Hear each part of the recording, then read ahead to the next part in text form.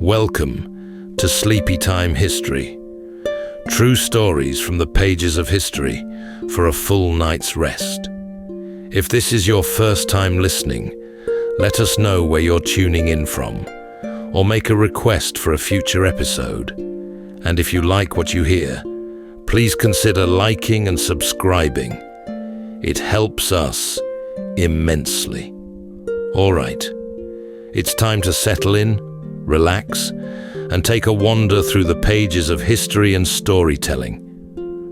Tonight, we're going to be exploring the remarkable true story of William Wallace. Not the roaring warrior depicted in blockbuster films like Braveheart, but the real man behind the legend, whose life was deeper, stranger, and in many ways far more compelling than what made it to the big screen. There were no kilts in Wallace's time, no blue face paint, and no forbidden romance. Wallace wasn't a peasant plucked from the fields. He was the educated son of the lesser nobility, fluent in Latin and shaped by the echoing stone halls of Paisley Abbey, long before ever lifting a blade in anger. The true story is certainly one of courage, but more than that, it's one of strategic brilliance, measured patience, and a careful coaxing of a smouldering resistance.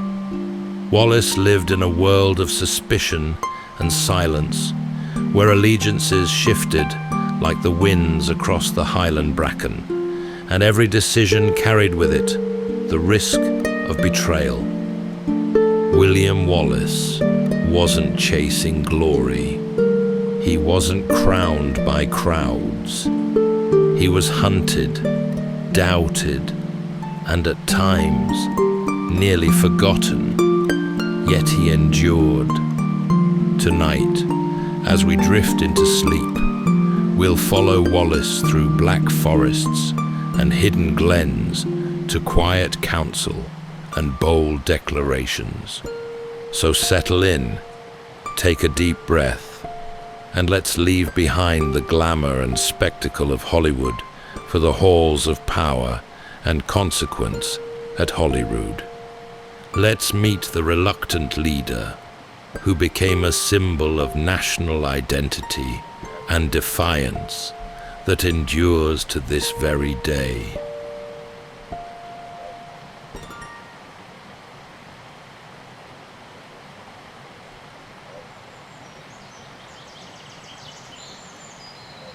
In the waning years of the 13th century, Scotland was a kingdom without a centre. Its previous king, Alexander III, had died suddenly, falling from his horse down a steep embankment on a coastal road one dark and storm-blown night. With no adult heir to follow him, and only a young granddaughter in distant Norway left to inherit the throne, the country slipped into uncertainty. It was into this uneasy stillness that the English king, Edward I, stepped. Not at first with open force, but with the weight of paperwork, envoys, and promises. He offered to judge Scotland's succession dispute, to help her choose a new king from the competing claimants, which he did, selecting John Balliol, a noble of good blood but uncertain backbone.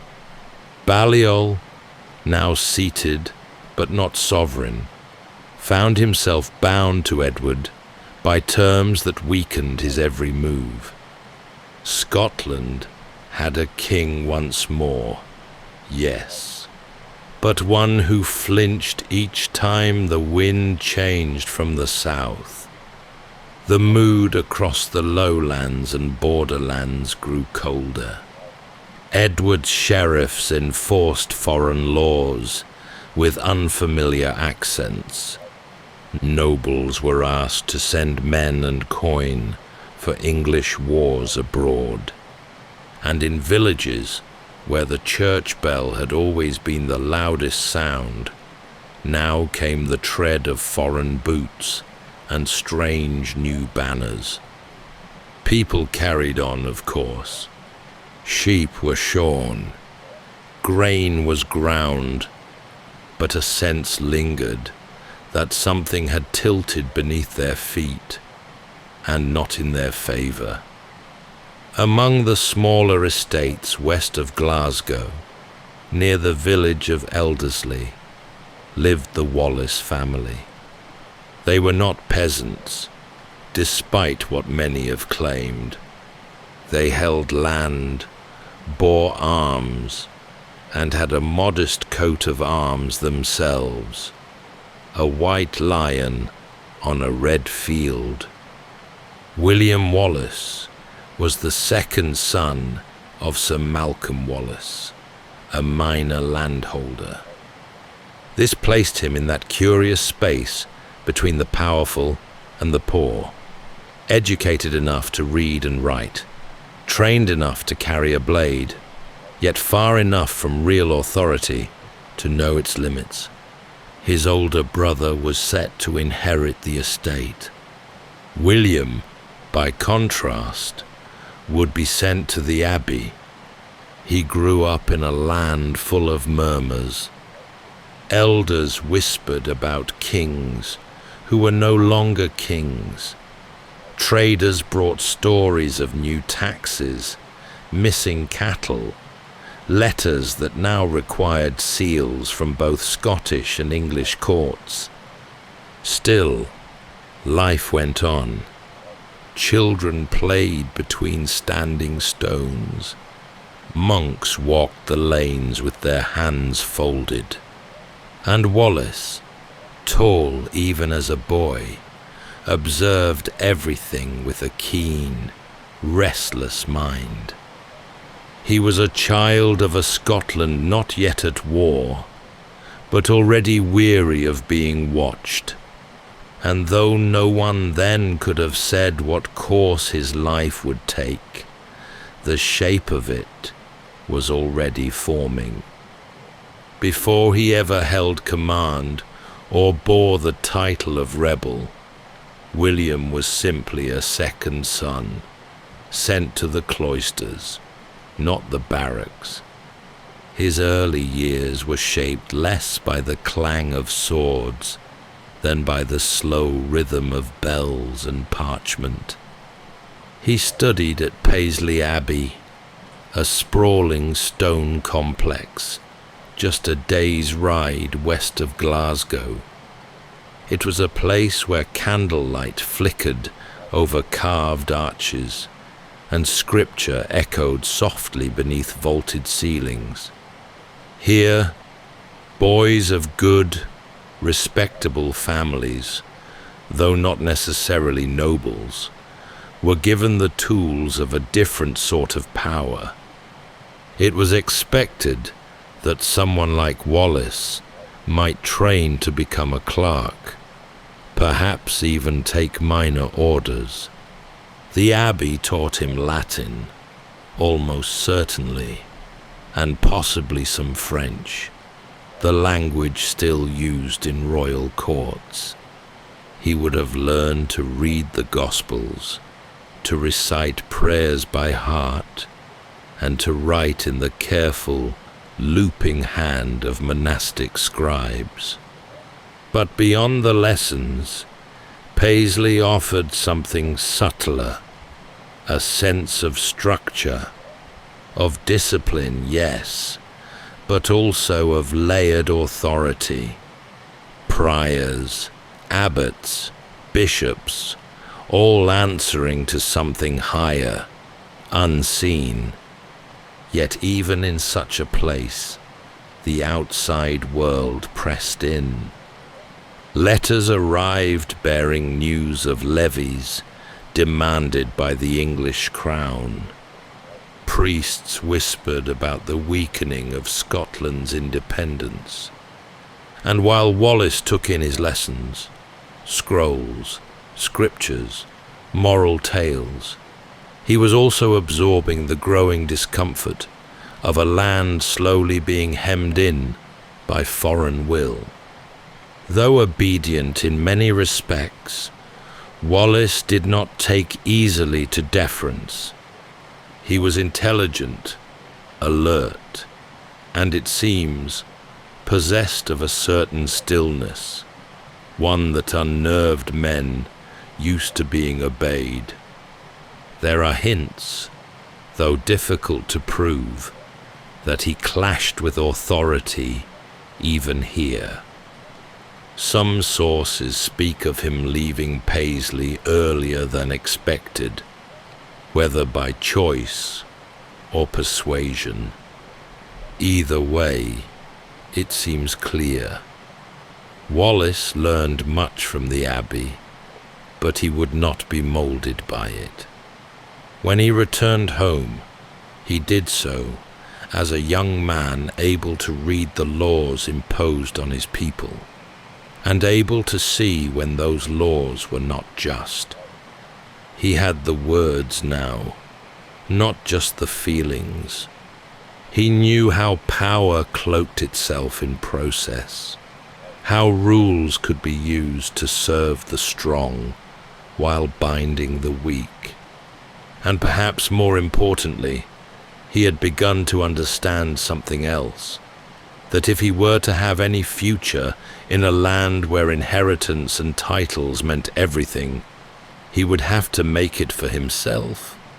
The sword was not yet drawn, but the mind behind it had been shaped and sharpened within stone walls, ink-stained fingers, and the slow patience of a young man learning how to think and how to wait. The road to open resistance does not often begin with fanfare. For Wallace, it began with damp weather, a restless mind, and a single act that would ripple across the kingdom.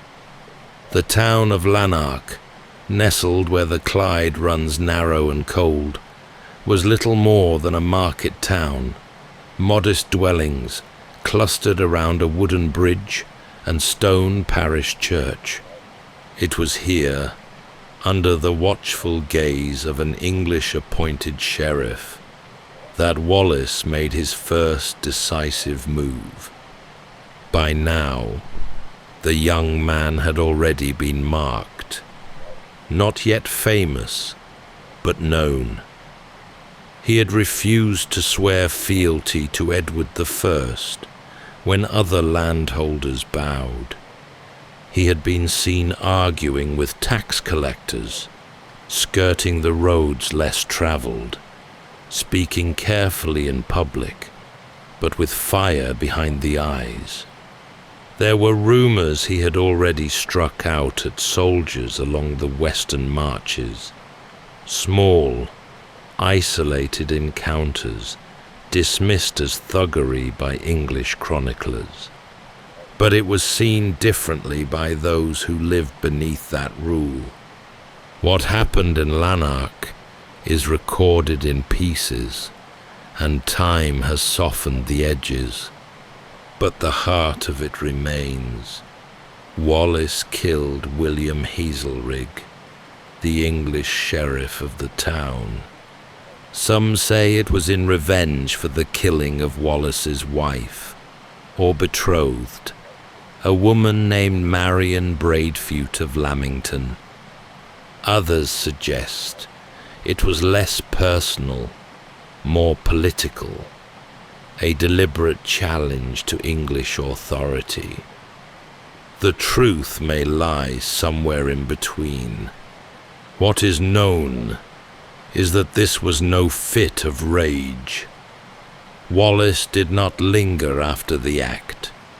He disappeared into the surrounding woods before reinforcements could be summoned.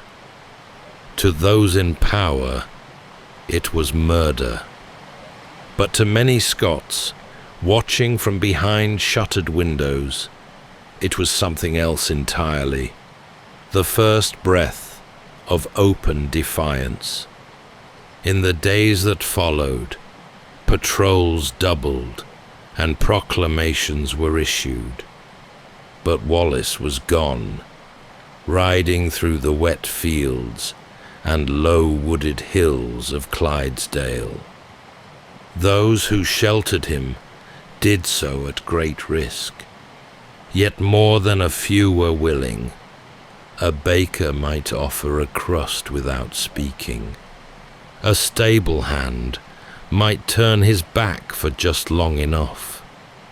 Already the legend was beginning, but almost imperceptibly, and with more fear than fire. There were no grand armies yet, no banners or charges, just rain in the gutters, the distant toll of a bell, and whispers of a man who would not bow. Wallace had crossed a line that could not be uncrossed, and the Crown knew it.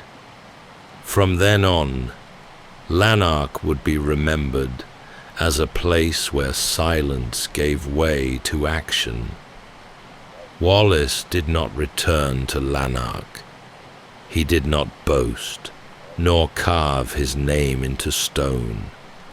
Instead, he vanished into woodland, into rumour, into the low mist that hung over the braes of southern Scotland. From this point onward, his life became a pattern of evasion and emergence. No fixed base, no standing army, just movement, message, and the slow gathering of trust. If rebellion was to grow, it would do so carefully, under the cover of deep forests and ancient stones. Much of Wallace's early organizing took place not in halls or castles, but in the open. Forest clearings served as council chambers, and those who joined him were not mercenaries, but farmers, tradesmen, younger sons with little to lose. They came in twos and threes, some on foot, others leading worn horses. Many brought weapons handed down by fathers or fashioned by local smiths after dark. Few had matching arms or formal training, but they had purpose. Wallace understood the land as few others did, and he knew how to use it. Camps were set near ancient standing stones, or deep within familiar glens, places where stories already held power. The people who came to him were not stirred by speeches, but by presence, the calm authority of a man who did not blink under pressure, who asked for loyalty without shouting for it. As word spread, raids grew bolder, targeting supply convoys, outposts, and tax depots. English officials responded with warrants and patrols, but Wallace remained one step ahead. At times, his men would vanish for days, only to strike suddenly miles away. These were not victories won with numbers, but with precision and daring. It was around this time that Wallace joined forces with Andrew de Moray, another leader rising in the north who shared his cause. Moray had led his own rebellion near Inverness, and their combined strength was now drawing attention far beyond the borders. Still, their forces were uneven and their resources thin. The English crown dismissed them as rabble. But then came Stirling. The bridge at Stirling was narrow, just wide enough for two to pass abreast, and flanked by marshy ground. It was here, in the late summer of 1297, that Wallace and Moray chose to make their stand. English forces under John de Warenne and Hugh de Cressingham approached with heavy cavalry and supplies. Wallace, studying the lay of the land, saw what others did not, that this bridge, not the battlefield beyond it, would decide the day. As the English began to cross, Wallace waited. Only when a portion of their forces had moved past the halfway point did he strike. The trap was swift, brutal, and strategically flawless. Those caught on the bridge had no room to maneuver. Many fell into the river. Others turned back too late. The rest never crossed at all. The victory at Stirling was not just a blow to English arms. It was a message. Wallace, once a fugitive, now stood as a commander capable of defeating a larger, better equipped force. His name moved from whispered tale to spoken fact. But even as celebrations spread through the hills, Wallace remained aware. This was only the beginning. Victory brought attention, and attention in a land still divided could be as dangerous as defeat. In the days after Stirling, Scotland held its breath. The unexpected victory had sent tremors through the English ranks and stirred new energy among those who had once kept to the shadows. But with triumph came expectation, and soon eyes across the land, noble and common alike, turned to William Wallace. He was not a lord. He held no great estate. And yet, in October of 1297, Wallace was named Guardian of the Realm of Scotland, ruling in the name of the imprisoned King John Balliol. It was not a royal title, but it carried enormous weight. As Guardian, Wallace was tasked with defending the kingdom, administering justice, and speaking on its behalf abroad. It was a role usually reserved for high-born nobles, men with lineage, influence, and deep political ties. Wallace had none of these. What he had was momentum, clarity, and a reputation that had outpaced his origins. It was a strange honor, one that placed him not above the people, but awkwardly among the ruling class, who had until recently ignored or opposed him.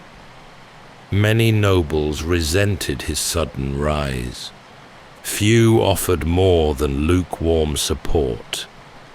In meetings of the realm's council, Wallace often stood alone, surrounded by titles, but lacking allies. His authority rested on what he had done, not who he was. Still, he acted. From the small stronghold of Scone and later Perth, Wallace issued proclamations in the name of Scotland's freedom, though always in measured legal terms. He sent letters to cities in Germany and the Low Countries, most famously to Lubeck and Hamburg, announcing that Scottish ports were open once again for trade. It was a bold move. Scotland, he was saying, had not been broken, but there were signs of strain. Supplies were short. Loyalty among nobles wavered. The church offered tepid blessing, and the English crown, far from defeated, had begun preparations for a renewed campaign. King Edward I, now returned from his continental wars, was determined to reclaim what he saw as his rightful dominion. Wallace, meanwhile, faced a growing dilemma. He had no court, no treasury, no formal army. What he had were men who believed in him, soldiers, farmers, and craftsmen who had tasted something rare, the feeling of standing unbowed. He knew that feeling alone could not win the future, but he also knew he could not return to the shadows. And so, as the days shortened and winter drew near, Wallace raised his banner with resolve.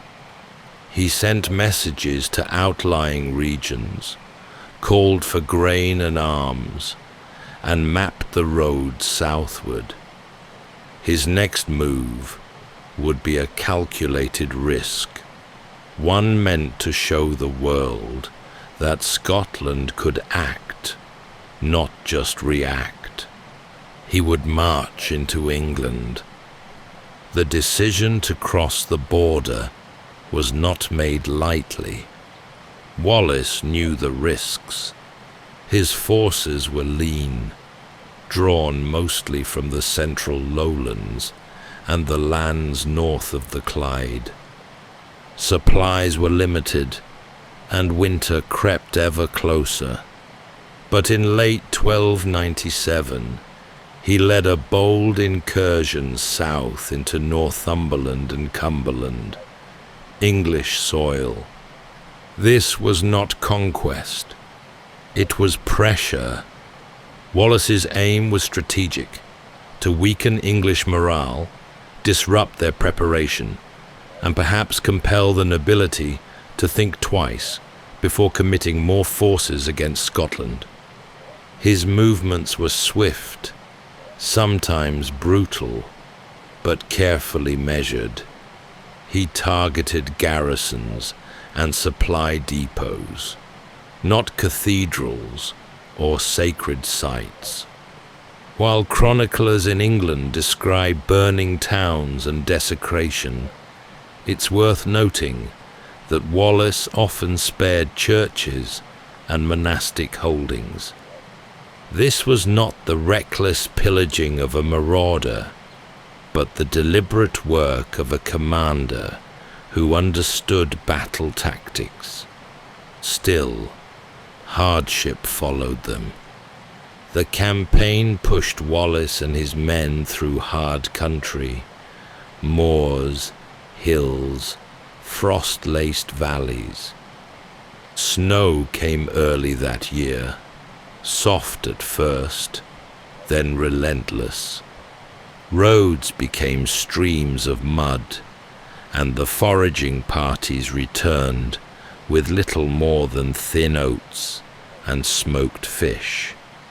Even hardened men began to feel it: the weight of cold, the gnaw of hunger, the long silences broken only by the cough of a horse or the groan of wet timber underfoot. They made camp in ruined villages and abandoned steadings. Fires burned low, more for smoke than warmth. It's thought Wallace kept to himself during these nights, studying maps, listening to scouts, speaking only when he had to. His leadership was reserved, yet unwavering. No flourish, no declarations, just presence. It was in this bitter season that his men began to call him more than commander. They called him steadier things: protector, guide, sometimes simply him. But even as they pressed further south, Wallace must have sensed what was waiting in return. England was stirring. King Edward had returned in full strength, drawing up fresh armies, calling favours from loyal lords, and rallying nobles who had once been indifferent. The time for delay was over.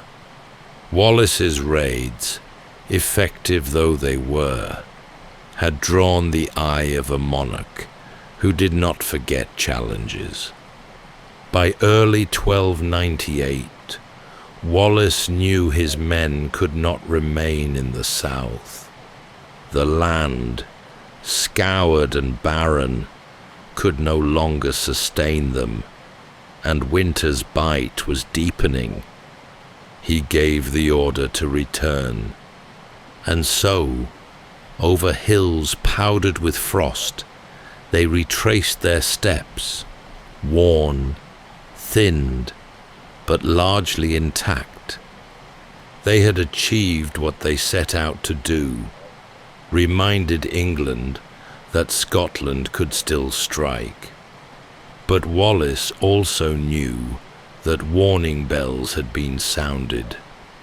The next time he faced the English, they would come in force.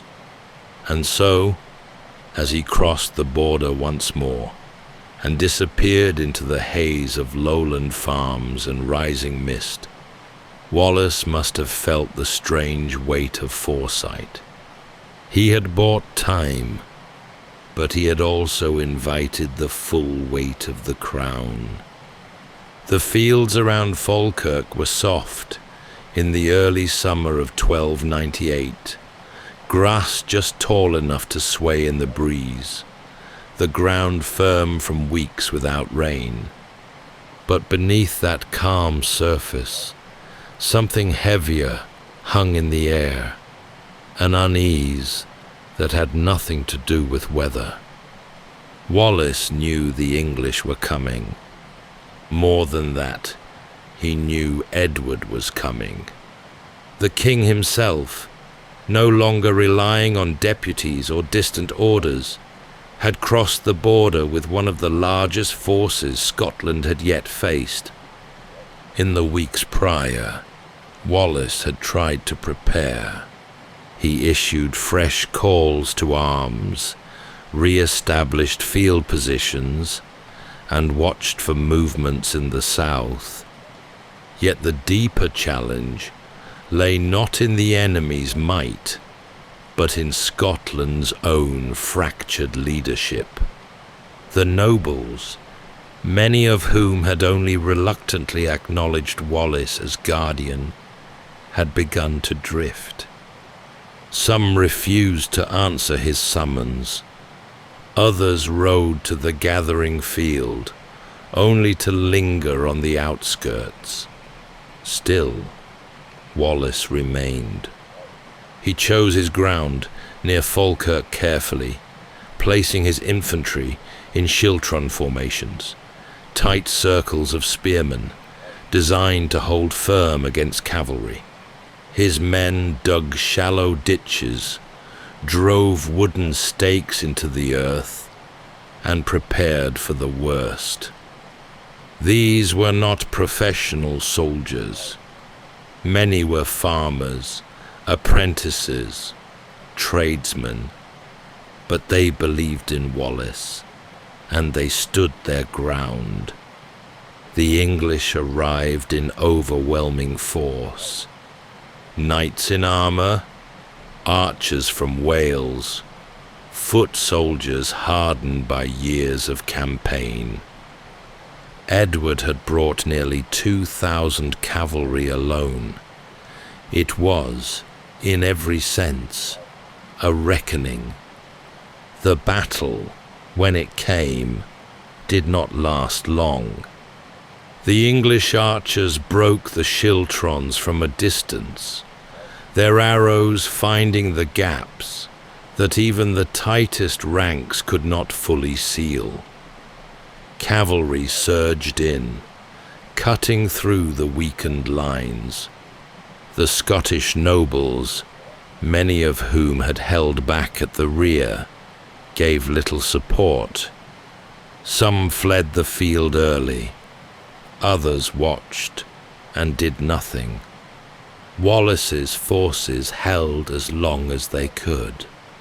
There was no collapse, only erosion, a slow, tragic unraveling of men outmatched and under-supported. When retreat became the only option, Wallace withdrew his remaining forces in order, protecting as many lives as he could. He did not die at Falkirk, but something else did. In the aftermath, Wallace resigned as Guardian of Scotland. It was not a gesture of defeat, but of clarity. He had seen the limits of his position, the ceiling placed upon him not by the enemy, but by his own countrymen. Without unity, there would be no lasting resistance, and if others wished to lead, he would no longer stand in their way. He vanished from the public eye, slipping back into the shadows from which he had come. No speeches, no declarations, just the fading sound of hoofbeats and the long quiet that follows a cause caught in the hands of too many. Falkirk was not the end, but it was a turning point. The legend might live on, but the man, now stripped of title and command, would continue his journey alone. When the dust of Falkirk settled and Wallace relinquished his role as guardian, he did not return home, because in truth, he no longer had one. His name was now both shield and target, known across the kingdom, praised in hushed tones by those who saw him as Scotland's only true voice, and condemned by others who preferred order, even at the cost of independence. What followed was not well recorded. These years of Wallace's life slipped through the grasp of history, mentioned only in fragments, stray letters, vague reports, the kind of records that suggest movement but rarely confirm it. And yet, it is in this absence, this misted chapter, that we find perhaps the truest version of him. A man moving by instinct, relying on memory and terrain, never staying long, always watching. He passed, it is believed, from glen to glen, taking shelter in the hills above Loch Lomond, the pine woods near Tyndrum, and the twisting paths of Glen Nevis. He travelled light, with only a few trusted companions, and never announced his arrival. When he needed food, sympathetic villagers would leave parcels hidden at marked stones. When he needed word of the outside world, he listened rather than asked. Despite his isolation, Wallace had not given up. He travelled beyond Scotland, perhaps even to France, seeking support from King Philip IV. Records suggest he carried letters with him, formal declarations from Scottish clerics or remaining councilmen, requesting aid against Edward's encroachment. Some say Wallace hoped to travel to Rome, to lay Scotland's case before the Pope. Whether he reached the Holy See remains uncertain, but the effort itself speaks to the kind of resolve he carried, a belief that even from the margins he could still shape the fate of his country. Back home, however, the tides were turning. With Wallace absent, New leaders emerged, nobles more acceptable to the political class, some of whom had once ignored or opposed him. Treaties were signed, compromises made. The cause for which he had risked everything was still alive, but it had changed shape, less about open resistance, more about negotiation, diplomacy, careful steps rather than bold leaps. In many ways, Wallace had become a symbol more than a man. Songs were sung about his courage. Tales spread of his escape through icy burns, his sword still gleaming despite the snow. And yet, in truth, he remained a wanderer, unseen, his thoughts likely far less grand than the ballads made them out to be. It's likely there were nights, long ones, where he sat beside a low fire, wrapped in wool and damp from the bracken, and wondered whether his choices had truly mattered. Whether the freedom he had chased was now just a banner someone else would carry, or whether it had slipped into the fog like so many of the voices that once pledged to follow him. Still, he did not stop. He moved, listened, planned. Even without an army, without a council, he remained in motion. And perhaps that, more than anything, was what made him dangerous. Not what he commanded, but what he still believed. It was near Glasgow, they say, that it happened. After years of shadowed travel and narrow escapes, Wallace was finally captured, not on a battlefield by English knights, but through betrayal. The man who turned him in was Sir John de Menteith, a Scottish noble and once ally, who had aligned himself with the English crown. The details are sparse, blurred by time and retellings, but the effect is clear. Wallace, the steadfast figure who had spent years evading armies and outlasting campaigns, was taken in the hush of familiarity. No fight, no chase, just a trap sprung with unnerving precision. We don't know exactly what Wallace felt in that moment, if there were words exchanged, if he suspected it before it unfolded. What is known is that he was seized, bound, and delivered to English custody. From there, he was transported south, under heavy guard. It was a long journey, taking him from the wild hills of Scotland through English towns, where his name was more accusation than legend. He passed through Carlisle, then through smaller villages, the faces at the roadside curious or hostile, depending on what they'd heard. Some stared at him with open disdain. Others merely looked away. Wallace bore no crown, no banner, no parade of loyal men. He was chained, cloaked in the dust of the road, and stared down by those who had once feared the mention of his name. When he arrived in London, the city was swollen with the heat of summer. Its streets were loud with commerce and rumour. Word of Wallace's capture spread quickly. He was taken to the Tower, that looming stone structure on the Thames, where prisoners rarely lingered long before judgment. For the English crown, this was a triumph, a symbol that the rebellion, or at least one version of it, had finally been quelled. But even here, in the heart of his enemy's domain, Wallace did not bend.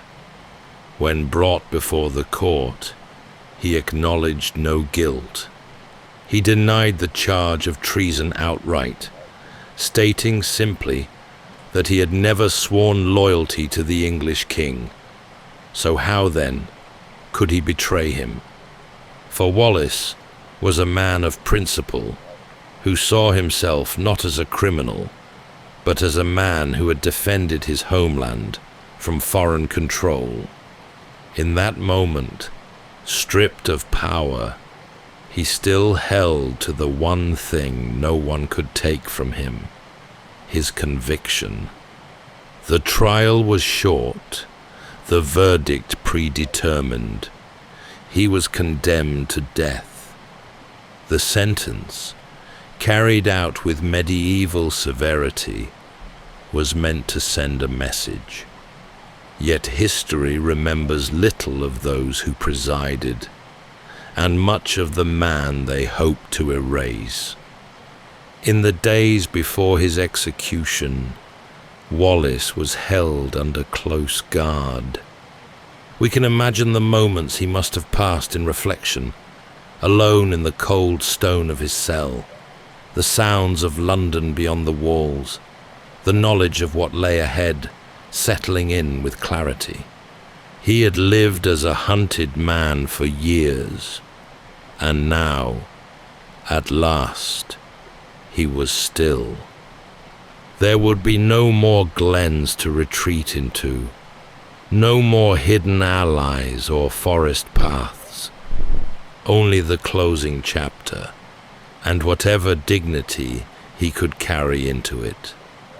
But though the final hours were his alone, what came after would not be.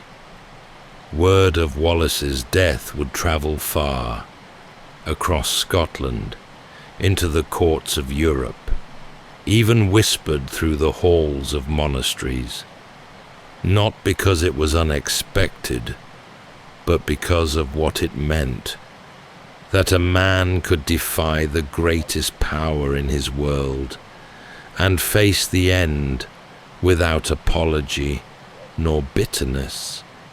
There are no known last words, no letter from the Tower, no final account from William Wallace himself. What remains is silence, the deep, historical kind that follows when a life ends, but its meaning lingers on. After his execution in late August of 1305, Wallace's name was meant to fade. The sentence had been carried out with spectacle and severity, designed to erase not just the man, but the idea of him.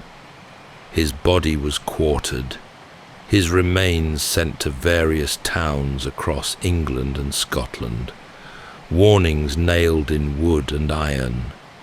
But ideas, unlike flesh, do not scatter so easily, and in Wallace's case, it was not just the idea of resistance that survived.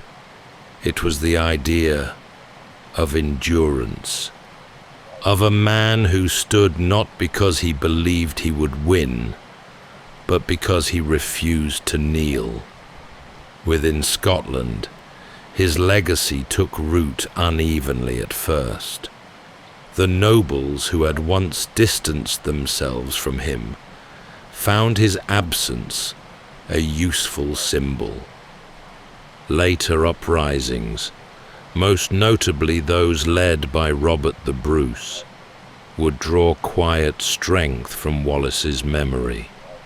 Bruce himself had once opposed Wallace's methods, but as the wars for independence deepened, even he could not ignore the power of what Wallace had stood for. In abbeys and among the clergy, his name was kept alive in small ways. Notes in margins, mentions in chronicles, the occasional prayer spoken with care. Across Europe, the letters Wallace had once sent from his position as guardian were preserved in archives, rarely studied at the time, but not discarded. The ports of Lübeck and Hamburg remembered the Scotsman who had written to them with diplomatic courtesy, announcing Scotland's intent to stand as its own. It was not until generations later that Wallace's story took fuller form, retold, reimagined, sometimes adorned. The truth, though simpler, is no less powerful. He was a man born into a time of confusion and uncertainty, who chose a path most would have avoided.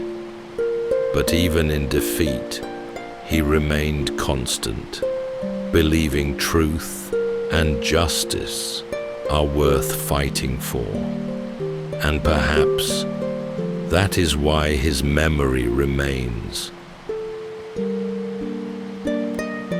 That's all for tonight's journey through history.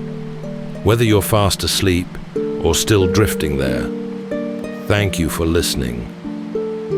And until next time, rest well.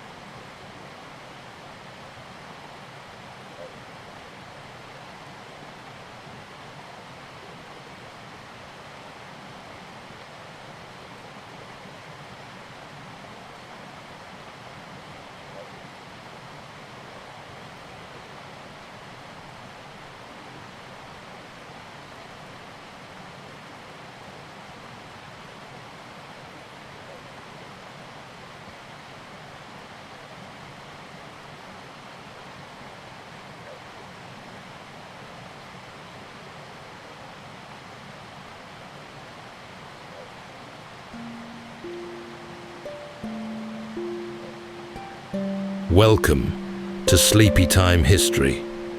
True stories from the pages of history for a full night's rest. If this is your first time listening, let us know where you're tuning in from, or make a request for a future episode. And if you like what you hear, please consider liking and subscribing. It helps us immensely. All right, it's time to settle in, relax, and take a wander through the pages of history and storytelling.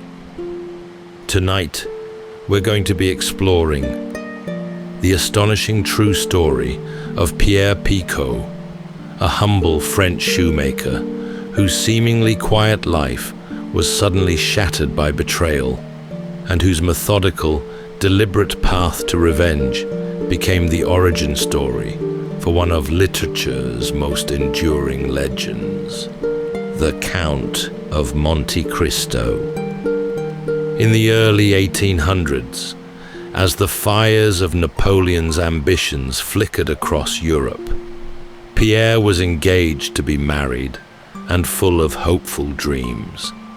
But within the shaded corners of his life, jealousy stirred. Pierre was falsely accused by trusted friends who, out of envy, denounced him as a spy for England, a deadly charge in a France still wary of its ancient and tyrannical rival across the sea. Picaud was arrested and left to languish in the shadowed depths of a ruined fortress high in the Italian Alps.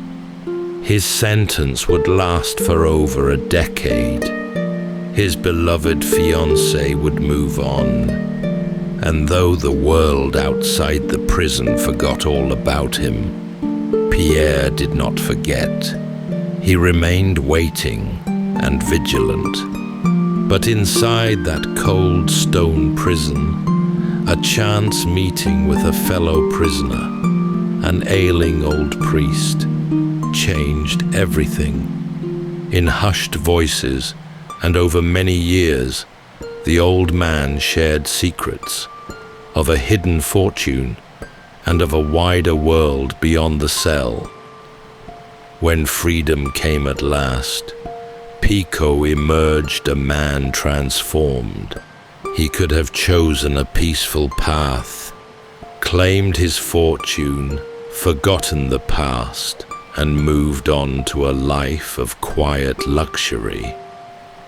Instead, he set his mind to one thing: justice. Tonight, as we drift into sleep, we follow the deliberate footsteps of a man once wronged, who emerged from the shadows not with blind fury, but with a plan.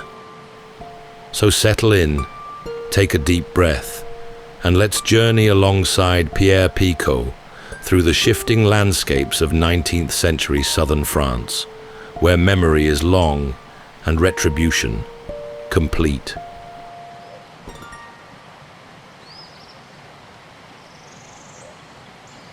Pierre Picaud was born in the southern city of Nîmes, a place of Roman ruins and sun-washed stone, nestled between the towering mountains and the Mediterranean winds. He came from modest roots, neither rich nor desperate, the son of an honest tradesman, raised among the narrow lanes and limestone facades of a city that valued hard work, diligence, and strong hands.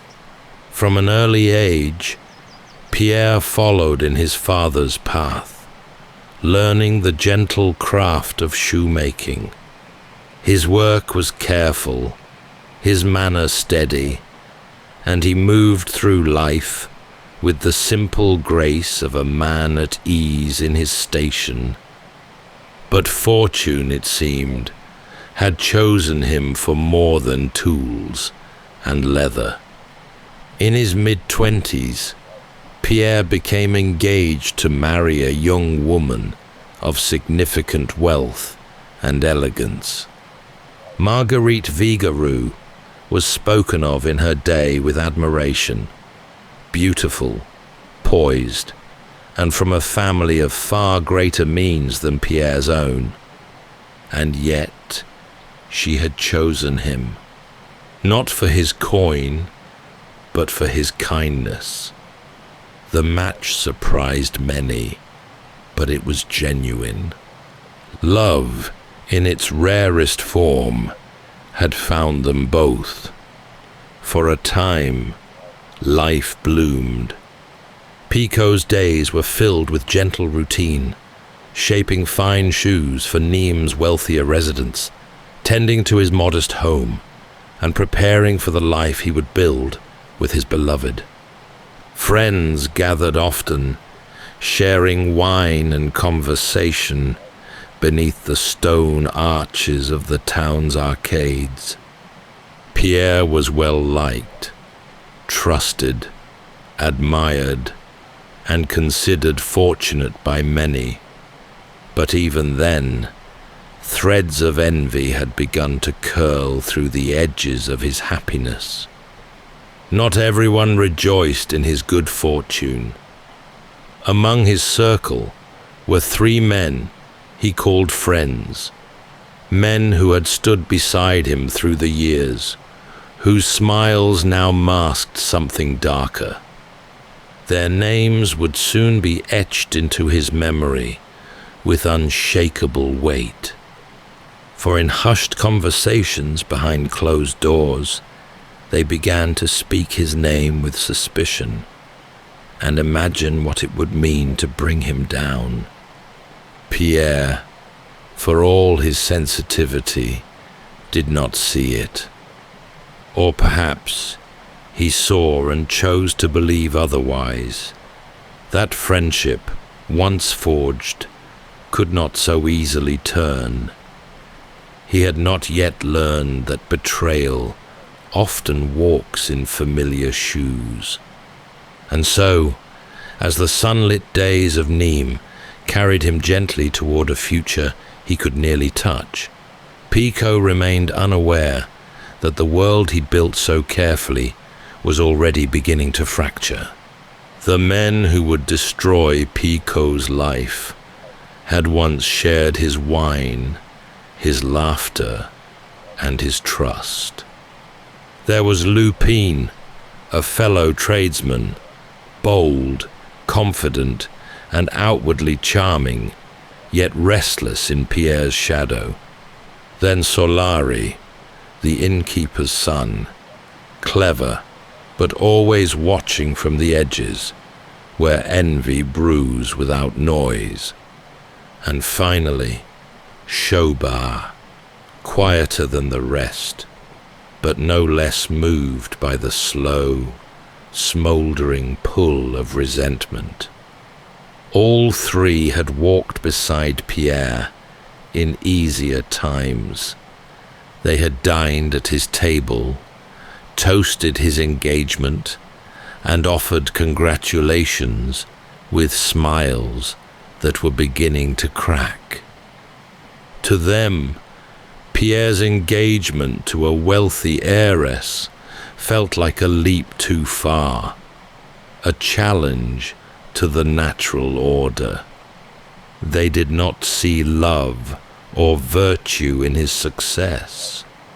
They saw only what they believed had been stolen from them: wealth, honor, opportunity. And so it was that on an ordinary day, with no warning, their long-harbored jealousy gave way to action. They denounced Pierre to the authorities, accusing him of something deadly in the climate of Napoleonic France: espionage. They claimed that Pierre had been secretly working for England, passing information to France's ancient enemy across the Channel. It was a lie, of course, yet the times were dangerous, and the state was on edge. France, still gripped by war and suspicion, took such claims seriously. A whisper could become a chain. and so the wheels turned quickly. There was no trial, no chance to plead his case. One moment, Pierre was walking freely through the market streets of Nîmes. The next, he had vanished. The betrayal struck Pierre with a force no stranger's accusation could ever match. To be accused by strangers would have been one thing, but these were friends, men he had trusted with his time, his thoughts, his loyalty. The pain of it, perhaps, outweighed even the fear. In the days that followed, no word reached his fiancée. No explanation was given. Pierre was simply gone. Taken under armed escort, he was moved far from the warmth of southern France, toward the looming mountains that marked the Italian border. There, hidden in the remote heights of the Alps, stood the Fenestrelle fortress, cold, isolated, and vast. Pierre Picaud had stepped into the long silence of exile, left to carry not only the weight of false charges, but the even heavier burden of betrayal. And his life, once so full of promise, now narrowed to stone walls, iron doors, and the memory of 3 familiar faces. Fenestrelle Fortress rose like a jagged crown against the grey folds of the Italian Alps, vast, brooding, and utterly detached from the living world. Built into the mountainside, it sprawled across terraces and stone ramps, its corridors echoing with the weight of generations. For Pierre, it would become his entire horizon. He arrived in shackles, tired and stunned, as if the world had suddenly changed languages and turned its face away. The fortress held no comfort, not in its stone cells, nor in the cold that seeped up through the walls at night. The seasons passed with little distinction.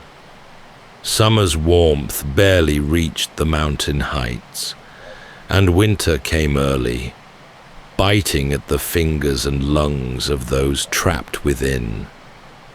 His cell was small, more hole than room, with only a narrow slit for light and a straw mat that smelled of damp years. There were no visitors, no news from the outside world, no trial to hope for, just stone, iron, and the long, slow ache of being forgotten. The days stretched without form. At first, Pierre kept count, scratching notches into the wall, trying to hold on to some sense of time. But after the 100th day, or perhaps the 200th, the numbers lost their meaning. Time had bent. Each morning arrived like the one before. Each night, just a darker version of the day. There were others in the fortress, murmurs from down long hallways, shuffling feet, an occasional cough in the dark, but no one to speak to directly. Isolation wrapped around him like a second skin. He did not know if his fiancée had searched for him. He did not know if she still believed in him, or if she'd been told he was dead, or worse, guilty. And then there was the cold. Not simply the weather, but a kind of internal freezing, a stilling of purpose. He had been a man on the cusp of a beautiful life, and now he was no one. A name on no list, a ghost who hadn't died. But even in that grey silence, something held. Pierre did not unravel. He endured. He turned inward. Memory became both wound and anchor. He thought often of the faces of the men who had accused him. Their betrayal had shaped his new world. And while the fortress held his body, it had not taken everything. Not yet. And not forever. Years had passed. The stone walls had grown familiar now, though never welcome. Picaud had learned to live within them, to breathe with the rhythm of the fortress, and to carry his thoughts like embers, silently, but no less alive. And then, one day, without warning, a new prisoner was placed in the adjoining cell. He was older, this man, gaunt, with a trimmed white beard and eyes that burned with a curious light. His name was Father Torrey, a priest once, before the state had turned its suspicions even on men of the cloth. The guards spoke of him with indifference, but Picaud sensed immediately that there was something unusual about the man. In a place where time dragged and conversation was rare, the two began, cautiously at first, to speak.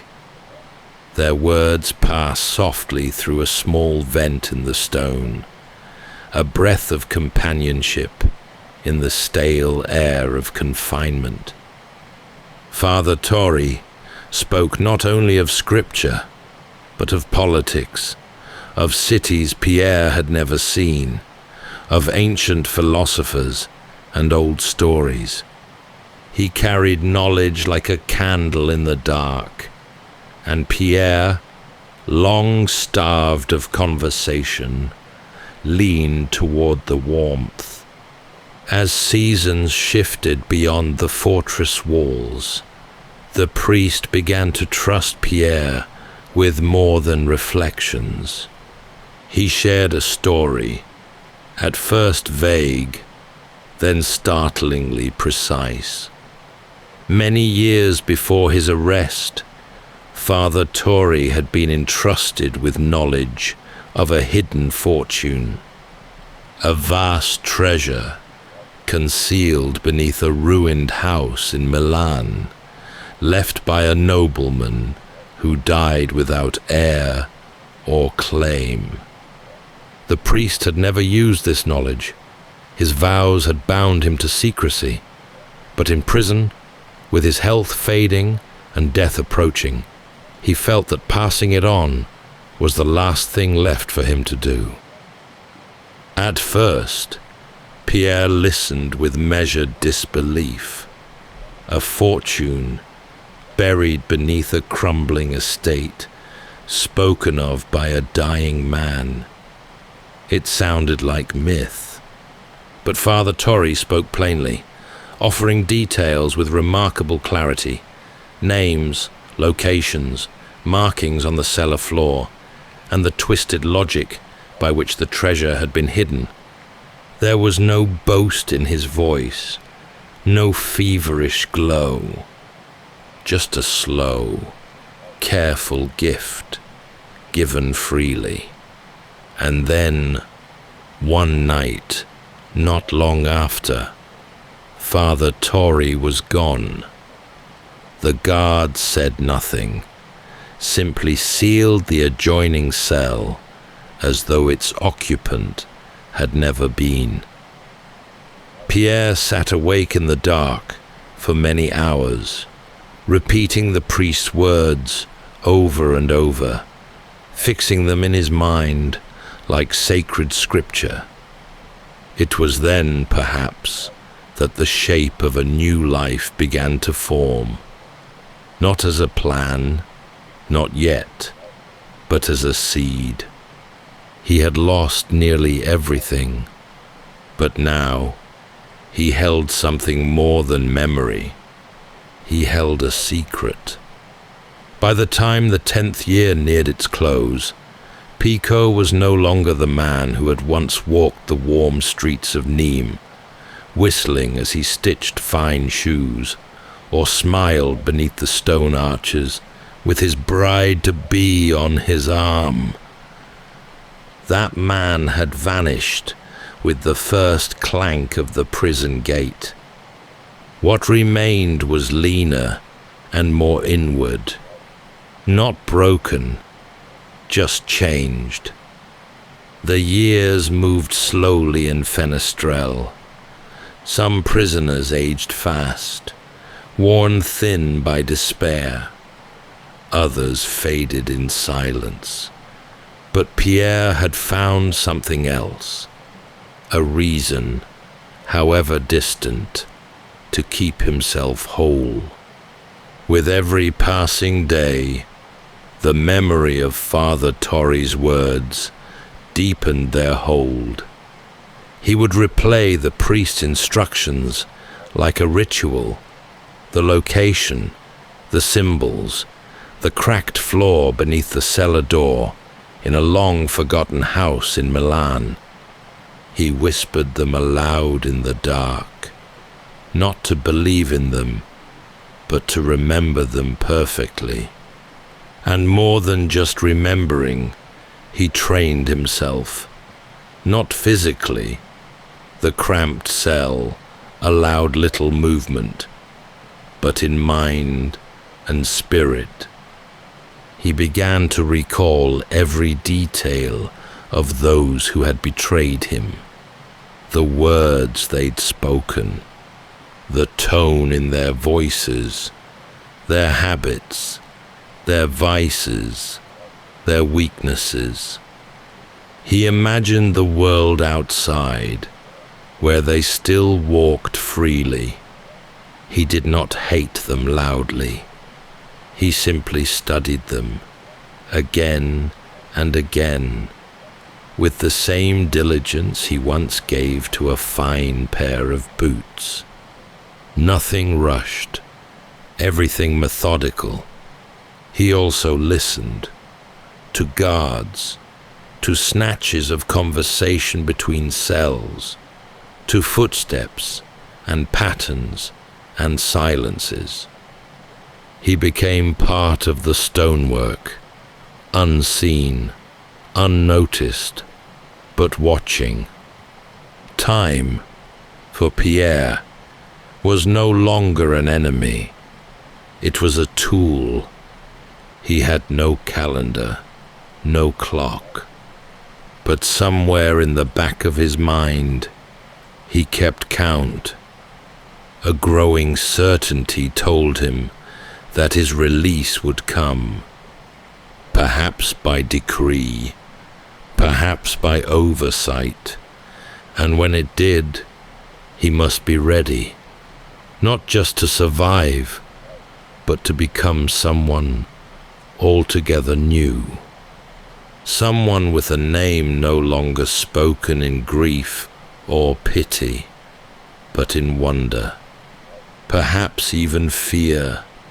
He began to plan, and while the guards believed he sat idle in his cell, wasting away in obscurity, Picaud was building something, quietly and in the dark, planning his every move. After more than a decade behind stone and iron, the world beyond Fenestrelle had become, to Pierre, half myth and half memory. But one cold morning, without ceremony or explanation, the gate clanged open, and he was told he was free. The guards offered no reason. Perhaps the charges had been suddenly dropped, or lost in the shuffle of changing administrations. Perhaps someone in Paris had finally questioned the length of his detention. But no apology came, no compensation, just release. He stepped beyond the fortress walls, with little more than the clothes he wore, and the weight of years behind his eyes. The light hurt at first, not just the sun, but the color of things, the sky, the moss, the distant pines. Everything looked unfamiliar, as though the world had kept moving without him, leaving him to catch up at his own pace. The journey southward was long and solitary. He traveled on foot at first, avoiding major roads, taking work where he could, laboring under false names, listening more than speaking. The priest's map, etched into his mind, remained unshaken. The memory of Milan pulled at him relentlessly. When he finally arrived in the city, it had changed. Buildings stood where fields once were. Faces had turned, but the streets still bent in the same crooked lines, and he found, eventually, the neighborhood the priest had described. At the edge of the city, shaded by tall trees and flanked by walls grown over with ivy, sat the old house, now abandoned, its shutters weather-beaten and crooked, its gate rusted nearly shut. Pierre waited until nightfall before slipping through. The house groaned with age. He moved slowly, not out of fear, but reverence. Every creak beneath his foot was part of the priest's story unfolding. He found the cellar door beneath a cracked stone in the kitchen floor. The hinges protested, but it opened. In the flickering light of a single candle, Pierre descended into the damp, earthen dark.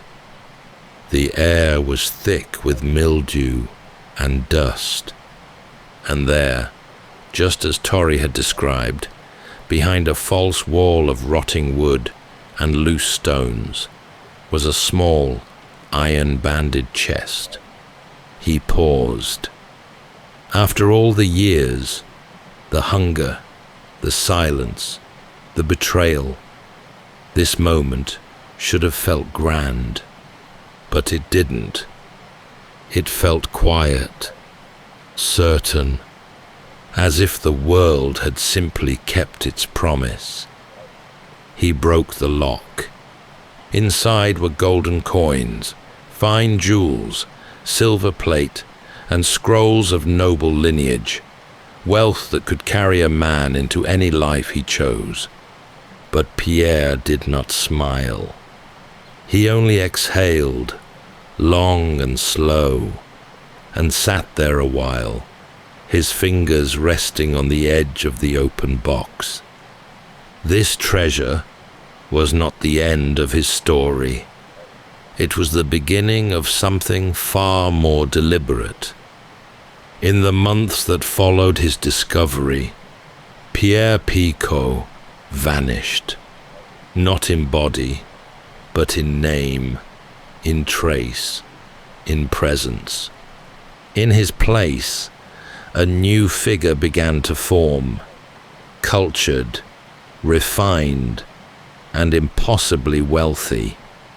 He now had the means to re-enter society, not as a shoemaker, but as a gentleman of fortune. But he did not rush. He moved like someone weaving an intricate pattern, one slow stitch at a time. From Milan, he traveled north, adopting a new identity, drawn from the noble documents buried with the treasure. Titles once forgotten were revived. A name with roots in Italian aristocracy, not Picaud, gave him entrance into salons, banks, and business affairs. He acquired property under aliases, developed partnerships, wrote letters in fine hand to officials who never knew they were replying to a man once left to rot in a fortress cell. All the while, he gathered information. His betrayers had not scattered. They still lived comfortably in France, unaware that the man they'd condemned had returned, not only free, but powerful. Lupin, the most ambitious of the three, had married well, securing a position in trade and living handsomely. Solari, the innkeeper's son, had inherited his father's establishment in Paris, and Chaubard had faded into clerical life, the kind who folds easily into the grey corners of government service. None of them, it seemed, had ever faced question for their accusation, and none had thought Pierre would live to see the other side of a prison gate. But now, the pieces were in place. Pierre purchased a townhouse in Paris under a false name, its rooms modestly furnished, but with one wall devoted entirely to papers, maps, names, timetables, letters intercepted and transcribed. He watched. He waited. He traced their movements, their family connections, their financial vulnerabilities. He did not act out of impulse. Every step was calculated, not for cruelty, but for symmetry. The punishment, when it came, must fit the betrayal. And so, while his betrayers dined in comfort and greeted guests in well-tailored suits, a man they believed long dead was standing in the shadows of their lives, carefully preparing the days to come. By the time Picaud returned to France in earnest, he was a stranger, even to himself. The years had refined him. His speech had softened, his manner grown restrained, and his clothing, always impeccable, spoke of wealth and understated confidence. No trace of the old shoemaker remained. He moved through the salons and back streets of Paris, under a name that no one questioned, shielded by wealth and the practiced air of nobility. But he wasn't there to be seen. He was there to see. He watched them. Lupin, Solari, Chaubard. Each man had built a life atop the lie that ruined him, and each had weaknesses that Pierre, with quiet calculation, began to uncover. He never rushed. Some threads took months to follow, others years. But he had time.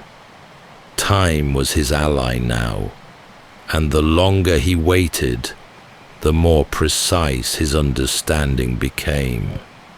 He befriended a merchant who handled Lupin's shipping contracts. He employed a servant whose sister worked in Solari's inn. He gained the trust of a clerk in Chaubard's office, who grumbled too easily after wine. Each step drew him closer, not to confrontation, but to comprehension. He learned of Lupin's pride, his risk-laden ventures, and the debts he kept hidden from his wife. He noted Solari's taste for gambling and the carelessness it bred, and he uncovered Shobar's extensive corruption, the stolen money, the falsified records, the things he thought buried under bureaucracy. Pierre began to leave subtle marks. An anonymous letter slipped beneath a door. A whispered rumor passed to a banker. A single forged document, delivered at just the right time. Nothing to alarm, just enough to shift the balance. They began to feel it. Lupin grew anxious in meetings, his confidence fraying. Solari grew curt with guests, snapping at shadows. Shobar began to look over his shoulder, pausing before he signed anything at all. And yet none of them suspected the true source. To them, it was simply misfortune, coincidence, bad luck, perhaps a rival. Pierre watched as unease bloomed in their lives like a slow illness. He never appeared before them, never spoke their names aloud, but he was always there, in the letter that arrived without a sender, in the business deal that fell apart at the last moment, in the mirror that caught a flicker of movement, just a heartbeat too late. This was not vengeance delivered in fury. It was justice, orchestrated with care, the kind that arrives so slowly, one doesn't realize it's begun until it's already far too late. Picaud had spent the better part of 15 years preparing for this. His revenge was not forged in anger. It had cooled into something colder, more exacting. And now it began. Lupin, once the most outwardly successful of the three, was the first to feel the cracks deepen. Pierre uncovered details of a risky business merger, one delicately balanced on unspoken debts and fragile trust.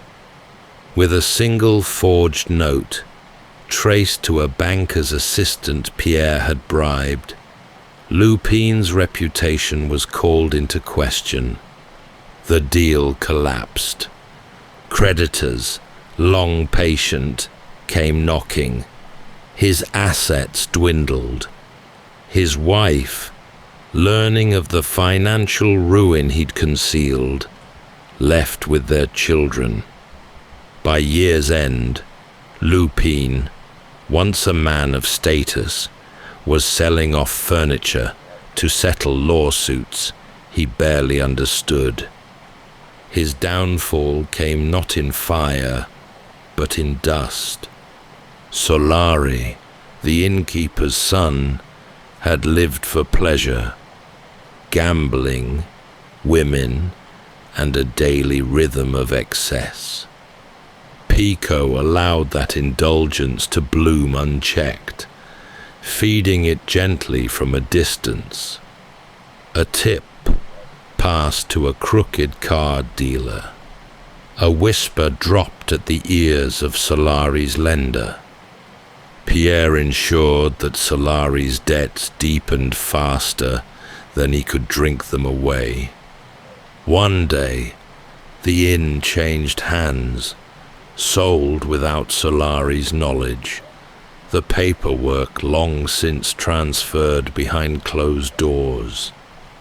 He woke to find himself a tenant in his own home, with no money and no friends left to turn to. There was no confrontation, only a letter, unsigned, folded beneath the inn's new door, that read, "This is the price of a lie." Shobar was the most cautious, the most dull, and yet the most corrupt of the three. Pierre had the hardest time reaching him. But corruption leaves a trail, and Picaud, ever patient, followed it. Over months, he gathered receipts, coded ledgers, falsified entries, small transgressions that, when collected, painted a far larger crime. With the help of an anonymous tip, Shobar was summoned before a judicial inquiry. He denied everything, but the evidence was there, and it was undeniable. He was dismissed, fined, and disgraced. Not imprisoned, but publicly ruined. A man once hidden in paper, now buried beneath it.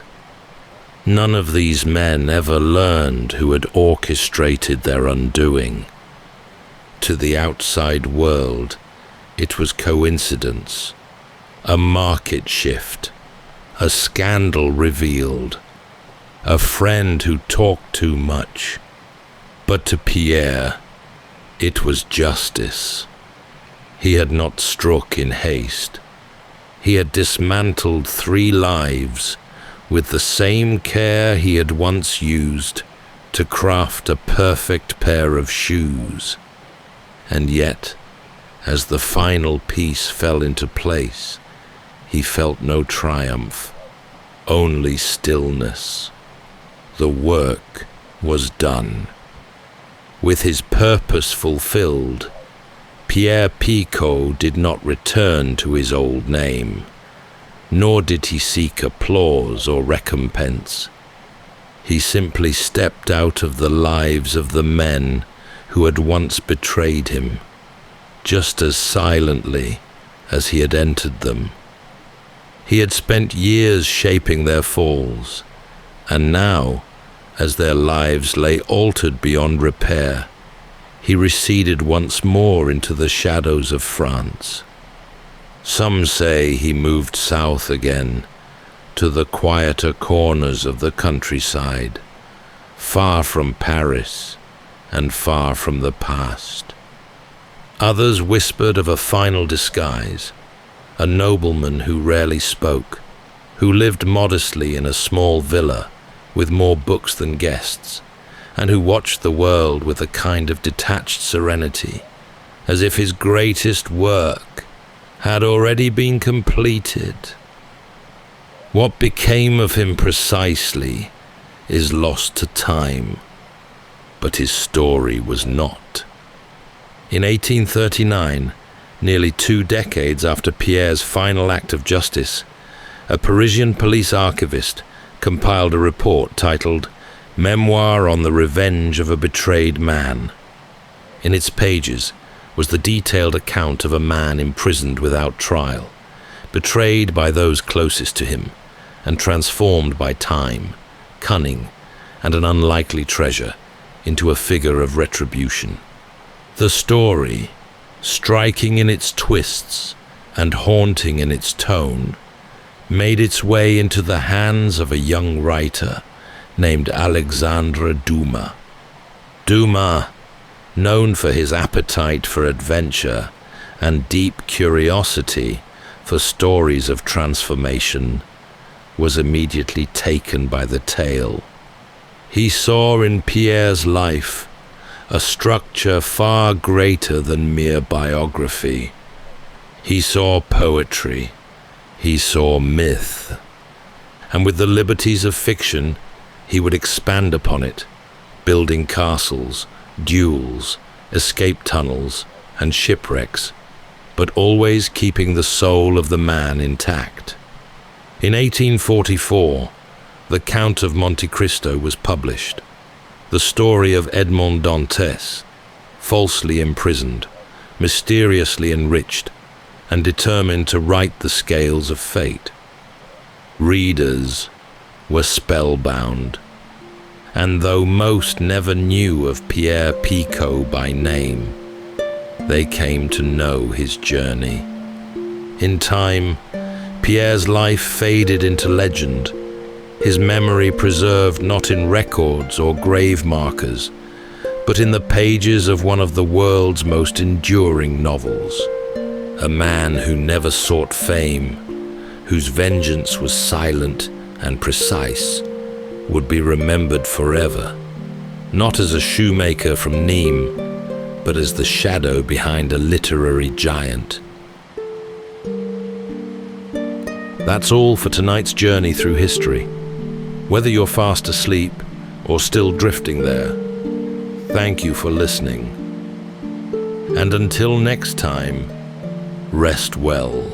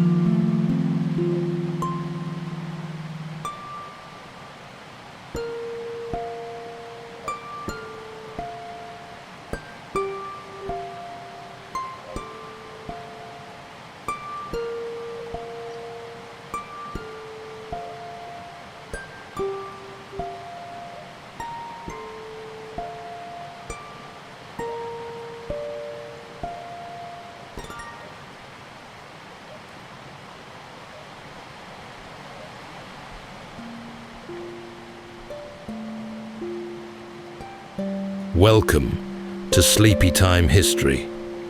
True stories from the pages of history for a full night's rest.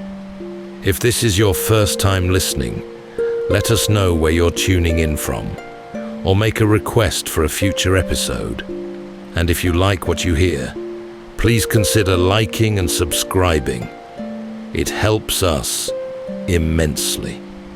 All right, it's time to settle in, relax, and take a wander through the pages of history and storytelling. Tonight, we're going to be exploring the remarkable true story of Hugh Glass, a frontiersman, fur trapper, and survivor of one of the most enduring tales of resilience in early American history. In the summer of 1823, Hugh Glass was part of a fur trading expedition along the upper Missouri River. These were the early days of westward exploration, when the boundaries of what was known remained vast and largely uncharted to European Americans. Glass was working with the Rocky Mountain Fur Company, deep in what is now the Dakota wilderness, a land of slow rivers, dense woods, and quiet, swaying grass. While scouting ahead near the Grand River, Glass was attacked by a grizzly bear. Though he managed to kill the animal with the help of his companions, he was left severely wounded, his body torn, bones broken, and survival uncertain. Believing he would not live long, the expedition's leader assigned 2 men to stay behind with him until he passed, then bury his body. But the men, one of them, a young Jim Bridger, later famous in his own right, soon abandoned him. They took his rifle, his knife, and what little gear he had left. They told the others he had died and moved on. Glass, however, did not die. Alone, unarmed, and badly injured, he began to crawl. Slowly and silently, he made his way through over 200 miles of wilderness. He encountered no rescue, no comfort, just the rhythm of the land and the quiet, patient strength it took to endure.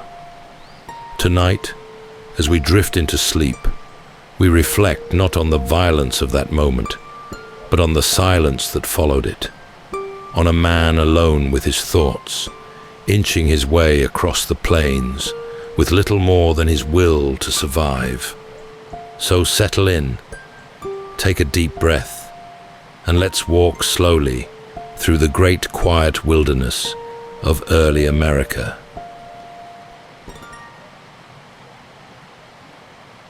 Hugh Glass is believed to have been born around 1783, most likely in Pennsylvania, where the wooded hills met the restless edge of the expanding American frontier.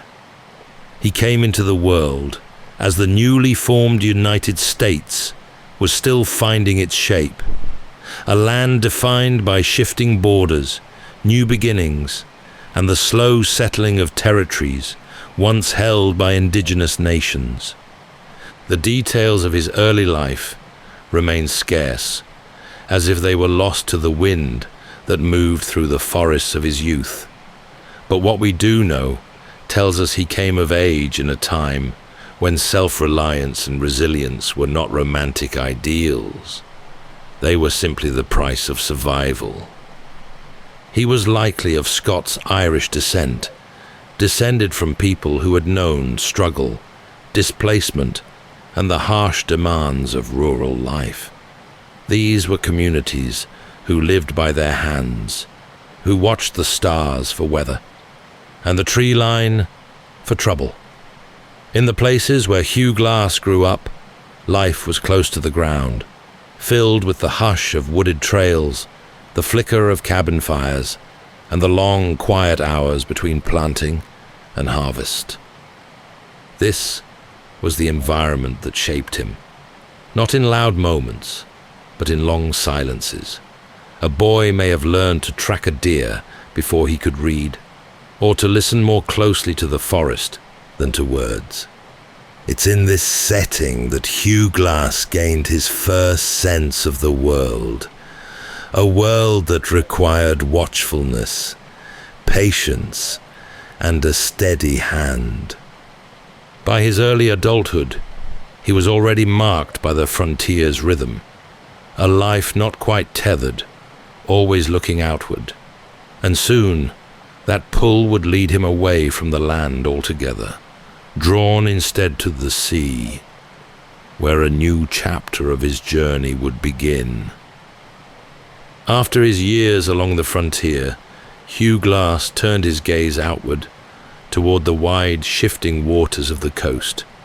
He became a sailor, boarding ships that carried goods along the eastern seaboard, into the Gulf of Mexico, and beyond. The sea was no gentler than the land he had known, but it offered a different kind of horizon, one that rolled endlessly under sky, full of wind and uncertainty. It was during this time, perhaps in his 20s or 30s, that Glass's story took one of its most extraordinary turns. While sailing in the Gulf, he was captured by pirates, reportedly under the command of the notorious privateer Jean Lafitte. Lafitte's base of operations near Galveston Island was a strange mix of outlaw commerce and colonial influence, a place where goods and lives were traded in the shadow of shifting empires. Glass was held as a prisoner, though the details of those months remain hazy. What's known is that he eventually escaped, slipping away from the coast and heading inland, into the uncertain interior of what is now modern-day Texas. There, he lived for a time among the Pawnee, one of the many indigenous peoples of the Great Plains. He did not simply pass through their world. He is believed to have lived among them, learning their ways, their language, and perhaps even forming bonds deep enough to consider them family. Some sources suggest he took a Pawnee wife, though these details are softly held, part memory, part oral tradition. What's clear is that these years left a deep mark. The knowledge he carried from that time, how to survive off the land, how to move silently across the plains, how to listen and observe, would one day save his life. By the early 1820s, Glass had re-entered the world of white settlers and trade. The American West was opening quickly now, driven by the hunt for furs and fortune. He joined the newly formed Rocky Mountain Fur Company, led by General William Ashley, as they prepared to push deep into territory that remained vast and untamed. Glass, now a man shaped by sea, captivity, and the patience of long survival, was ready. The next path he walked would lead him into the deep wilds, and into the story that would outlive him. By the spring of 1823, Hugh Glass was once again heading west, this time not as a lone wanderer, but as part of a formal expedition into the upper reaches of the Missouri River. He had joined the Rocky Mountain Fur Company, a bold new enterprise organized by General William Henry Ashley and Andrew Henry, who sought to tap the rich beaver streams of the frontier. The company had put out a call for enterprising young men, trappers and scouts willing to brave the vast unsettled country that lay beyond the Mississippi.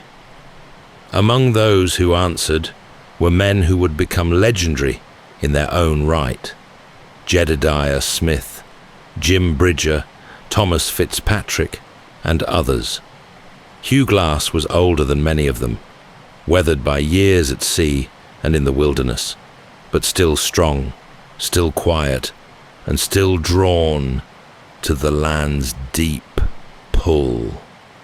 Their goal was simple in words, but enormous in scale: travel by river and overland into the untrapped regions of the upper Missouri, following its branching waterways into what is now North and South Dakota, Montana, and beyond.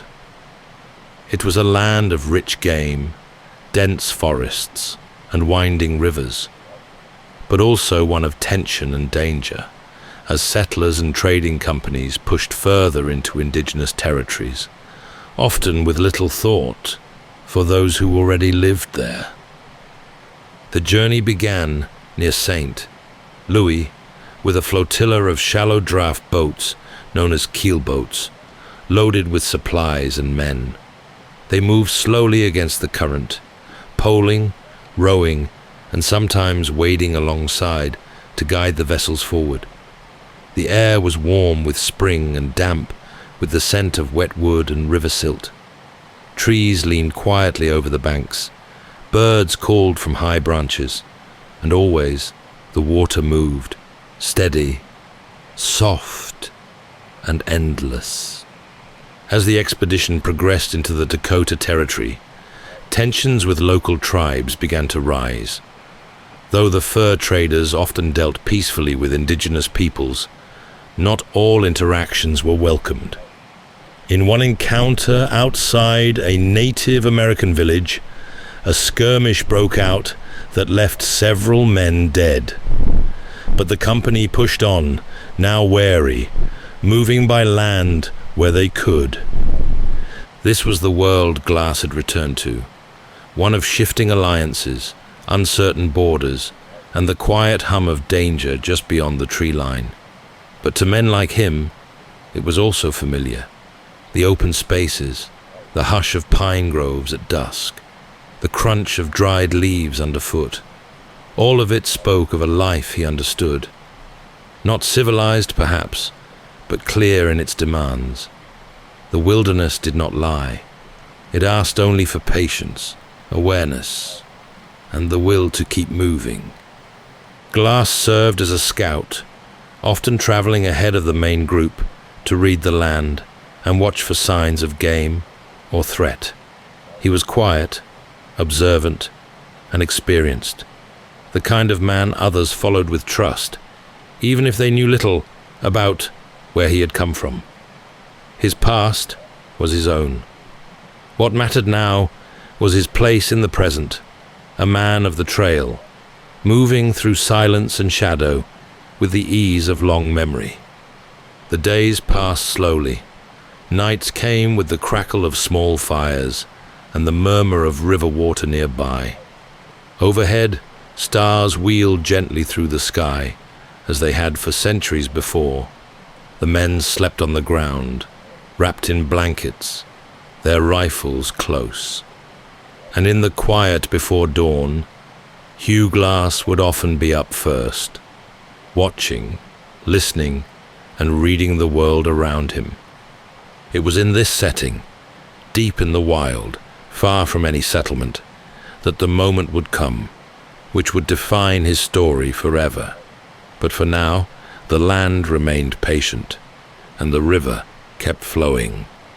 The summer of 1823 found the Rocky Mountain Fur Company deep in the Grand River Valley, in what is now South Dakota.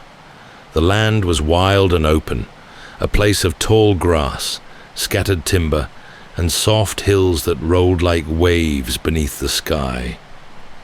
Wildlife was plentiful, but so were risks, not just from the terrain or weather, but from the sheer remoteness of it all. Hugh Glass had taken on the role of scout for the expedition. It was his task to move ahead of the main party, sometimes miles ahead, to watch for danger and track game. He knew how to read broken branches, quiet prints in the mud, the subtle hush of birds changing flight. His years among the Pawnee and his time in the wilderness had made him an expert in the kind of awareness that kept a man alive. On a quiet afternoon, the exact day lost to time, Glass was alone, scouting ahead in the woods near the fork of a small creek. The air was still. The sun filtered gently through the trees, and somewhere in the underbrush, a grizzly bear stirred. She was not hunting. She was guarding, her cubs nearby, likely startled by Glass's presence. What happened next came swiftly. Grizzlies do not often give warning, and they do not hesitate when they believe their young are threatened. Glass was attacked with overwhelming force. The bear's strength was immense, her claws tearing, her weight crushing. But Glass fought back. He carried a flintlock rifle and a knife, and though he was gravely injured, he managed to wound the bear. His cries brought fellow trappers running, and together they finished the animal off. But by the time the danger had passed, Glass lay unmoving, his body broken and torn. He was still breathing, barely. His leg was shattered, his back deeply lacerated, and his throat and face torn to the point where speaking was difficult. The men gathered around him believed his death was a matter of hours, perhaps days. He was too injured to carry, and the expedition, already low on supplies, could not afford to stay in place for long. The company's leaders faced a hard decision. They resolved to leave 2 men behind, one older and experienced, John Fitzgerald, and one younger, barely into manhood, Jim Bridger, who would later become a legend in his own right. Their task was to remain with Glass until he passed, bury him with dignity, and then catch up with the rest. The rest of the party moved on. Fitzgerald and Bridger stayed, watching over a man who no longer spoke and barely moved. Days passed. Perhaps the nights were quiet, the air still. Perhaps they listened to Glass breathe, slow and shallow, wondering how long he would last. But soon, whether out of fear, impatience, or self-preservation, they made their choice. They took his rifle, his knife, and his supplies. They dug a shallow grave and left him for dead. Not out of cruelty, perhaps, but out of certainty. A man in that state, alone in that place, could not survive. They rejoined the company and reported that Hugh Glass had died as expected. But Glass had not died, not yet. The wind moved softly through the grass. In the shadow of a half-dug grave, with a broken leg, torn flesh, and no weapons or tools, Hugh Glass opened his eyes. He was alone. His breath came shallowly, and his body was barely more than pain. The bear had done its work, tearing into his back, breaking his leg, clawing his throat. Speaking was impossible, moving nearly so. But even through the fog of agony and fever, some part of him understood. He had been left behind. The wilderness around him gave no judgment. It simply existed, wide, quiet, and indifferent. The trees stood still. The birds resumed their calls. The creek ran on, its rhythm unchanged.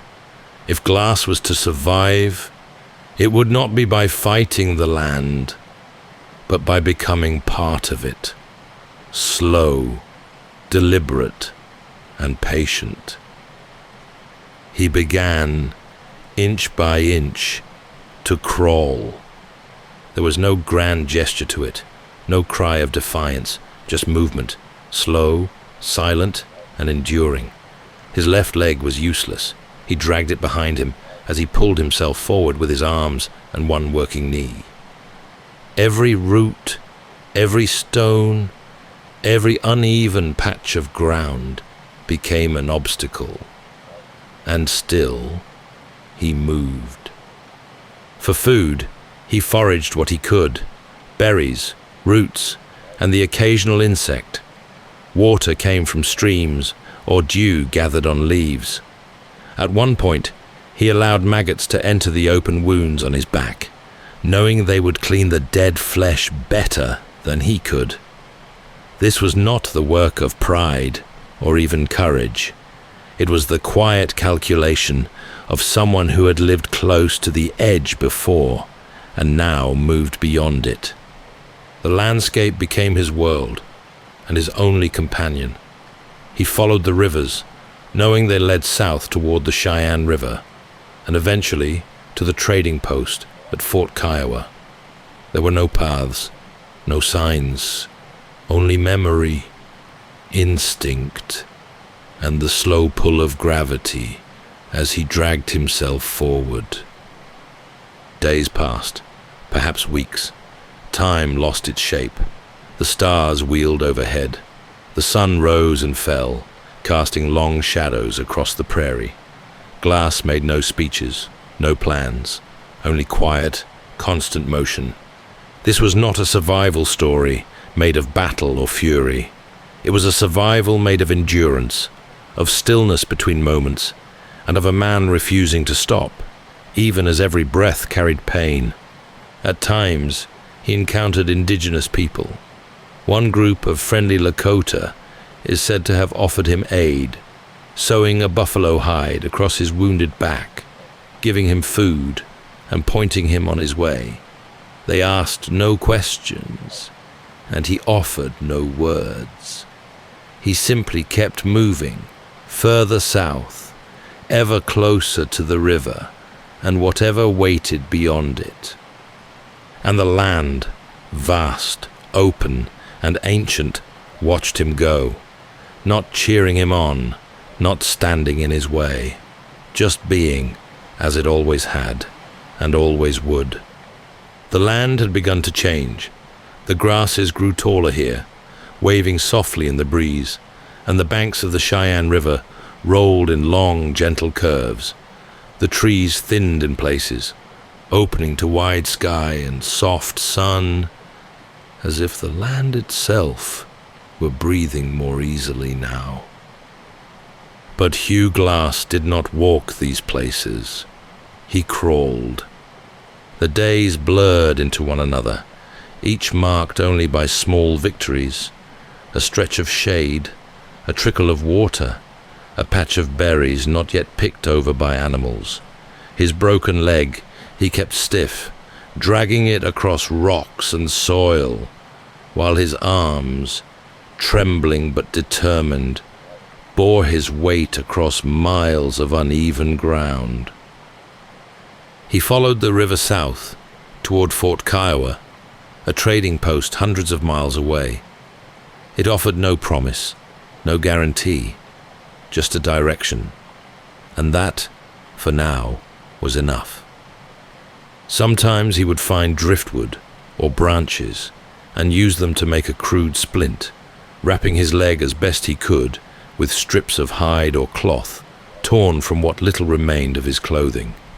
He had no rifle, no knife, only his memory, his will, and the faint trail left by the flowing river. There were nights when he lay still, barely breathing, listening to the far-off calls of animals in the dark. The wilderness was not quiet, not truly. It spoke in creaks and rustles, in distant howls and the slow lap of water against stone. But it was a kind of honest noise, one that asked nothing of him and offered no comfort in return. He passed through wolf territory, and once, it said, he came across a pack feeding on a bison carcass. Hungry, exhausted, but too weak to drive them off, Glass waited nearby.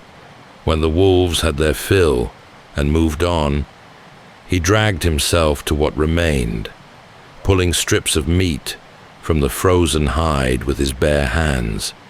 It was not clean or easy, but it was food, and it kept him alive. He moved through rain, through wind, through stretches of silence so long they seemed to fold time itself. At one point, he may have found a makeshift raft, lashed together from fallen branches, and floated briefly along the Cheyenne River, letting the current carry him forward, cradled by the water, the sky stretching endlessly above. Not all of his journey is documented in detail. Much of it remains a blur of hardship and slow, steady motion. But what endures is the rhythm, a man inching his way back from death, not by rage or force, but by quiet refusal. Refusal to stop, refusal to surrender, refusal to let the land forget him entirely. After nearly 6 weeks, he reached the edges of Fort Kiowa, thin, ragged, and skeletal, but alive. The men who saw him arrive may have stared in disbelief. Few could have imagined his survival. Fewer still could understand what it had taken to get there. But Hugh Glass didn't need them to understand. He had made it. And now, slowly, the world would return. When Hugh Glass arrived at Fort Kiowa, his body bore the marks of a journey most could scarcely imagine. The wounds across his back had begun to scar in thick ridges. His leg, still swollen and poorly mended, dragged behind him with each unsteady step. His face, torn and unshaven, carried the exhaustion of weeks spent between pain and resolve. But he was alive. Fort Kiowa sat on the banks of the Missouri River, a wooden outpost built for trade, stocked with goods, rifles, food, and the low hum of frontier life. For Glass, it must have seemed almost surreal, after so many days spent alone in the elements. Voices again, the scent of cooked food, smoke curling gently from chimneys. It was the first time in weeks he had seen more than trees and sky. The men at the fort treated him with a mixture of wonder and caution, the kind of reverence reserved for someone who has walked back from a place most never return from. He was tended to, fed, and slowly nursed back to a measure of strength.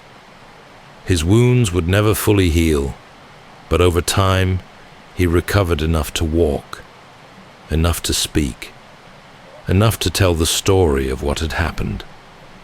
And when he spoke, the names came easily. John Fitzgerald, Jim Bridger, the 2 men who had left him for dead. They had taken his rifle, his knife, and his hope of rescue. And while Bridger was young, perhaps still a teenager, Fitzgerald had made a choice, one that, to Glass, could not be left unspoken. But his return was not filled with fire or fury. There were no angry declarations, no wild oaths, just quiet intent, a need, perhaps, not for revenge, but for acknowledgement, to face those who had written him off, to remind them and the world that he was still here. He learned that the fur company had moved on toward the Yellowstone region, and that both Fitzgerald and Bridger were still alive. With limited supplies and the help of nearby trappers, Glass set out once again. This time not as a scout, but as a man following footsteps. The journey was not easy. Though he could move more freely now, he was still weakened. The terrain remained vast and unpredictable, but compared to what he had already endured, this leg of the journey must have seemed almost gentle.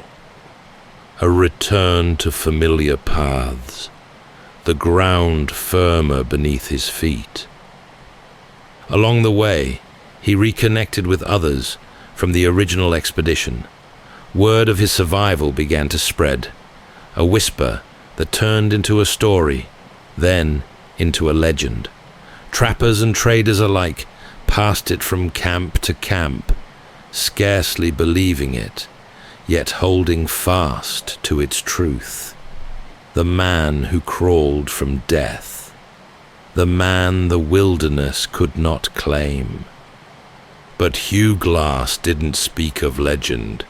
He spoke of Fitzgerald, of a rifle taken, of trust broken. And slowly, step by step, he drew closer to the final part of his journey, the moment of return, not just to the world of men, but to the two who had once stood at his side and then walked away. Hugh Glass had survived the bear, the abandonment, and the long crawl through wilderness.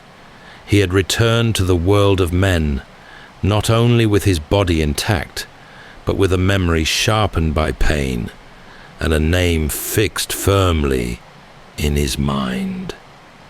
John Fitzgerald. But before he found Fitzgerald, there was someone else, Jim Bridger, the younger of the two who had left him behind. When Glass caught up with Bridger, he found not a hardened enemy, but a boy barely grown, quiet and guilt-ridden. Bridger had been about 19 years old at the time of the attack. Many sources suggest he had acted under Fitzgerald's influence, fearful and uncertain, and not yet shaped by the strength of his own judgment. When Glass confronted him, it wasn't with anger, but with understanding, perhaps even pity. He let Bridger go. There was no shouting, no punishment, just the quiet weight of a choice made, and the consequence of having lived with it. Bridger, of course, would go on to become one of the most respected mountain men of his time. But he would always carry the memory of that season, of the man they had buried too soon. As for Fitzgerald, the confrontation was more complex. Glass eventually tracked him to a U.S. Army post where Fitzgerald had enlisted. By this time, Glass had regained some strength, perhaps even recovered his rifle, or one like it. The story of his survival had grown in the telling, and so had the anticipation of what he might do when he found the man who had taken everything from him. But when he arrived at the post and found Fitzgerald, Glass faced a boundary even deeper than betrayal: the law. Fitzgerald was now a soldier in the U.S. Army, and under military regulation, Glass could not legally harm a serving member of the armed forces without consequence, regardless of what had passed between them. So, once again, he made a choice. He did not kill him. He confronted him, yes, demanded the return of his stolen rifle, and gave him a full measure of his silent condemnation. But he did not take vengeance, whether it was restraint, legality, or something deeper. The man who had crawled hundreds of miles to survive walked away. In the world of frontier legend, this moment often becomes blurred. Some retellings add anger and threats, or claim the confrontation ended differently. But the clearest records we have say this: Hugh Glass did not seek revenge. He sought resolution. And when the moment came, he did not raise his hand. He simply looked, spoke, and turned back to the trail. It was perhaps the most powerful decision he made. A man who had every reason to lash out chose instead to keep moving forward, not because he had to, but because he had already endured more than any man should. And in that choice, Glass became something more than a survivor. He became a symbol, not of rage, but of resilience.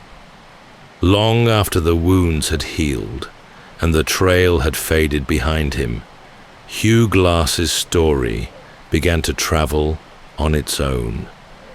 In fur trading camps, around fires under open skies, and in distant towns where trappers gathered to barter goods, his name was spoken with quiet reverence.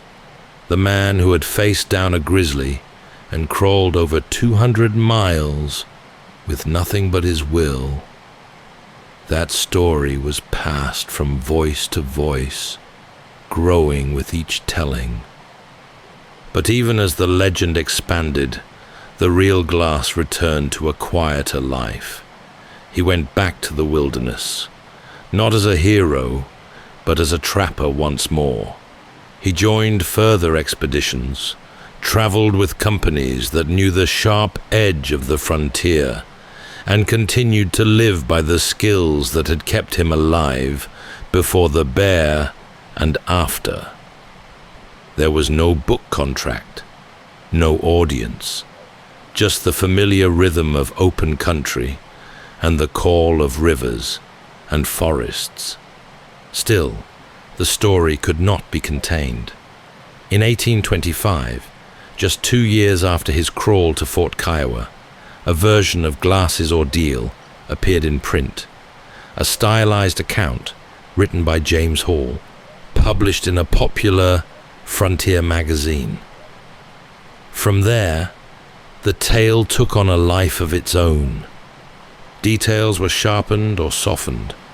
Some versions told of revenge carried out.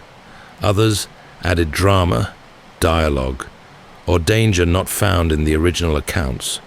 Glass became a symbol of rugged American perseverance, a man whose body had been broken, but whose spirit refused to yield.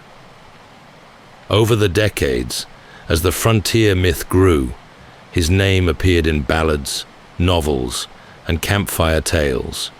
Each retelling polished the story like a stone in a river, smoothing some edges, exaggerating others, and slowly turning man into myth. He wasn't famous in his lifetime, not in the way modern fame understands it, but among those who knew the wild, the fur trappers, the scouts, the early explorers, his name lingered. And even now, nearly 2 centuries later, the story of Hugh Glass still finds its way into the quiet corners of our memory, not as a tale of revenge or conquest, but as a soft, steady reminder of what a human being can survive when all that remains is the will to take the next breath, and then the next. Glass did not vanish after his famous crawl. He did not retire into comfort or step into the pages of history as a man finished with hardship. Instead, he returned to what he had always known: the wilderness, the rivers, the open country that shaped him. For the rest of his life, he continued to trap and trade along the frontier. He roamed through what are now the Dakotas, Montana, and Wyoming, walking familiar trails and forging new ones, his name quietly respected by those who shared that rough and changing world.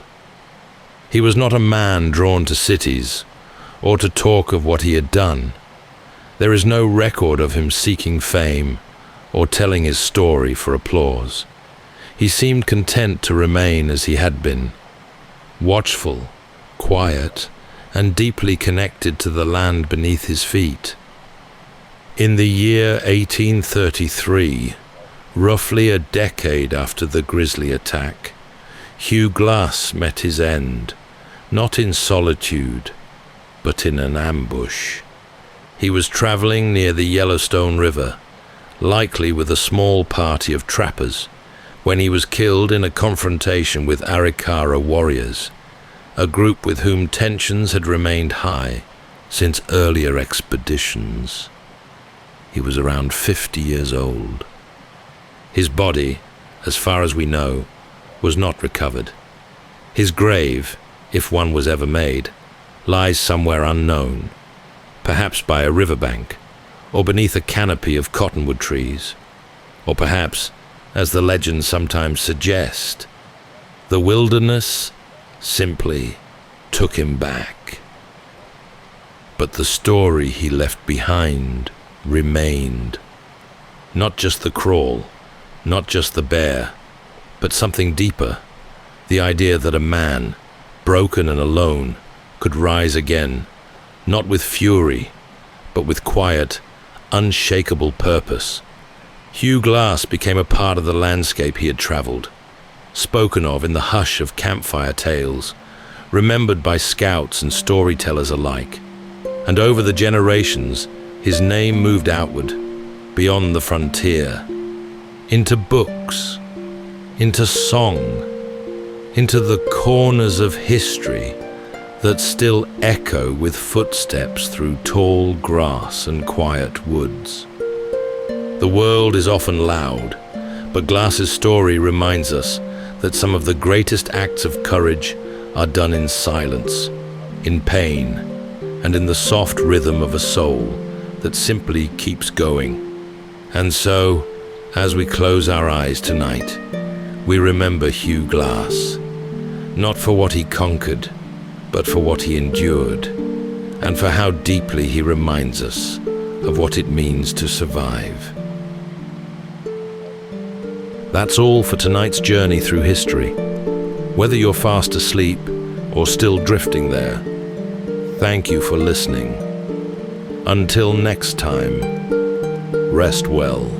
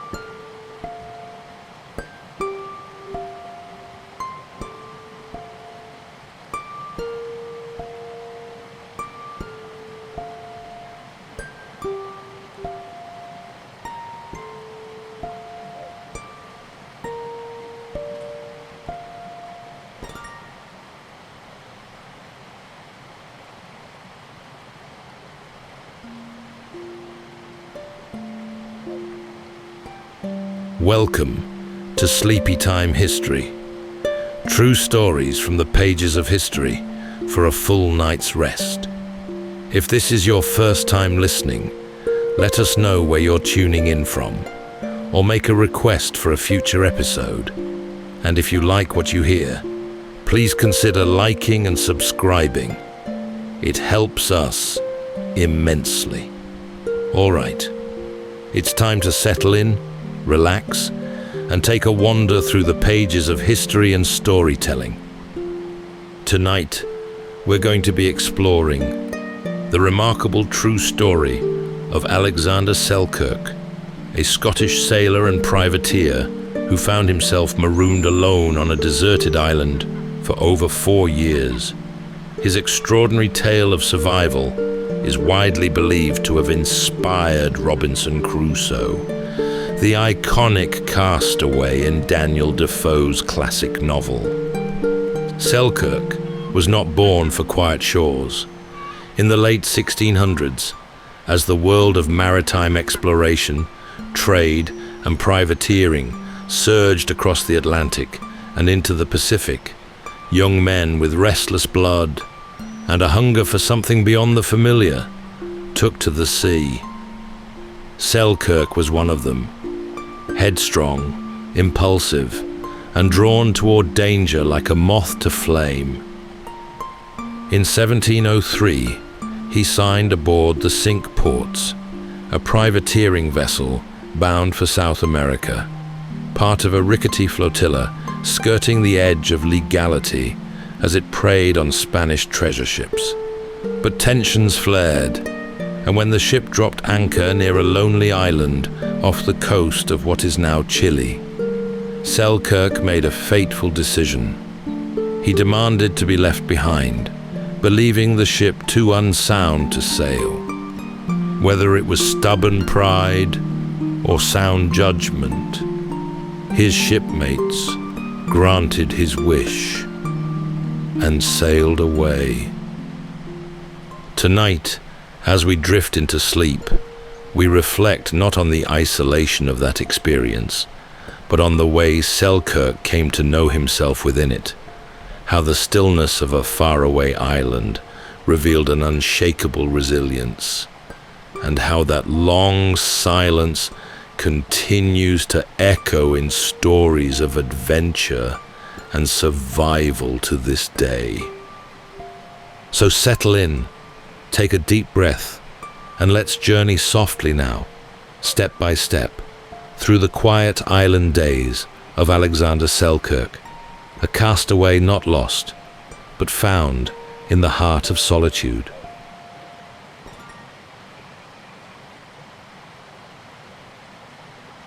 The sea breeze that swept through the village of Lower Largo carried with it the salt of distant horizons, and on certain days, when the tides shifted just so, young Alexander would find himself staring out across the Firth of Forth, not at what lay before him, but at what might lie beyond.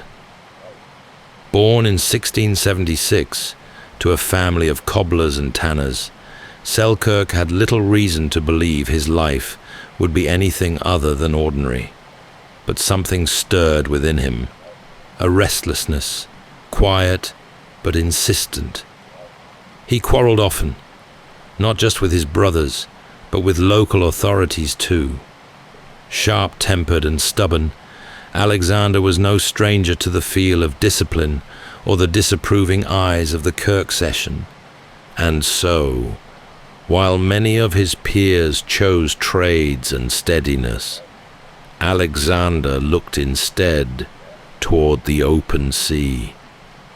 It was a time of privateers, men who walked the fine line between sanctioned plunder and piracy. The oceans were alive with opportunity and peril, especially for those willing to serve under a captain's flag in search of Spanish silver or foreign spice. For Selkirk, it was a chance to leave behind the cold stone streets of home and chase something he couldn't quite name. Glory, perhaps, or maybe just freedom. In 1703, when word came that a new privateering expedition was being outfitted in England, Alexander signed on without hesitation. The venture was backed by the English crown, given leave to prey upon Spanish ships in the name of Queen and country. It promised danger, yes, but also the kind of open skies and endless water that called so deeply to men like him. The ship was the Cinque Ports, a modest vessel crewed by rough hands and ambitious minds. Its companion was the St. George, commanded by the renowned and often polarizing Captain William Dampier. Together, these two ships would sail from England down along the west coast of Africa, around Cape Horn, and into the vast Pacific. Their mission: disrupt Spanish trade, take prizes, and return home laden with riches. But that was the map on paper. The reality would prove far more complicated. As the Cinque Ports creaked into the swell of open waters, Selkirk stood at the rails, hair tangled with salt, eyes scanning the pale horizon. He was not yet a castaway, not yet a legend, not yet the man he would become. For now, he was simply a sailor with a restless spirit, aboard a ship bound for glory or ruin, perhaps both. The journey had begun, and with it, a quiet unraveling, one that would lead, step by patient step, to the solitude of an island, and a place in the quieter corners of history. The sails of the Cinque Ports unfurled like pale wings against the morning sky, catching the wind with a low, contented sigh. Beneath them, the ship groaned softly, her timbers old, her hull weathered, yet eager to move forward. It was late in 1703, and the voyage had begun in earnest. Selkirk, now a sailing master aboard the vessel, kept his thoughts guarded and his eyes open. He wasn't new to the ways of the sea, But this voyage felt different. The mood was taut, held between ambition and unease. Aboard the St. George, Dampier's reputation loomed large. A brilliant navigator, yes, but erratic, and given to grim moods. The Cinque Ports sailed under the command of Thomas Stradling, a young captain eager to prove himself, though still green in experience. The two men did not see eye to eye, and their crews soon mirrored that friction. The journey southward was long, hugging the African coast before making the treacherous run around Cape Horn. There, in the southernmost latitudes, the two ships were battered by cruel winds and towering waves. The ocean grew iron-grey and merciless, masts strained, rations spoiled. Men clung to ropes with numb fingers, praying through clenched teeth. It was during these weeks of struggle that Alexander began to notice signs, small, almost forgettable moments that spoke of trouble ahead. The Cinque Ports was taking on water more often than it should. Her seams leaked, her hull moaned. Repairs were constant, patching up the wounded vessel with tar and prayer. And yet the voyage pressed on. Once around the Horn, the Pacific opened up like a vast sigh. Warmer winds, calmer seas, and yet no less dangerous. Spanish settlements dotted the South American coast, and privateering now began in earnest. The crews captured a few ships, though not nearly the prizes they'd hoped for. There were quarrels over shares, whispered complaints about the fairness of command, and frequent illnesses that spread through the hammocks like fog through the rigging. Alexander, for his part, remained diligent. He took no joy in the politics of the expedition, but watched it all carefully, quietly. Stradling grew more irritable, Dampier grew more distant, and all the while, the ship beneath them creaked. By the time they reached the Juan Fernandez Islands, a lonely cluster of volcanic peaks off the coast of Chile, the Cinque Ports was in a poor state. Her provisions were low.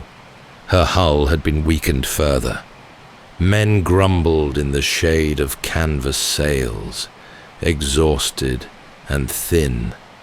And there, on the shore of one particular island, known then simply as Masa Tierra, Selkirk made his fateful decision, one not born of rashness, but of careful calculation, perhaps even foresight. But for now, the Cinque Ports rocked gently in the bay, the sea calm, the island quiet. No one yet imagined how far this detour would echo. The morning was still, the sky a soft wash of pale blue, as the Cinque Ports floated at anchor just off the coast of Masa Tierra. The island itself rose out of the sea like something half forgotten. Steep cliffs, cloaked in green, trees swaying gently in the warm breeze, and the distant sound of waves folding themselves onto an empty shore. Alexander stood at the water's edge, his boots damp with sea spray. Behind him, a quiet standoff was unfolding. After months of hardship and failing rigging, Selkirk had grown certain of one thing. The Cinque Ports was no longer seaworthy. The hull, he believed, had been too poorly repaired, and the ship, pushed hard and mended often, would not survive another leg of the voyage. He made his case to Captain Stradling, firmly, repeatedly, and when his warnings went unheeded, he made an extraordinary demand. He asked to be left behind.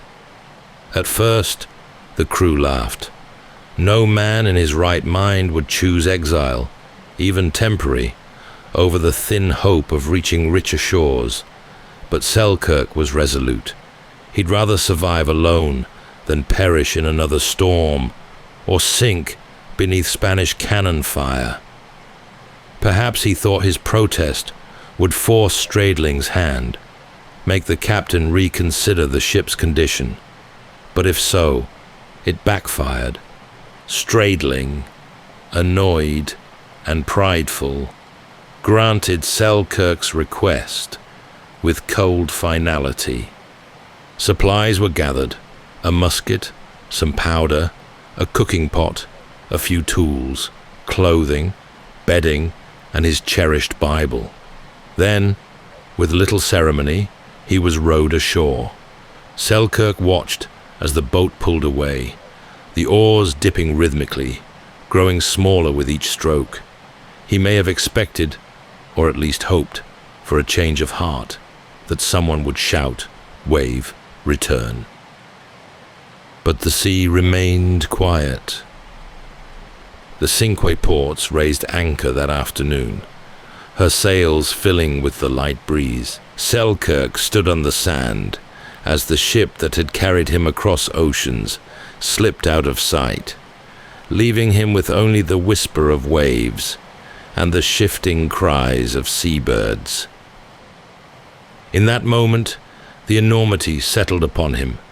The island was beautiful, yes, fertile, rich with wild goats and cool springs, but it was also silent. There would be no trade winds, no friendly ports, no voices but his own. Days would be measured not in bells and watches, but in sunrises and seasons. At first, he made camp near the shoreline, building a simple shelter with palm branches and driftwood, but the nights brought strange cries from feral cats, and rats nipped at his stores. He moved inland to higher ground, where the breezes were clearer and the land more defensible. In his earliest days alone, he felt the weight of regret like a stone in his chest. The choice had been his, a sober, reasoned one, but the consequences were harder to carry. Still, each morning brought light, and with it, something like resolve.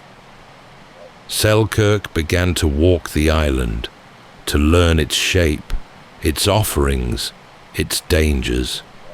He listened, he watched, he waited, and somewhere inside him, the sea's restlessness began to change, not into stillness, but into something quieter, something steady. The island was green and rugged, rising steeply from the sea, like a ship frozen in time. It was about 15 miles long, a cradle of volcanic stone and soft winds, dotted with dense woods and hidden streams that ran cool and clear through the underbrush. Selkirk, now alone on this forgotten shore, woke each day with the soft stirrings of nature, the rhythm of ship life. The bells, the calls, the clatter of deckwork was gone. In its place, there was only the hush of trees swaying gently, the chatter of birds unseen, and the slow, steady lap of waves against rock. Those first days were marked by a strange quiet, not just the absence of people, but the absence of direction. Selkirk had been cast ashore with a musket, a small cache of powder and shot, a hatchet, a knife, a Bible, and some bedding. He set about building a shelter along the beach, something simple but serviceable. Branches lashed together with twine made from bark, thatched over with broad leaves. A place to sleep, a place to think. But the shoreline proved less hospitable than it seemed. The rats, descendants of those left behind by old Spanish ships, came at night, bold and persistent. Feral cats stalked the shadows, their eyes catching the moonlight. Selkirk's food stores were not safe, nor was his sleep. He soon realized he would need to move inland. Carrying what he could, he ventured higher into the island's heart. There, he found groves of pepper trees and cabbage palms, and hills where wild goats roamed freely. These goats, likely left by earlier explorers, became his lifeline, providing milk, meat, and hides. With careful patience, he learned to stalk them barefoot across the island's slopes, fashioning snares from vines and eventually running them down with practiced skill. Fresh water was plentiful, and wild turnips, berries, and coastal herbs filled out his diet. In time, the land revealed itself as both generous and demanding, a place where every comfort had to be earned. Selkirk fashioned tools from stone, hollowed tree trunks into cooking vessels, and repaired his clothing with needles made from bone and thread pulled from his own garments. He tanned goat hides for new shoes. He reinforced his inland shelter with heavier timber, carving a cave-like refuge against the rains and winds that swept through during storms. At night, he read aloud from his Bible, not for salvation perhaps, but for the sound of a human voice, even if it was only his own. The verses gave rhythm to the silence, something to hold on to when the vastness of solitude pressed close. He kept count of the days by notching marks into wood, though over time the tally lost its urgency. There was no clock to keep, no ship to wait for, just the slow passage of light and shadow, growth and decay. He was alone, but not undone. And in those first quiet weeks, as the routines took hold and the panic faded, something unexpected began to settle in. Not peace exactly, not yet, but a kind of understanding that life here would not be measured by the noise of ambition or the chatter of crowds, but by the quiet skill of endurance. The island had once seemed vast and unknowable, a wild place of steep ridges, tangled forests, and unfamiliar sounds in the night. But as the months passed, Selkirk began to chart it, not with maps or compasses, but with memory, instinct, and the slow, patient tread of repetition. He learned where the goats grazed and where they drank, tracking their movements through the dew-soaked grass before dawn. He would rise early and move barefoot, quietly, blending into the land. Over time, his pursuit sharpened, and with it, his self-reliance. He no longer relied on his dwindling gunpowder. Instead, he caught the animals with hand-fashioned snares or outran them on foot, a feat made possible by the tough leather shoes he had crafted from goat hide and sewn with bone needles. From their skins, he made garments. From their meat, he dried strips of jerky beneath the sun. The goats became not just a source of sustenance, but of rhythm. Their presence gave each day structure. Something to do, something to prepare for, something to carry forward. Shelter, too, evolved. The makeshift lean-tos of his first days gave way to more permanent dwellings. He built 2 huts on a gentle rise overlooking the wooded interior, one for sleeping, the other for working and storage. Their walls were made of woven branches, reinforced with clay and lined with hides to keep the wind out. The roofs were thatched thick with palm leaves. A bed of soft grass and woven mats made his rest more comfortable. He began to collect useful stones, shaping each of them into knives, hammers, and grindstones. In time, he even crafted a simple chair and table, not out of indulgence, but out of need for structure and dignity. He wasn't just surviving now, he was living, shaping a life that suited the landscape, rather than fearing it. Wild turnips, cabbage palms, and pepper berries formed the bulk of his diet, seasoned with what herbs he could find along the shore. He learned to preserve his food with smoke and sun, timing his preparations to the patterns of rain and wind. Rainwater was collected in hollowed logs and coconut shells.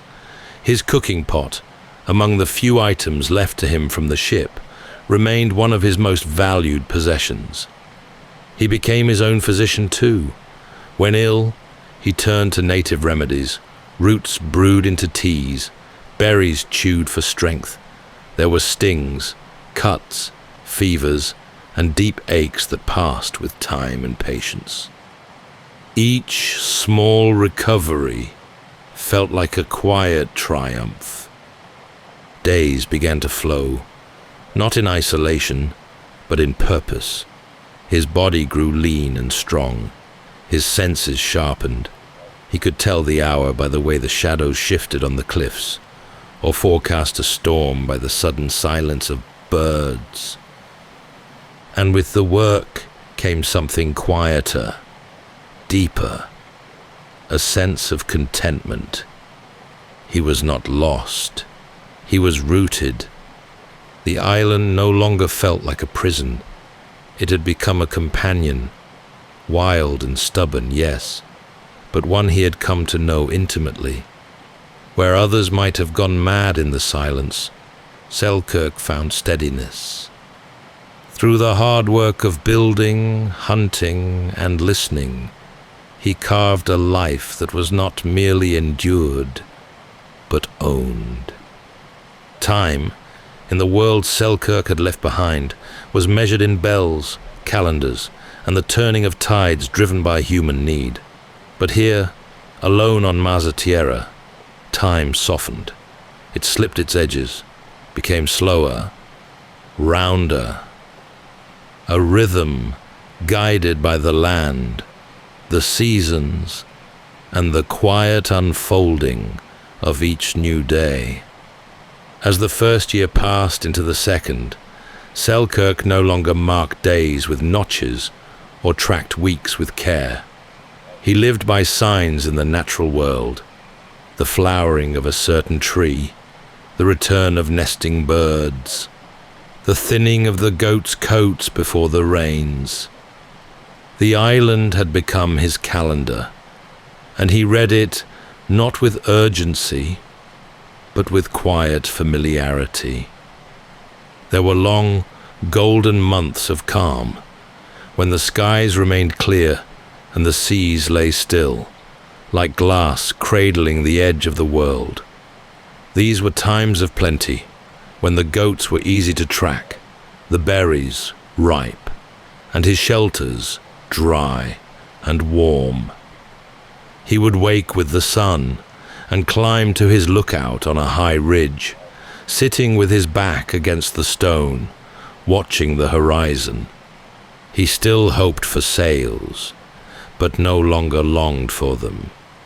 Then came the wet seasons, where thick rains rolled over the island in sheets, drumming softly on palm thatch and turning the paths to ribbons of mud.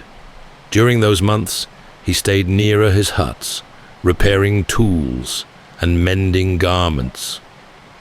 He knew much of it by heart now, and the sound of his own voice, steady and low, became as much a part of the island as the winds or the trees.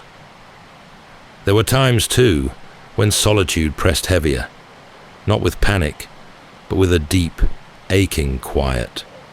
Birthdays came and went without remark.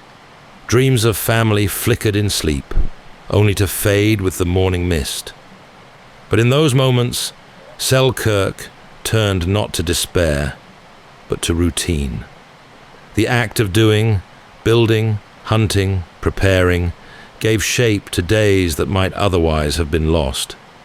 He spoke less, even to himself, but he listened more, to the rustle of wind through leaves, to the clatter of stones disturbed by distant hooves, to the low thrum of his own heartbeat when he sat still. In the absence of conversation, he had come to understand something rare, the sound of his own mind settling into peace. There was no audience, no judgment, no one to impress or disappoint. And so, in this space between memory and survival, Selkirk began to reshape himself, less defined by the man he had been at sea, and more by the man he had become on land. The island, wild and indifferent, had not broken him, it had refined him. Years passed this way, quiet and steady. Hair grew long, skin darkened by sun and salt. His hands, once calloused from rope, now bore the marks of stone, bark, and hide, and his soul, once restless and raw, had settled into something slower, something durable.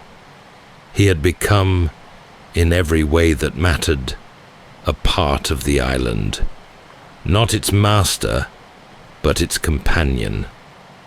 It was a warm afternoon when Selkirk first saw them, sails, pale and ghost-like, drifting along the horizon. They seemed impossibly far off, and for a moment he thought they might be clouds. But no. The shape was too clean, too deliberate. His heart stirred with sudden urgency. He scrambled from his hillside perch, heart racing, legs sure-footed from years of climbing these paths. Down to the shore he ran, arms waving, calling out into the wide, indifferent air. He lit a fire with trembling hands, feeding it dry brush and palm fronds, until the smoke rose high and dark. But the ship never turned. Whether they hadn't seen him or had chosen not to investigate, he would never know. The sails faded westward, leaving nothing behind but the whisper of possibility.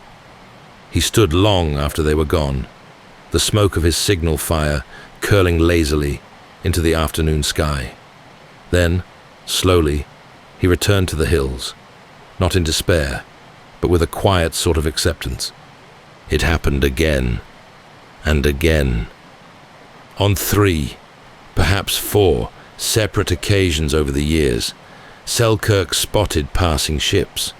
Sometimes they were distant and ghost-like, barely more than a glint against the sea. Other times they were closer, enough that he could make out the sweep of the hull, the flutter of rigging.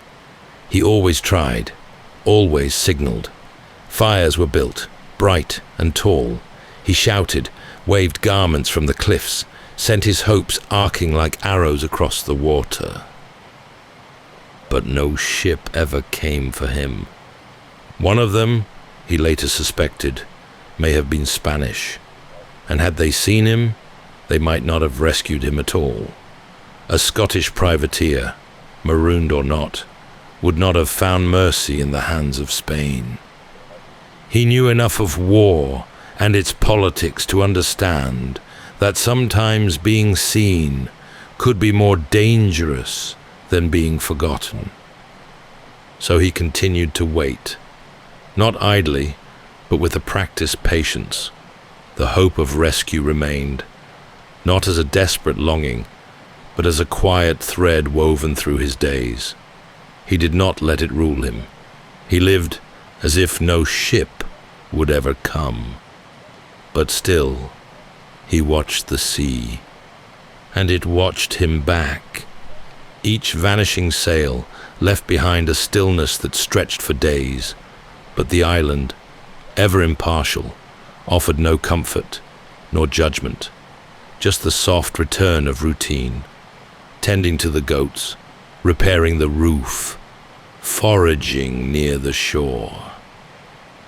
Hope, on the island, had learned to be silent. It did not shout any more. It whispered, like the wind in the grass, constant but calm. Selkirk, too, had changed. His longing for rescue no longer came from fear of the island, but from a deep curiosity. What remained out there? What had become of the world he'd left, of Lower Largo, of the men who had once sailed with him? The answers drifted always just beyond the horizon. It had been years since he had last heard another human voice. Years of solitude, of quiet days among the goats and pepper trees, of firelight prayers spoken into the hush of evening. The island had become a companion, a place of peace, but also of vigilance. And one morning, as he walked along a narrow path he knew well, something shifted. In the soft earth near a stream, he saw them. Footprints, not his.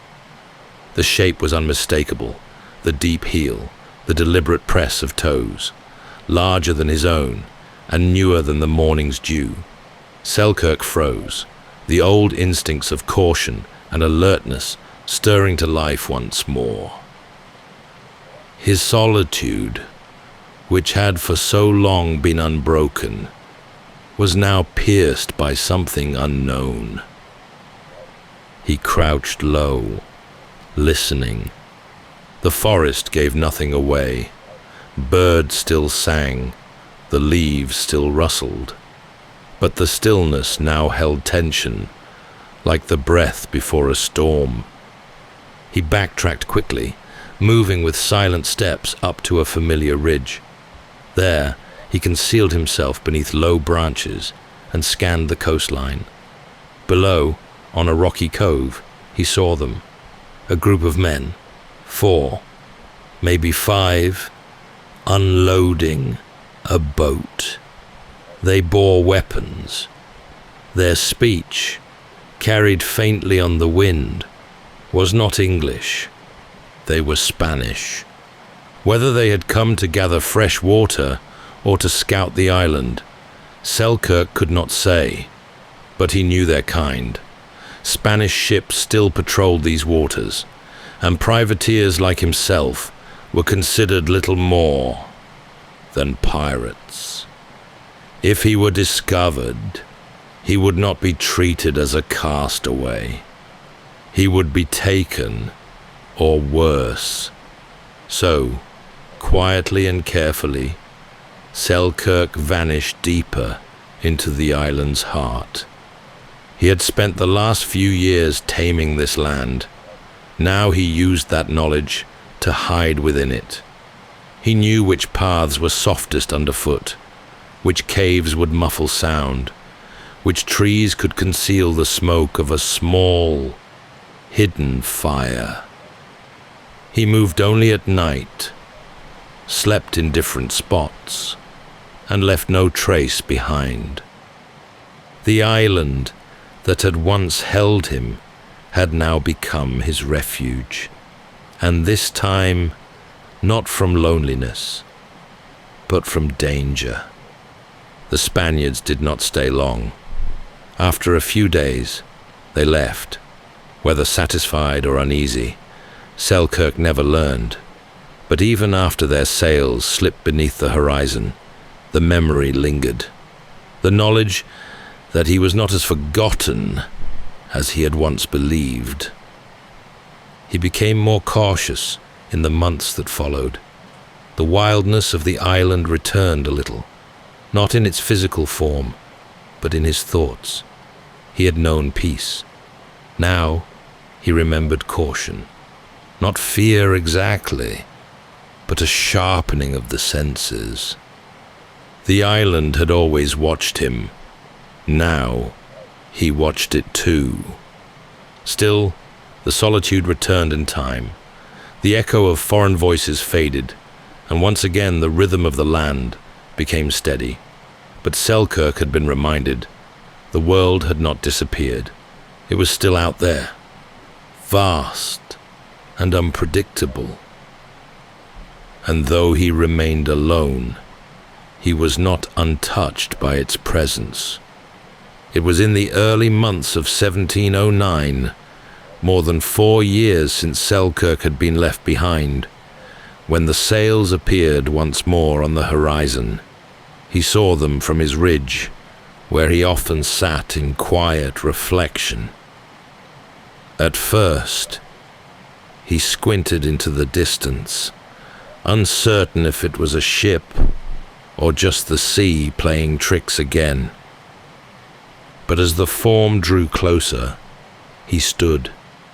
There was something different this time, a steadiness in the course, a shape that held. It was no mirage. And so, as he had before, he raced down the hillside. His legs were strong now, goat-like in their balance. He knew every stone, every root beneath the soil. At the shoreline, he struck flint to tinder and built his fire high. Black smoke curled into the sky, bold and unmistakable. The ship responded. Anchors were dropped. A boat was lowered. The men who stepped ashore that day were English, from a privateering vessel named the Duke, under the command of Woodes Rogers. They came ashore wary, expecting perhaps to find wreckage or an ambush. But instead, they found a man dressed in goatskins, darkened by sun and wind, his beard long and eyes sharp. He greeted them in English, though his voice trembled with disuse. It must have seemed to them a ghost from another world, but Selkirk was real, quiet, composed, though deeply moved. They listened, astonished, as he told his story, how he had lived alone on the island for 4 years, surviving on goats and wild roots, building shelters, crafting tools, keeping time not by calendars, but by the growth of trees and the arc of the stars. The crew of the Duke welcomed him aboard with awe and respect. Rogers, in his journal, would later describe Selkirk as a man clothed in goatskins who spoke with a sense and temper uncommon among sailors. In truth, he had changed. He spoke gently, sparingly. His manner had the calm of someone who no longer feared silence.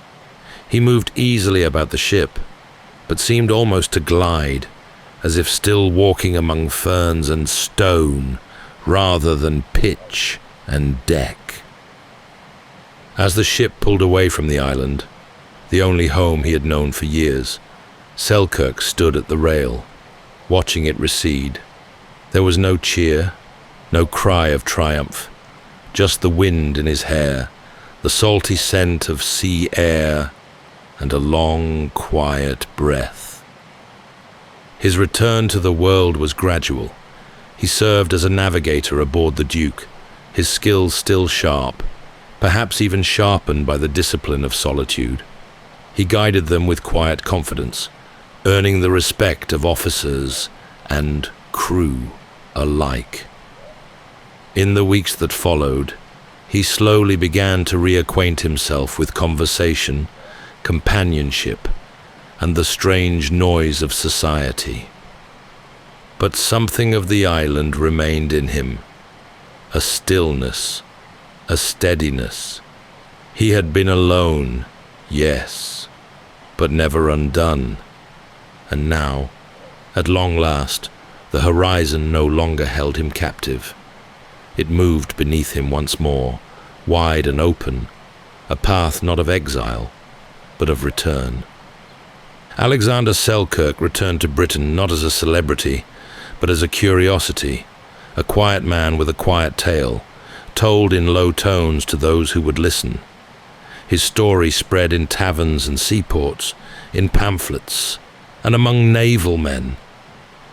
A sailor marooned for years on a deserted island, surviving through patience and calm endurance. He had no flair for dramatics, no interest in selling his tale, and yet it took on a life of its own.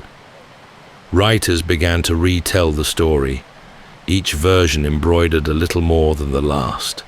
The solitude deepened, the dangers grew sharper, the man grew taller in recollection than he ever stood in life. But even as the tale passed from hand to hand, there remained a core of truth that no fiction could fully disguise. In 1719, 10 years after the rescue, a writer named Daniel Defoe published a novel titled Robinson Crusoe. It bore striking resemblance to the castaway's true ordeal, though shaded with invention. The character stayed nearly 3 decades alone, built fortresses in the wild, and fought off hostile visitors. It was a tale shaped more for thrill than for truth. Still, at its quiet center was something unmistakable. The soul of a man reshaped by silence, strengthened by solitude.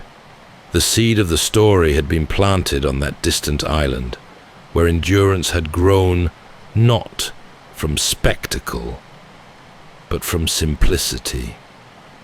Defoe had drawn deeply, whether knowingly or not, from the life of Alexander Selkirk.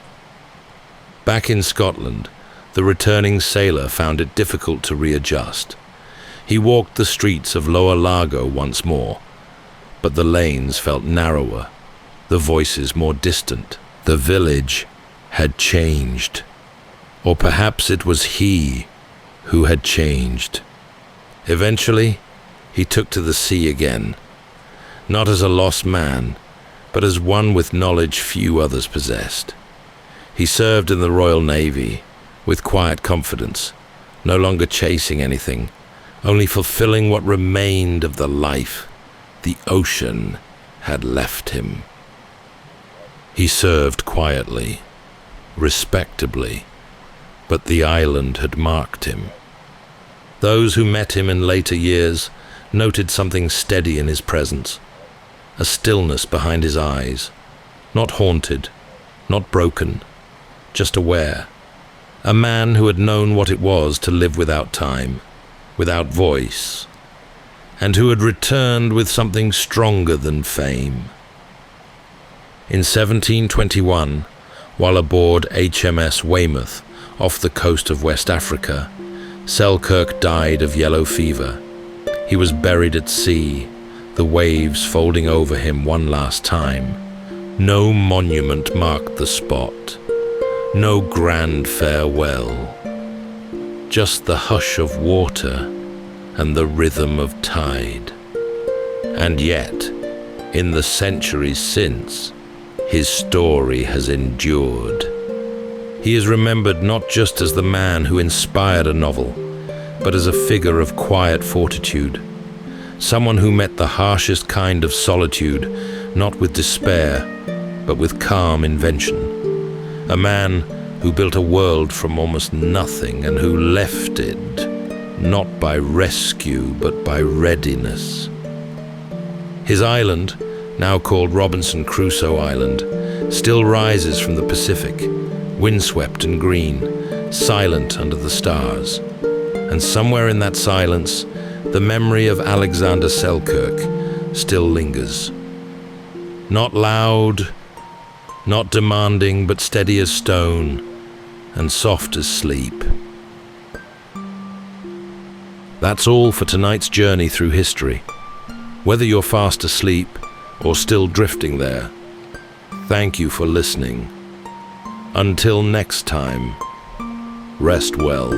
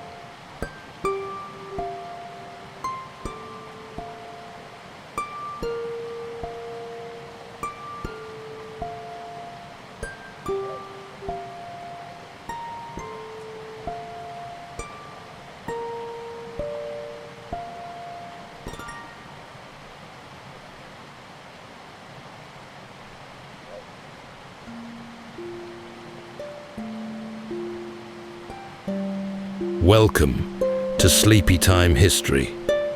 True stories from the pages of history for a full night's rest. If this is your first time listening, let us know where you're tuning in from, or make a request for a future episode. And if you like what you hear, please consider liking and subscribing. It helps us immensely. All right, it's time to settle in, relax, and take a wander through the pages of history and storytelling.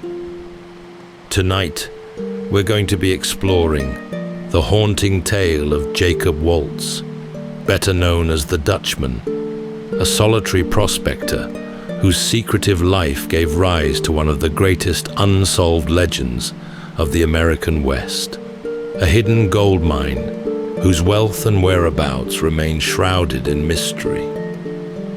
For more than a century, whispers have drifted through the dusty, arid winds of the Arizona desert, carrying tales of an elusive treasure concealed deep within the rugged folds of the Superstition Mountains.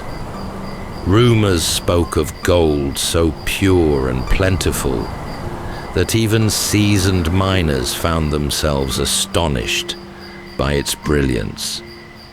At the center of these stories stood Jacob Waltz, a quiet, enigmatic figure who lived on the outskirts of town. During the winter, Waltz would vanish into the mountains, only to return with saddlebags heavy with gold of astonishing purity. Waltz never revealed his path. He left no map, and those who attempted to follow him often disappeared without a trace. He guarded his secret closely, speaking of it to no one, until the very end. As his life drew to a close, Waltz entrusted some of his secrets to a young man named Dick Holmes. This ignited a legacy of treasure seekers who dedicated their lives, or even sacrificed them, to the endless pursuit of a wondrous, hidden fortune. This story isn't just about an elusive treasure. It's about the enduring mystery of America's most famous lost mine, a legend that has survived gunfighters, treasure hunters, scholars, and adventurers alike. So settle in, take a deep breath, and journey gently now into the quiet shadows and desert whispers, following the footsteps of the Dutchman, Jacob Waltz. Arriving in the Arizona Territory in the 1860s, Waltz was lean and quiet. He was alone. He spoke little, but his accent betrayed him. Not Dutch as many believed, but German. His surname Waltz often softened in speech, until the locals called him the Dutchman. The name stuck. It suited him somehow. Foreign, distant, and hard to pin down. He settled on the outskirts of Phoenix, a dusty frontier town not yet tamed by time or law. He built a modest home, grew a small garden, and made just enough conversation to pass for another tired old prospector. But Jacob Waltz was different. Each winter, as the air cooled and the rains softened the land, he would vanish, alone. No fanfare, no announcement, just a pack mule, some provisions, and a slow ride east toward the Superstition Mountains, a place the local Apache had long held sacred, and others feared for different reasons. Stories clung to those peaks like mist. Men went in and didn't come out. Waltz always came back. And when he did, he brought gold. Not flakes or dust, but solid veins embedded in quartz, thick and heavy, so rich in purity it shimmered unnaturally in the sun. Those who saw it said it was nearly 1/3 gold by weight, an impossibly rich yield, unlike anything found in the region before. But no one could say where it came from. He never brought back maps. He never said a word about where he'd been. He lived frugally, never spent wildly, and never gave reason for suspicion. And yet, the gold kept coming. Shopkeepers whispered. Assayers widened their eyes. A few tried to follow him, but he always vanished into the hills, then reappeared weeks or months later, calm as ever, with just enough gold to keep himself comfortable for another season. To the townspeople, he was a curiosity, a local oddity. To the other prospectors, he was something more. Proof that somewhere in those mountains, somewhere among the buttes and ravines and ancient stone, was a mine so valuable it could change a man's life forever. Waltz never said a word to confirm it. But he never denied it either. He simply lived, as if he was keeping something at bay. There was no family, no companions, only one woman, Julia Thomas, a local shopkeeper who spoke his language and seemed to have earned his trust.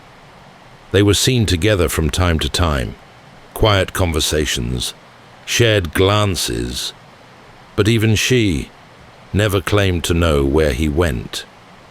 He grew older, but he did not slow down. Year after year, he returned to the mountains, drawn like a moth to some unseen flame. And each time, he returned a little more tired and a little more burdened. Those who saw him up close noticed it in his eyes. Not fear exactly, but something colder. Something he carried with him, like the weight of a story never told. A secret, perhaps, or a memory. And behind it all, a gold mine that no one could prove existed. And yet, somehow, everyone believed was real. There are stories that feel like legend from the very beginning, too large, too strange, too perfectly hidden to be real. But for Jacob Waltz, the story of the mine wasn't myth, it was memory. He had found it years earlier, during one of his many ventures into the Superstition Mountains. The year was 1877, and Waltz had been prospecting far into the rugged folds of the Arizona wilderness. He was alone, as always, searching the high washes and hidden ravines where gold might hide beneath layers of volcanic rock and time. That part of the range was wild even by frontier standards. No maps, no trails, only shifting landmarks and the silence of the high desert wind.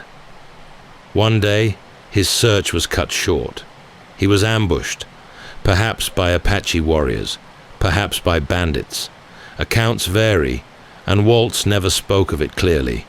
What is certain is that he escaped, injured and desperate, stumbling blindly through the rocky desert in search of water, food, and shelter. And that was when he found the footprints. Boot prints, not moccasins, proof of other men nearby. He followed them through a winding canyon until he came upon a small camp tucked in the shadow of the hills. 3 Mexican miners had pitched a fire, and they welcomed him cautiously.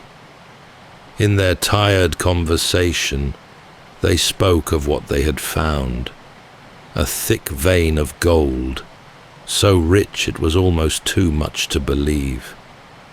They showed it to him, and that was the moment everything changed. What Waltz saw was extraordinary. The ore was unlike anything he'd encountered in decades of prospecting, heavy with visible gold, running thick through white quartz, with veins as wide as his forearm. In today's terms, it would have been worth millions. To a man like Waltz, alone and hardened, it wasn't just fortune, it was fate. What happened next, no one can say for certain, but he returned from the mountains alone. The other men were never seen again. The canyon they had spoken of, lost to memory, never mapped, and never found by another soul. Waltz had not just discovered the mine, he had claimed it, and he would guard it the rest of his life. He never mined it openly, never filed a claim. He returned each winter and worked it in secret, slowly, methodically, taking only what he could carry out quietly. He was careful, never to draw attention, never to leave obvious trails. He buried signs, altered paths, and worked by moonlight when needed. He told no one where it was, but each season he returned with just enough gold to keep his small life afloat, just enough to make others wonder, just enough to make men whisper. To Waltz, the mine was more than a source of wealth. It was a possession, a secret earned through hardship, blood, and silence. He had taken it for himself, and in doing so, he had severed any hope of sharing it. To speak of it was to invite others, and to him, that was unthinkable. He became more isolated, more guarded. He took fewer chances and trusted no one, not even those who showed him kindness. The mine had given him everything he needed, but it had also become something else, a burden. The deeper he kept it hidden, the more it seemed to possess him in return. It was his alone, but he knew that wouldn't last forever. And when his time came, as all men's time does, he would have to choose whether to take the secret with him or leave behind a trail for someone willing to bear the same weight. Years passed, and Jacob Waltz became a fixture in Phoenix, a familiar figure with an unfamiliar life. He was often seen walking the edge of town, his gait stiff with age, his clothes plain and sun-bleached. He spoke little, kept to himself, and lived in a modest adobe home, shaded by a small mesquite tree. To the casual eye, he looked like every other aging prospector who hadn't struck it rich. But Waltz had struck it rich, very rich, and he had done it alone. He kept his gold hidden, not in banks or beneath floorboards, but in the rhythms of his life. A quiet purchase here, a loan repaid in heavy ore there. The samples he brought in for trade were unlike any seen in the territory. Flecked with gold so pure, it barely needed refining. Assayers who examined it often looked up in disbelief, but no one could get close to him. Over time, a few tried. Shopkeepers, traders, and fellow miners would ask about his source. He'd smile faintly, offer nothing, and move on. He had become a man of riddles, not because he enjoyed mystery, but because he had no room for risk. His secret was too large to share. Still, one woman stood apart from the rest. Julia Thomas ran a small shop in town, an ice cream and oyster parlor of all things, a rarity in the harsh desert heat. She was a capable woman, independent and resilient, and she spoke German, Waltz's native tongue. In a town full of strangers, this gave her a foothold, and in time, a kind of connection formed between them. Waltz trusted her, at least a little, enough to speak freely now and then, enough to accept her care when his strength began to wane. Whether friendship or something gentler, their bond was one of the few human ties the old man allowed himself. And then came the flood. In the spring of 1891, a massive rainstorm swept through Phoenix, turning the dry washes into surging rivers. Homes were destroyed, livestock drowned. Half the town was swept away, including the modest shack Waltz had called home. He was found afterward, cold and frail, his belongings scattered or lost. Julia took him in, setting up a cot in the back room of her shop, offering him warmth, food, and silence. But the flood had done more than take his house. It had taken his health. Waltz grew weaker by the day. His breathing thinned. The light behind his eyes began to dim. And still, he said nothing of the mine. Out in town, a quiet urgency began to spread. Those who had long suspected Waltz of hoarding a secret now wondered if he might die without ever revealing it. Some believed he had shared the location with Julia. Others believed he'd taken it to the grave already, locked behind weathered lips. But one man still watched from the edges, a man who had once tried to follow Waltz into the hills, a man who remembered a campfire story from years earlier about a mysterious old miner and a gold mine deep in the superstitions. That man was Dick Holmes, and as Waltz's strength ebbed in the back room of Julia's shop, Dick waited, not for gold, not for fame, but for a chance to hear the truth, before the mountain reclaimed it forever. It was October of 1891, and the Dutchman was fading. Jacob Waltz lay still in the quiet back room of Julia Thomas's shop, wrapped in a rough blanket, a single candle flickering against the wall. His breath came thin, ragged at times, as though each exhale might be his last. Outside, the town of Phoenix moved on. Wagons clattered down dirt streets, horses drank from muddy troughs, and the desert sun warmed the rooftops. But inside, time had slowed. Word had spread that Waltz was dying.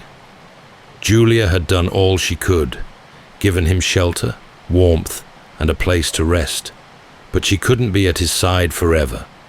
So one morning, when the old man took a sudden turn, she slipped outside to fetch a doctor. And that's when Dick Holmes appeared. Perhaps it was coincidence. Perhaps he had been waiting. Whatever the truth, Julia saw him and asked if he might sit with the old man until she returned. Dick stepped quietly into the room, and for the first time sat face to face with the man he had followed from afar. The man he believed held the key to the most elusive treasure in the American West. He expected instructions, directions, something clear, but instead he received a confession. For nearly an hour, Waltz spoke, slowly, in fragments, often pausing to catch his breath or drift briefly into silence. What emerged was not a map, but a history. He told of a time, years earlier, when he had been stranded in the mountains, hungry, alone, and then, by sheer chance, he'd found a camp, 3 Mexican miners, strangers, who welcomed him cautiously. They had discovered a mine beyond belief, and they showed it to him without fear. What happened after was never spoken plainly, but he returned from those mountains alone. He described the gold, veins nearly 2 feet wide, rich and unbroken, glowing with the weight of fortune. For years he had returned to that place, working it in silence, taking only what he could carry, keeping the secret sealed. But the secret hadn't stayed untouched. One season, 2 soldiers showed up in Phoenix with gold that matched his. Word was, they had found something in the mountains. Waltz went back, and soon, the soldiers were never seen again. There were others. A lone prospector, seen too close to the hidden trail. A nephew from Germany, sent by his sister to help him in his final years. But the old man had grown suspicious. The mine had made him paranoid, isolated, convinced that betrayal would find him if he let his guard down. So he acted. He described dragging the young man's body with a chain, burying him at a place called Agua Escondido, far from where anyone might ever stumble across the grave. And then, with something like resolve, or perhaps surrender, Waltz gestured weakly toward a wooden chest at the foot of the bed. Inside, he said, was the last of his gold, enough to prove that the mine had never been a myth, enough to honor a final request. If Dick were to take the gold, he must promise to send money to Waltz's sister in Germany, not for profit, for peace. The gold had taken many lives. Maybe it could still do some good. Dick agreed. And then, at last, came the directions. A canyon running north to south, a rock shaped like a man's face, a house built of stone. From the entrance to the mine, Waltz said, one could see the tip of Weaver's needle, but from the trail, the mine itself would remain hidden. He was fading fast, and just before Dick could ask the simplest of questions, whether the water in the canyon ran north or south, the old man slipped away. Jacob Waltz, the Dutchman, was gone. He left behind no map, only riddles, and a chest of gold sitting heavy in the corner of the room, glinting with the last light of a secret that had now passed to another. With the Dutchman gone, and the gold in hand, Dick Holmes stepped into a story that was no longer just whispered. It was his now.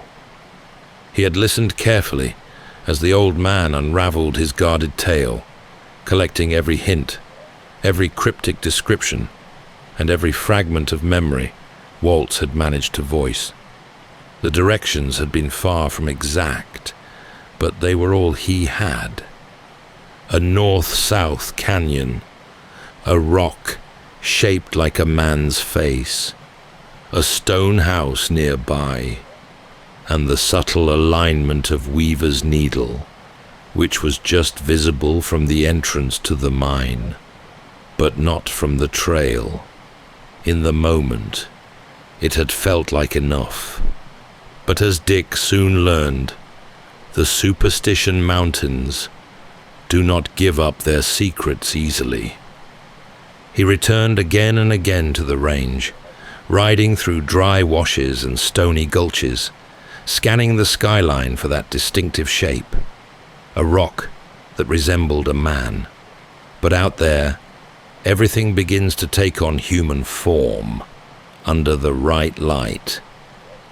Every boulder holds a face, every ridge a profile. Nothing stayed still long enough to be certain. Waltz had spoken of a stone house, but time had softened the line between nature and ruin. Crumbling outcroppings resembled shelter, ancient foundations now blurred by erosion.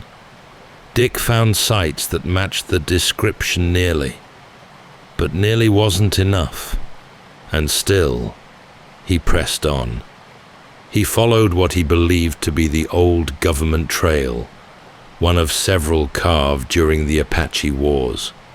Waltz had mentioned it, vaguely, but the problem was, there were at least 3 of these old trails, each twisting through different parts of the range. Which one had the Dutchman meant? Dick had chosen one. He couldn't be sure it was the right one. Worse still, he was no longer alone on the trail. The story had begun to spread. Rumors about Waltz's final days, the gold under his bed, and the young man who had sat beside him in those final hours. Some claimed Dick had stolen the gold outright. Others believed he had been given the true directions, and now carried a map in his mind. In a small town, gossip moves faster than horses, and soon Dick realized he was being followed. He would ride into the mountains, only to catch glimpses of others in the distance, riders who stayed just far enough back, campsites that appeared where none had been, the same kind of tracking he himself had once done to the Dutchman, now turned back on him. Sometimes he would abandon the search altogether, turning back to Phoenix before he reached the deep canyons, unwilling to lead anyone else too close. The mine had become a chase within a chase, not only a search for hidden gold, but a battle to keep others from discovering what he might already know. Still, he believed in the trail, and he sought confirmation wherever he could. One clue in particular haunted him, the Dutchman's story of killing his nephew and burying him with a chain around his neck, beneath a shelf of stone at Agua Escondido. So Dick returned there. He walked the ground with quiet precision, remembering the Dutchman's words, searching for any sign that might prove the tale was more than guilt-spun fantasy. And then, beneath a stone overhang, he found it. A grave. Inside he found bones, and wrapped around the remains, rusted but intact, a length of chain. The moment was grim, but it confirmed something vital. The Dutchman hadn't lied. His story, no matter how tangled, had roots in reality. There was truth beneath the superstition, and if that was true, then so was the mine. Dick Holmes returned to the mountains with renewed conviction, but the desert was vast, and time had worn deep into his joints. The clues still danced just beyond reach, and with each season, the journey grew harder. It became clear that if the search were to continue, it would need new legs. A younger man, one who understood the story and carried the same quiet patience. And so, Dick did what the Dutchman had once done before him. He prepared to pass the secret on. The mountains no longer welcomed him. Dick Holmes had spent over a decade tracing the Dutchman's clues, combing the superstition range canyon by canyon, wash by wash. He had seen the desert under moonlight and thundercloud, walked it under stars and punishing sun. But now, his knees had stiffened, his body grown heavy, and the rides he once took with ease had become long and painful. The search had taken something from him, but it had also given him something, a kind of purpose that stretched beyond gold, a connection to the land, to the mystery, to the long thread of fate that had begun the moment he first heard that story by a campfire as a boy. Now it was time to hand it over. He turned to the one person he trusted with the truth, his son. George Brownie Holmes was 16, capable, observant, and already a product of the desert. He had grown up hearing pieces of the story, never the full version, but enough to feel the pull. Now, Dick entrusted him with everything. The original directions spoken by Waltz on his deathbed, the places to begin the search, and most importantly, the quiet knowledge that not all who entered those mountains returned. But Dick didn't just pass along the clues. He passed along his caution. The mine, he explained, was not only hidden, it was watched. Just as Dick had once tracked the Dutchman, and just as he himself had later been followed, Brownie too would be shadowed if he ever got close. The advice was simple, but firm. If he ever found anything, a landmark, a stone house, even the mine itself, he must show no sign. Walk past it, leave it, come back later when it was safe. The weight of this warning settled deep. It wasn't said with fear, it was said with experience. Together, they planned a trip into the mountains, father and son, side by side. But like so many things in this story, the plan frayed. From the moment they rode out, they sensed others on their trail, riders who moved like shadows, camps that appeared where none should be, eyes in the scrub brush, watching. Dick had seen it all before, and so, once again, they turned back. It was the last time Dick Holmes would ride into the superstitions. The mountains had taken their toll. His body could no longer bear the climbs, the heat, the constant sense of being followed. But in his son, the search would continue. Brownie now held the clues, and just as Dick had done before him, he began to walk the lonely path that stretched out into the desert. He took a job at the Quarter Circle U Ranch, nestled deep within the range. It gave him both access and cover. From there, he could ride freely through the canyons as part of his work, observing the land, watching the light, listening for signs. But he was not the only one. The legend of the Dutchman's gold had grown, spreading beyond Arizona. Now, every drifter and cowboy with a pickaxe and a dream had heard the tale, and many came to believe Brownie had something the rest of them didn't. The final clue. Some offered trades, information, rumors, false maps, hoping Brownie might part with one of his own. He listened. Sometimes he nodded, but he gave away nothing of value. One cowboy told him he'd found a rock that looked like a man, just like the one described in Waltz's confession.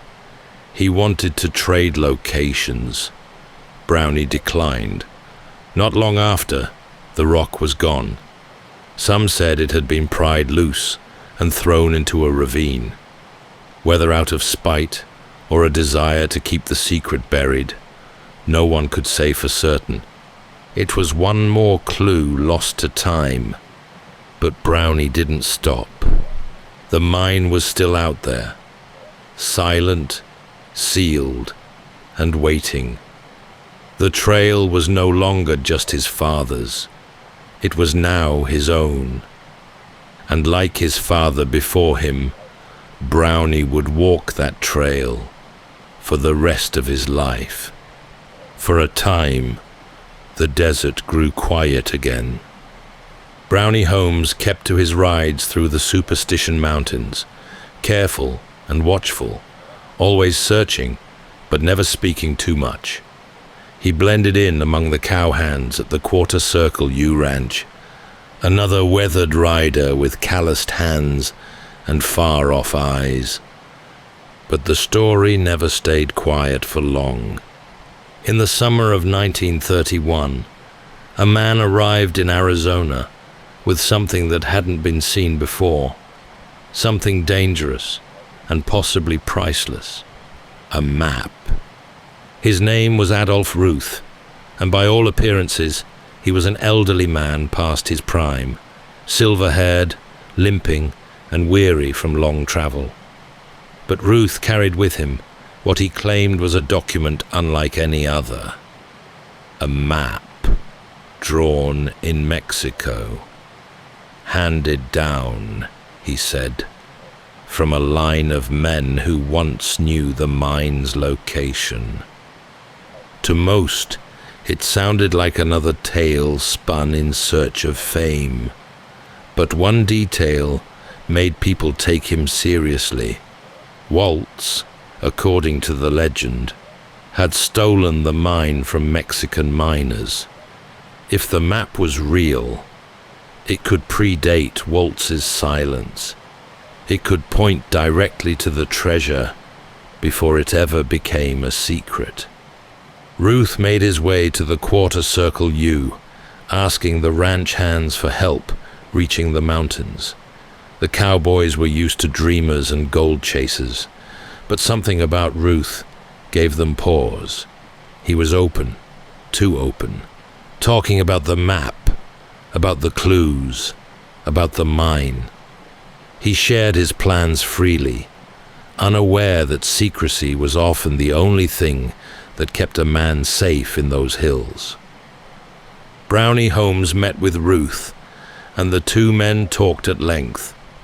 No one knows exactly what was said, but Brownie later recalled that the conversation lingered on the Dutchman, on the mountains, and on the dangerous attention a man could attract when he claimed to have a map.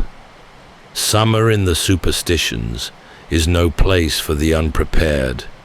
The heat alone can undo a man, and Brownie warned him. Others did too, but Ruth would not be turned away. When no one from the ranch would guide him, Ruth hired two lesser-known prospectors and entered the mountains with them. He was never seen alive again. Days passed, then weeks, and finally, in December, 6 months later, a bloodhound led a search party to a spot near a well-traveled trail. There, resting upright in the dust, was a human skull. It was found not hidden, but placed, carefully, some said, as though meant to be seen. The rest of the remains were discovered nearly a mile away, scattered and sun-bleached, as if someone had moved them. The cause of death was officially listed as exposure, with damage attributed to animals. But the skull had 2 distinct fractures, and the map, the one Ruth had spoken so confidently about, was never recovered. Suspicion turned quickly to the 2 prospectors who had led him in. They had returned without him, saying little, but with no hard evidence, no charges were brought. The desert had covered its tracks once again. Among Ruth's scattered belongings, a notebook was found. Inside was one final entry, written in Latin, Veni, Vidi, Vici. I came, I saw, I conquered.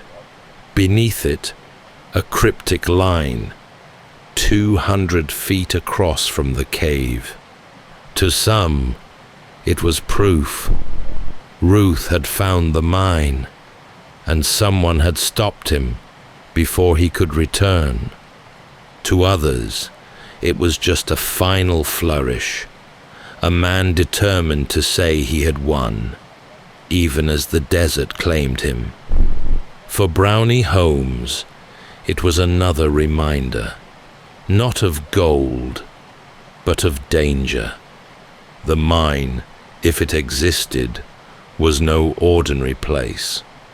It carried weight, and not every man who sought it would live to tell the tale. The legend had roared back to life. Adolph Ruth's disappearance, the eerie discovery of his skull, the cryptic notebook entries, all of it breathed new fire into a story that had never quite burned out. Newspapers from coast to coast picked it up. The lost Dutchman's mine was no longer just Arizona folklore. It had become national obsession. And yet, for Holmes, it was nothing new. He had lived beneath the weight of this mystery since boyhood. He had listened to it through the breath of his father, traced it through ridgelines, chased it through dust and distance, and now, more than ever, he felt its burden grow heavy. In the aftermath of the Ruth incident, the Superstition Mountains were teeming again. Men flooded in with spades and theories, dynamite and half-truths, each one convinced they were the one to finally crack the code. And more than a few of them believed that Brownie Holmes, the son of Dick, the man who sat with Waltz, knew something they didn't. They watched him, followed him. Some tried to befriend him, others tried to manipulate him. But Brownie had learned well.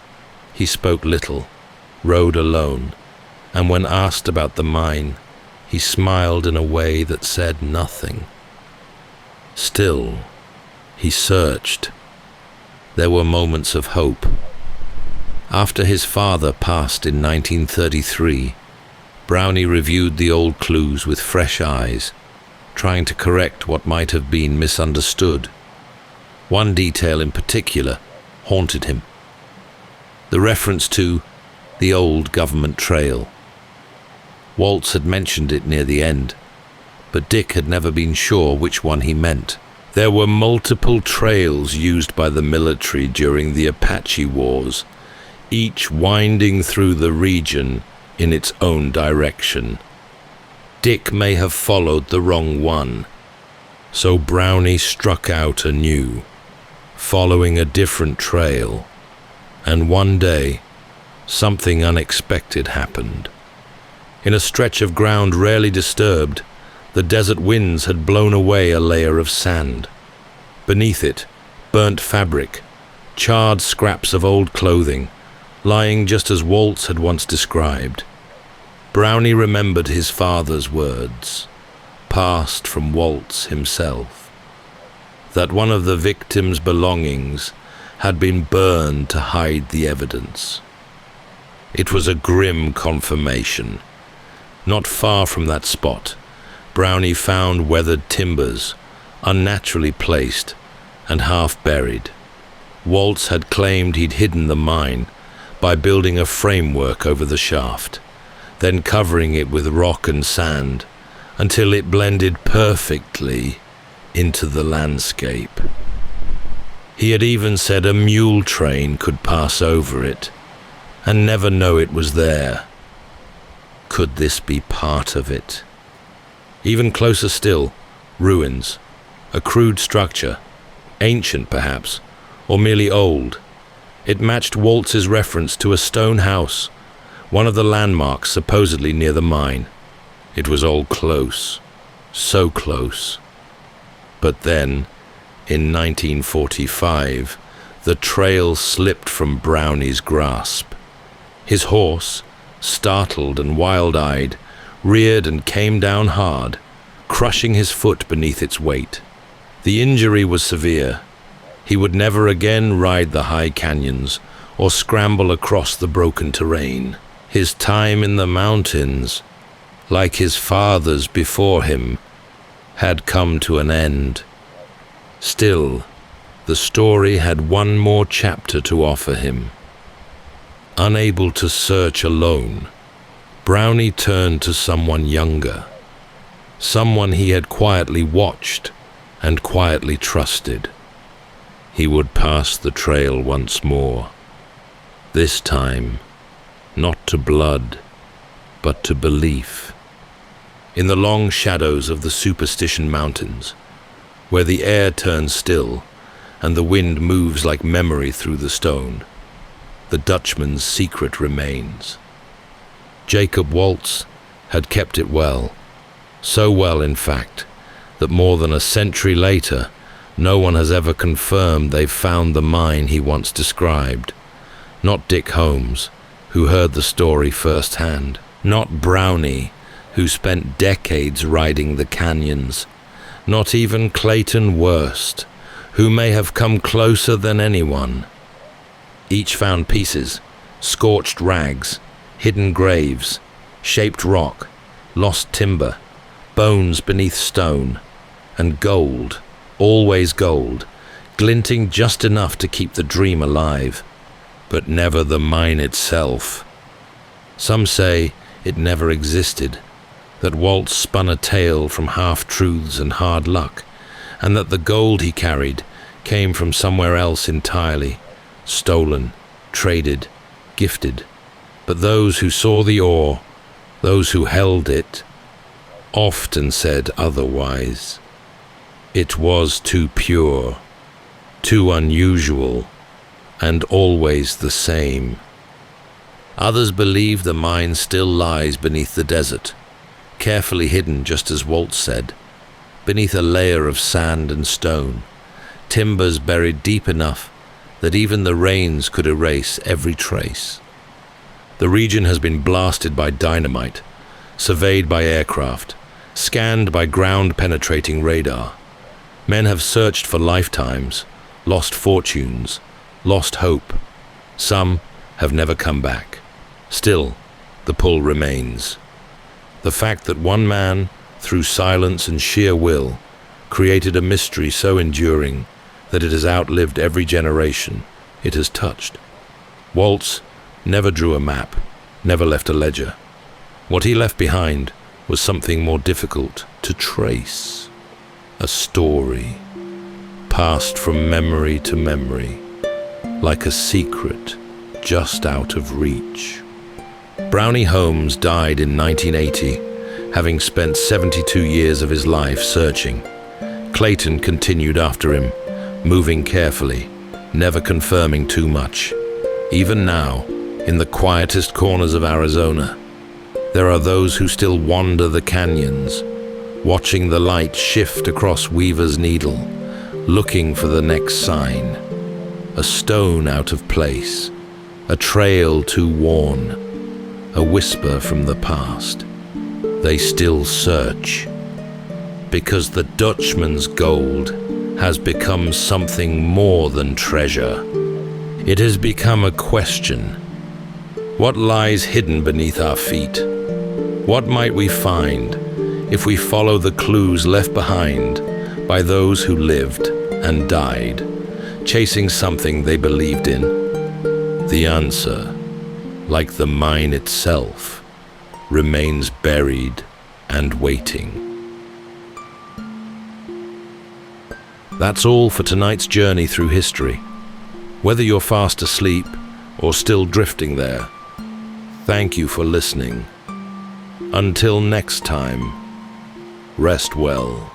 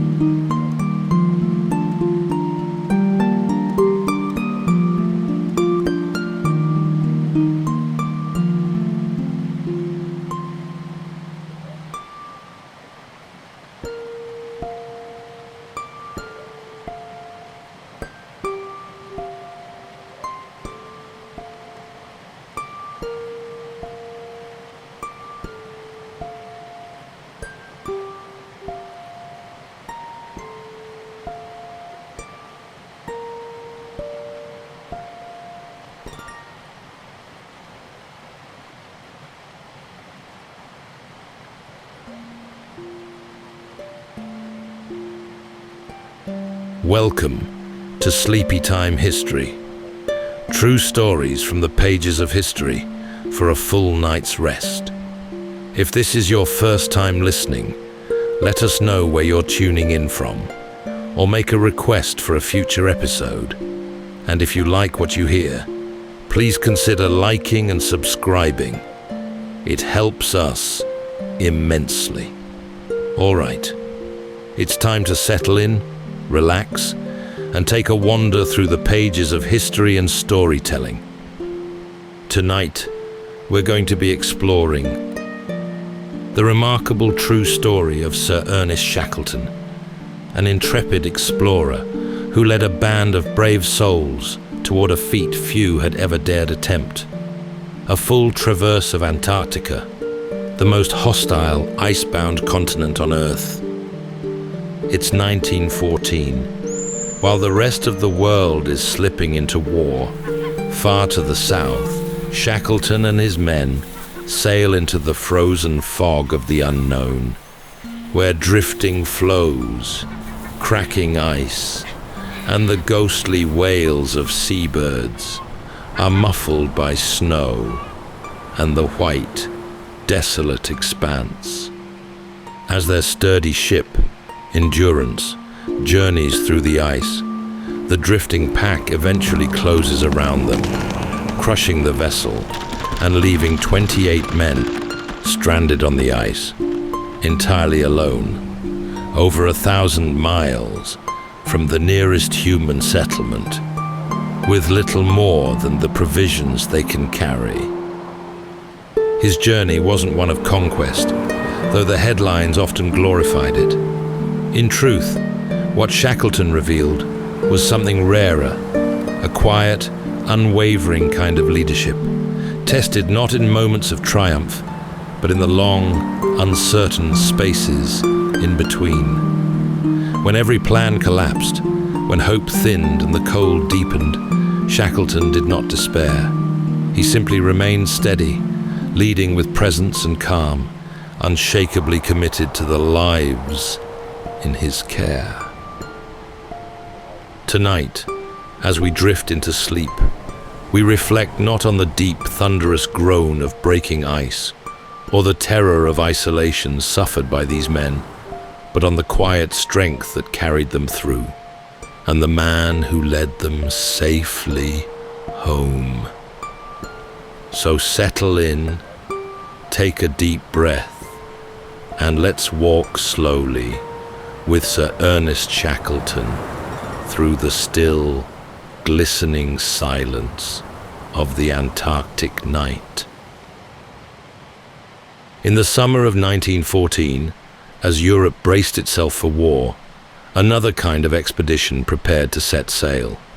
Shackleton, now in his 40s and seasoned by years at sea, stood at the helm of a dream that had taken root long before: to cross the Antarctic continent from one coast to the other, a feat no man had yet achieved.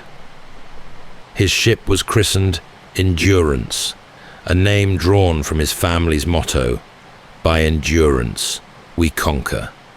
It was a sturdy wooden barkentine, designed with a reinforced hull to withstand the ice, a ship of strength and purpose, built not for speed, but for survival. The crew was a patchwork of trades and temperaments: sailors, scientists, carpenters, and cooks. Many had answered his now legendary advertisement, and while the exact words of that ad are still debated, the spirit of it remains clear. This was not a voyage for the faint-hearted. It was for those who sought something deeper, a test of the self, far from the world's noise. They departed London in August, skimming south past Lisbon, the Canary Islands, and then the coast of South America.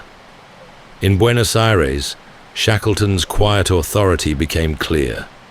He removed a troublesome officer and replaced him with Frank Wild, a loyal second in command and a calm presence who would become a pillar in the trials ahead. From there, they sailed to the whaling station on South Georgia Island, a last outpost of humanity before the Antarctic ice. There, grizzled Norwegian whalers warned Shackleton of a heavy ice season in the Weddell Sea. The warning hung in the cold air, but the expedition moved forward, the horizon too close to turn back. In December 1914, the Endurance pushed away from South Georgia and entered a world of growing silence. The sea turned colder, thicker. Icebergs floated by like ancient monuments, ghostly in the pale southern light. Albatrosses circled above. The sun never truly set. By January, they had reached deep into the Weddell Sea, and the ice began to tighten. What started as loose floes became a slow-moving vise. The ship pressed on, cautiously, as the men watched the water narrow into pathways of white. And then, on January 18th, 1915, the Endurance was caught. The floes closed in gently, almost politely. There was no great crack or crash, just a firm stillness, as if the sea had simply decided to hold them. They were now passengers on a frozen ocean. But Shackleton did not panic. He adjusted. Calmly, methodically, he began shifting the mission in his mind, from triumph to survival. The Endurance sat nestled within the tightening arms of the Weddell Sea. Around her, the ice stretched in every direction, a wide white silence, broken only by the low groan of shifting floes and the occasional call of a distant seabird. Above, the sun circled endlessly, casting long shadows that slid over snow and deck alike. At first, there was hope that the ship might break free. The men watched the ice with cautious optimism, believing that the southern summer might still open a path to shore.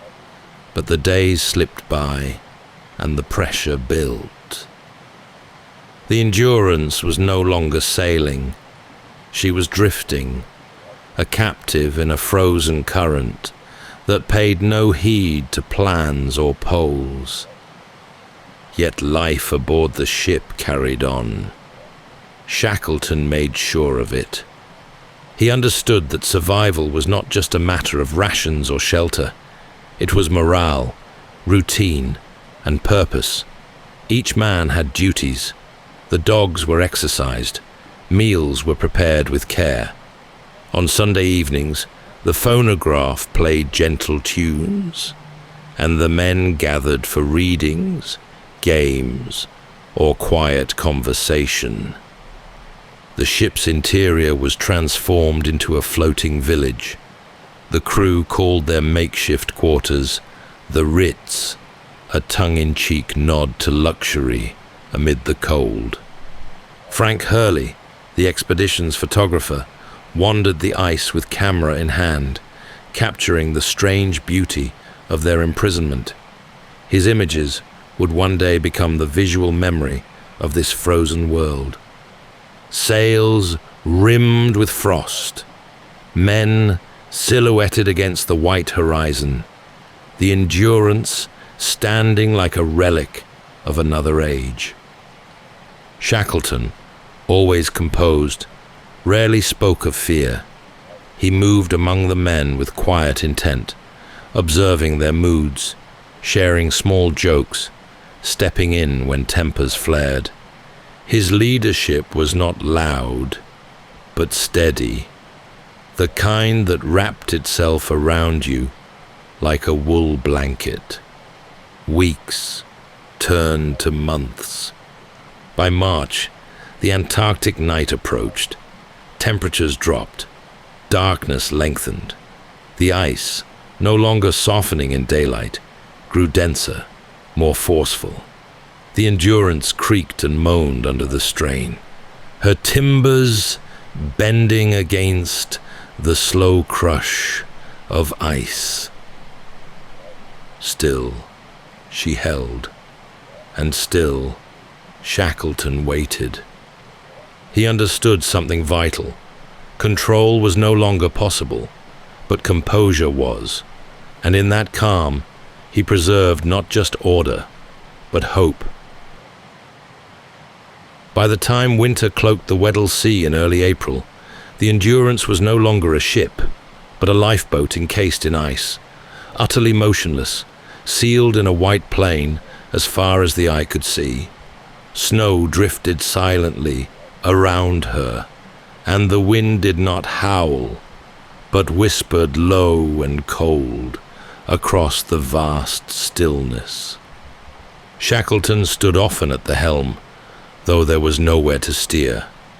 He watched the patterns of pressure on the ice, listened to the deep groans and muted cracks rising from beneath the surface, the slow, invisible workings of a frozen ocean. He knew this continent would not be conquered by maps or boldness. It demanded endurance, and so he gave it just that. Inside, the men followed routines with calm diligence. The dogs were fed and exercised each day. Meals were kept hearty, even as rations began to tighten. Books circulated. Laughter, though thinner now, still echoed through the narrow corridors. There were moments of quiet celebration. Midwinter's Day was marked with music, games, and plum pudding. It was, Shackleton knew, important to mark the passage of time, to remind the men that they lived not in stasis, but in motion, even if unseen. Outside, the world changed slowly, and not in their favor. The pressure ridges rose higher, the ice no longer content to sit still. The Endurance began to list, her hull groaning under stress, as if sighing against the weight of months. Shackleton inspected the damage each day. He knew the ship was strong, but the ice was older, patient, and absolute. By September, spring brought not release, but violence. The flows began to shift with a new energy, breaking, grinding, reforming. The ship shook under the strain, her beams splintering, her sides bending inward like ribs under a great hand. The men were ordered to prepare to abandon ship, their sledges loaded, supplies repacked, tents readied. Still, the order came with no panic. Shackleton's calm gave them theirs. Then, in late October, with a deep moan and shudder, the Endurance was finally breached. Water poured in through the hull. Shackleton gave the order with a level voice. "She's going, boys. We've done all we can." They set up camp on the ice. The ship, their shelter, their warmth, their link to the world, was left behind. She leaned further day by day, until on the 21st of November, 1915, she slipped quietly beneath the ice. No longer explorers, the men were castaways now, but they were not broken. The ice still stretched ahead, the ocean still called beyond it, and Shackleton, unshaken, simply turned to the men and began preparing for what came next. The Endurance was gone. One moment, she had stood among the ridged ice like a weathered monument, her masts tangled with frost and sky. The next, she had slipped gently below the frozen crust, claimed without ceremony by the very world. She was built to endure. There was no drama, no panic, just the creak of timbers, a sighing rush of water, and the stillness that followed. The men gathered in silence, watching the spot where she had vanished. Shackleton did not look back for long. The ship was lost, but now a new mission came into sharp focus: survival and return. They were 28 men on a drifting floe, with sled dogs, 3 lifeboats, dwindling supplies, and no certainty of when, or even if, they would ever touch land again. Shackleton ordered the salvage of everything useful before the ship's final collapse: tinned food, lumber, tools, and the ship's Bible, from which he quietly tore out a few pages and left the rest behind. Among them the passage, "Cast thy burden upon the Lord, and he shall sustain thee." The ice became their new home. They called it Ocean Camp. Tents were pitched, gear sorted, and a routine established. Even here, adrift and exposed, Shackleton emphasized structure, and those silent frozen nights, as the sky danced with faint auroras, a new kind of courage took root. Not the bold courage of movement, but the silent strength of waiting and watching the horizon. Shackleton slept lightly, always listening for changes in the ice. He knew they were not stationary, only appearing so. Beneath them, the floe drifted slowly northward, caught in the Weddell current. It was a passive journey, but a journey nonetheless. The men played cards, told stories, and found what laughter they could.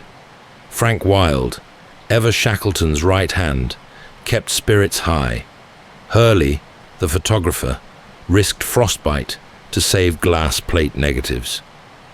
Images that would someday tell their story to the world. Even in this slow-motion ordeal, purpose was preserved. As weeks passed, cracks in the ice began to appear, jagged lines creeping closer to camp. The floe that had cradled them began to betray them. In December, the men shifted to a new site they called Patience Camp. The name spoke volumes.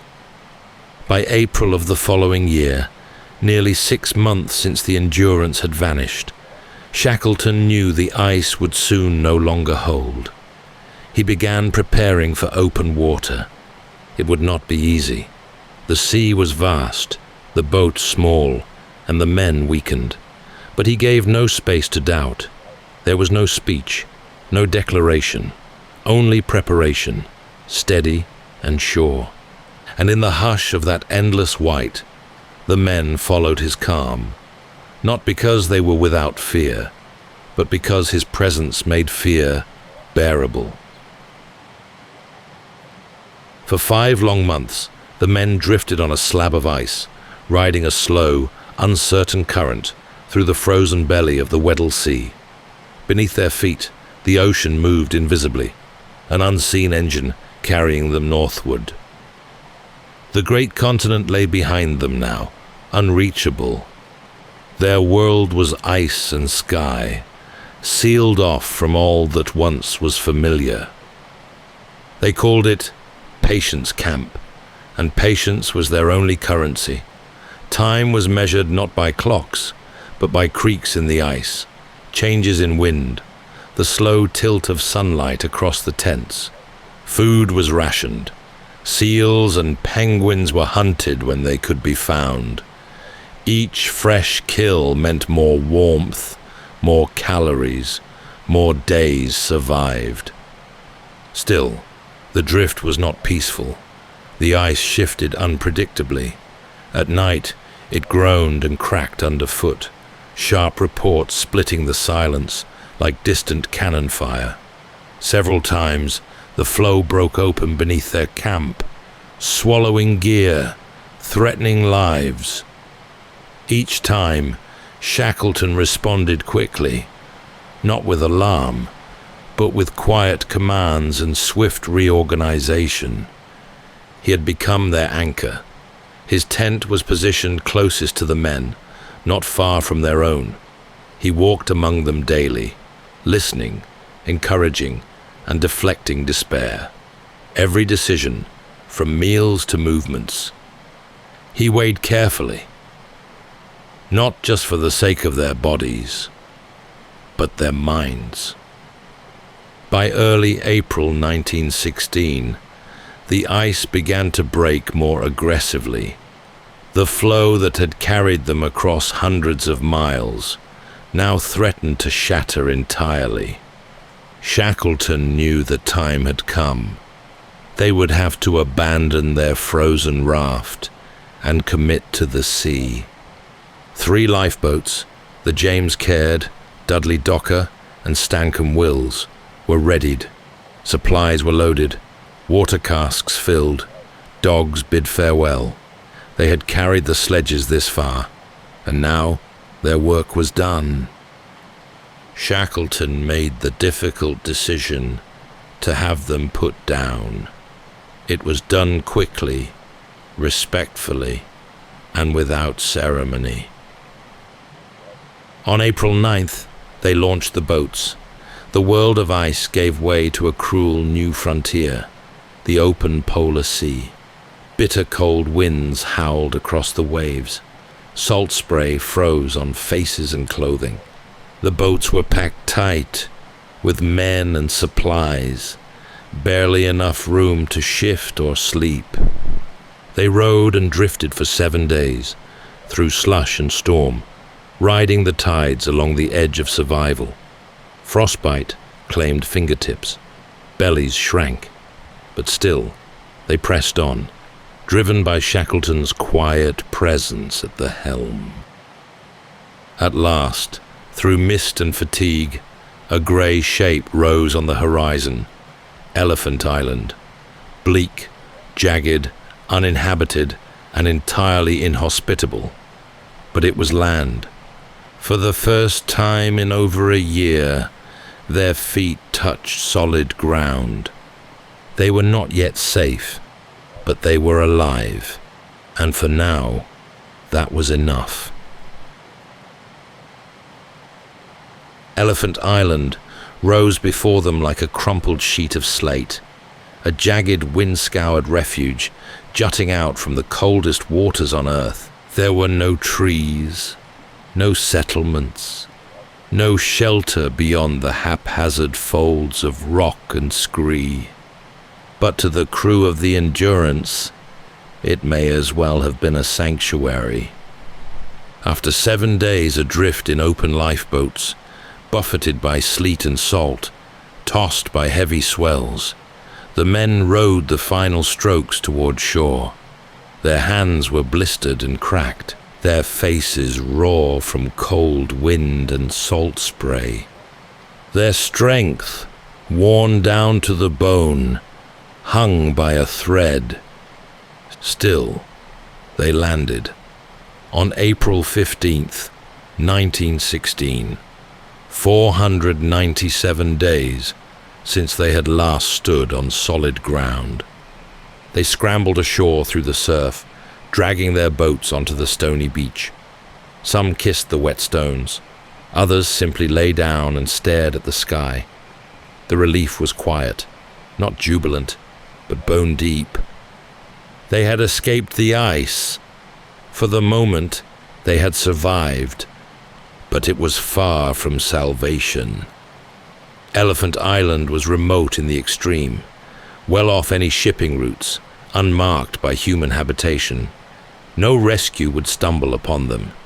If they remained, they would starve, freeze, or slowly fade from history. Shackleton knew this. So after allowing the men time to recover, he began to plan again, not for the group this time, but for a breakaway team. If they were to survive, someone had to reach help, and that meant sailing back into the storm. The James Caird, the strongest of their lifeboats, was selected for the journey. Shackleton chose 5 men to accompany him. Frank Worsley, the navigator with a mind like a compass, Tom Crean, loyal and unshakable, and 3 others equally resolved to face the unknown. While the others constructed a crude shelter on the island, a low hut built from upturned boats and salvaged canvas, Shackleton oversaw modifications to the Caird. They reinforced her keel, added ballast, and raised a makeshift deck to shield them from waves. She was 22 feet long. The journey ahead would be over 800 miles of open, storm-lashed sea. Before departing, Shackleton spoke little. He simply reminded Frank Wild, now left in charge, to get the men through until I come back. There was no promise, no false hope, just an unspoken trust. On April 24th, 1916, the James Caird was launched from the rocky shore, slipping back into the grey swell. Shackleton and his 5 companions were bound for South Georgia Island, and whatever lay between. On the beach, the remaining crew watched the small sail grow smaller and smaller against the vastness of sea and sky. The waiting began. The James Caird slipped away from Elephant Island, her small sail catching the wind as the lifeboat turned its narrow bow toward open ocean. Behind her, the cold curve of the island faded into mist. Ahead, nothing but 800 miles of heaving sea and uncertain sky. The South Atlantic in winter was no place for a boat of her size. Waves towered like black cliffs, rolling out of the darkness without warning. The wind shrieked through the rigging. Salt spray froze into icy crusts along the boat's sides, threatening to sink her with the weight of accumulating ice. Shackleton, huddled with 5 men in the cramped interior, remained calm. His clothes were sodden, his skin raw from wind and salt, yet he never wavered. He rotated watches, kept spirits up with small murmurs of encouragement, and ensured the men drank and ate when they could, even when appetite was long gone. Frank Worsley, eyes red from cold, guided their course by stars when they were visible, by dead reckoning when they were not. On most days, they saw only grey, clouds and sea and wind all folding into one another. Yet his skill held. Their course remained true. The cold was unrelenting. Sleeping was near impossible. Ice formed on their blankets and clothing. Boots froze. Water constantly seeped through the seams. More than once, the Caird was nearly capsized by rogue waves. More than once, they bailed for hours to stay afloat. And yet, through it all, Shackleton never let his men see despair. He cracked dry jokes, offered morsels of encouragement, carried the silence when words were too heavy. On the 14th day at sea, a dark line appeared on the horizon. South Georgia, the island they had aimed for in blind hope and skill, now stood before them like a miracle carved from stone and ice. But the sea was not finished with them.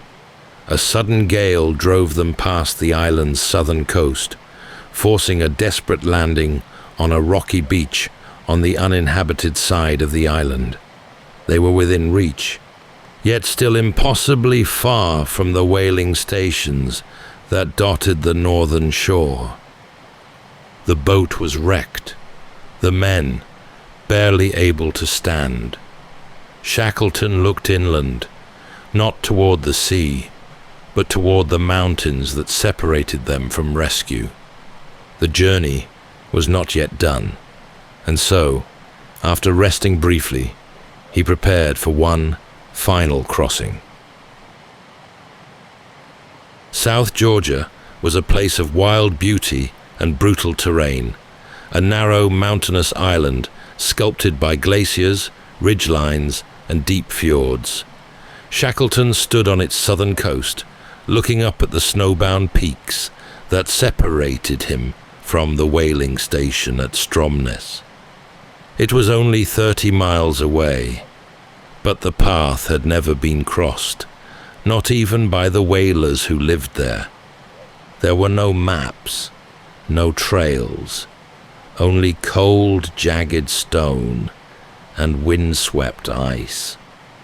Shackleton selected 2 companions to go with him, Tom Crean and Frank Worsley, the 2 men he trusted most.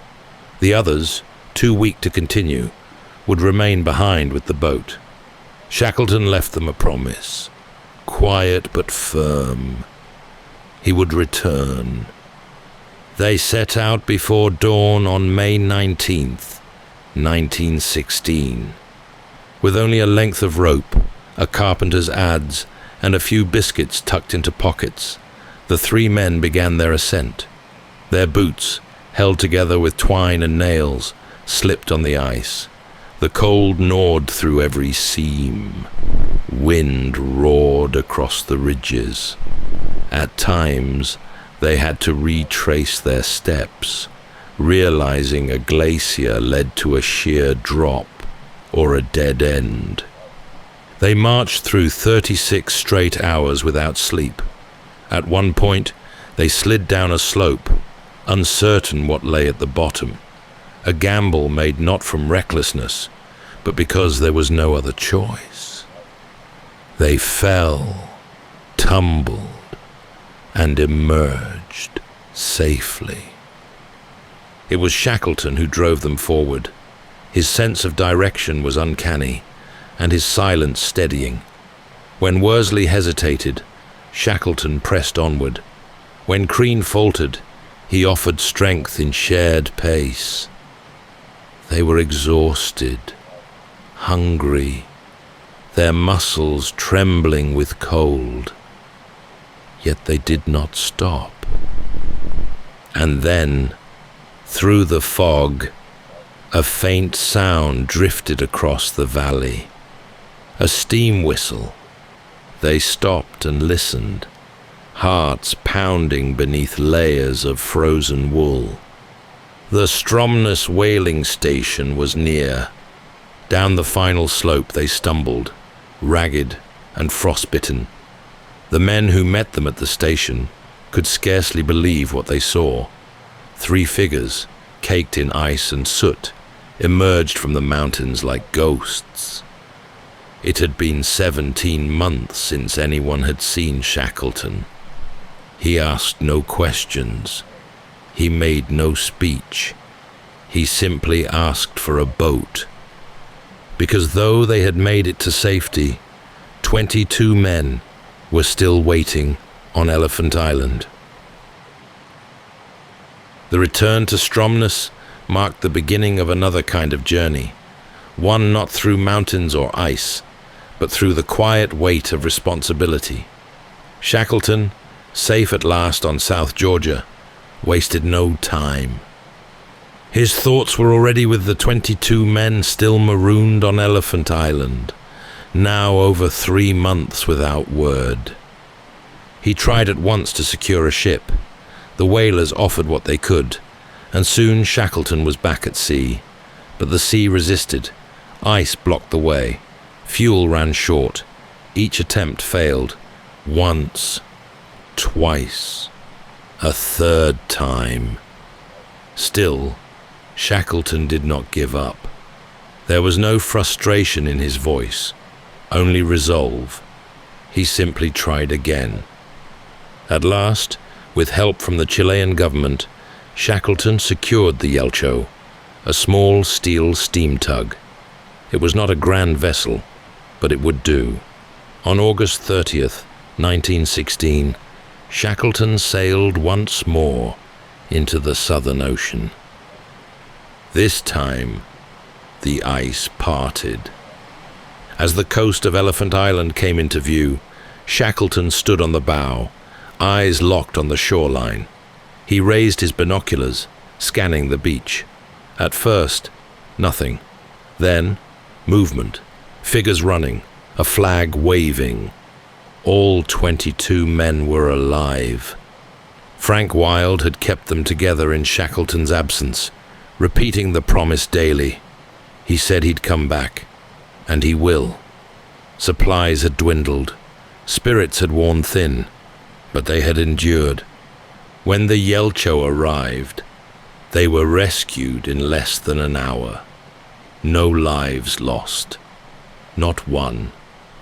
It was, in its own quiet way, one of the most extraordinary rescues in maritime history. No medals were given. No great headlines trumpeted the event.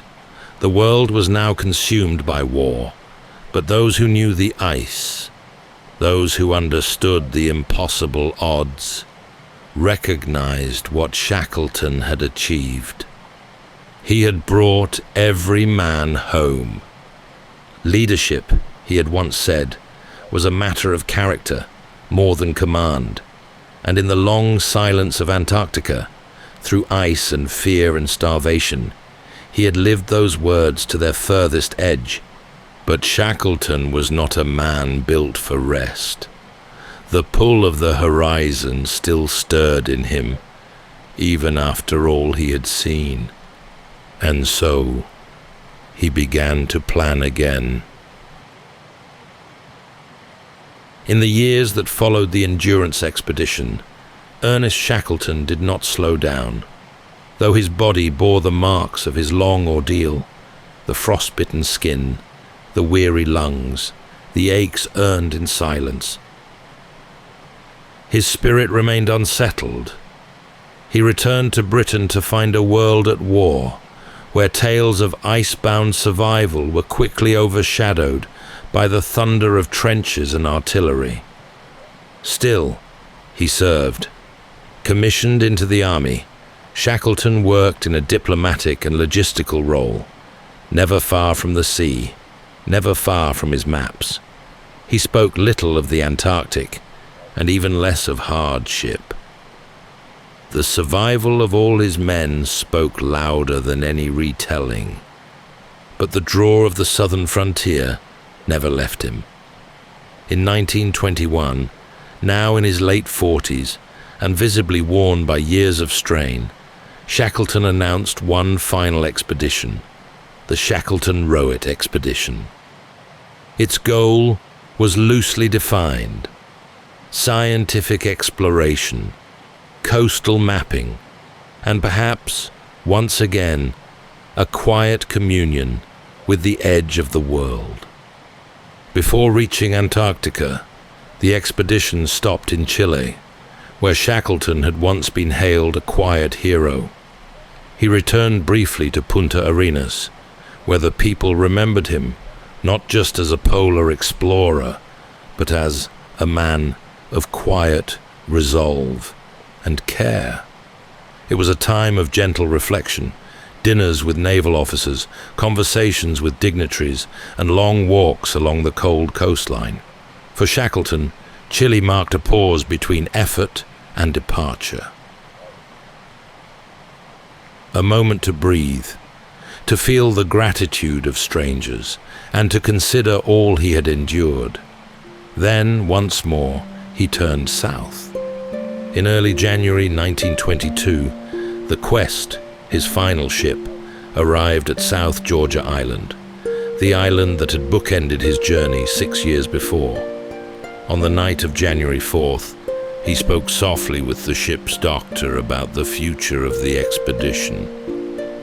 But in the early hours of the next morning, Ernest Shackleton died quietly in his cabin. He was 47. At the request of his wife, Emily, he was laid to rest there, on South Georgia, beneath a simple granite headstone, facing the sea. A fitting end for a man who belonged to the silence and the storms alike. He was not a man of monuments or great speeches. His greatness was quiet. It lived in the loyalty he inspired, the calm he held through chaos, and the truth that even when the world turns to ice, Steady hands and a steady heart can lead men home.